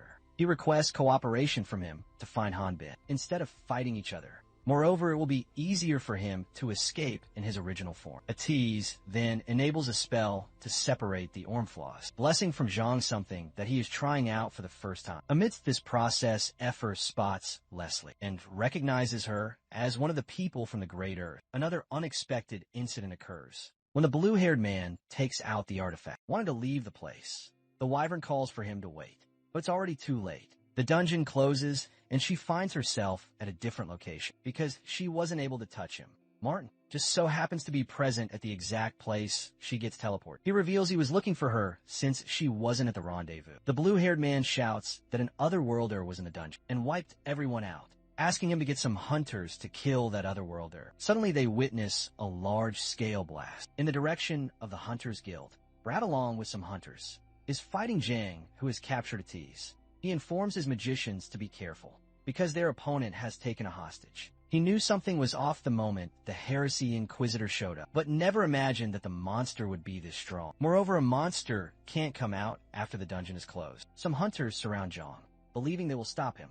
They feel their opponent may be big, but it's docile. One hunter goes for the head, but Zhang annihilates him, revealing more of his power and taking on a new winged form. Before fleeing, he calls the hunters lowly monsters. Effer was only able to spectate this fight, as she was too shocked to take any action. She rushes to check on Brad, who has suffered a grave injury. He apologizes because he wasn't able to prevent Atiz from being taken away. He remarks the opponent was too strong and it even had wings. She appears to be concerned about his health, which seems to be worsening with every second. She rushes to find some spiritualists to heal his wound. However, Zhang stops her, revealing that Martin has a healing artifact. Martin already assesses the gravity of the situation, but remains silent even after hearing Brad out. He calls his friend a reckless fighter. He advises her to rush to Atiz before other hunters reach him, who might harm him. He provokes her for being scared, and she responds by revealing her gratitude. She then leaves to rescue Atis. Brad knows the way he encouraged her was dramatic, but feels that he can't hold back,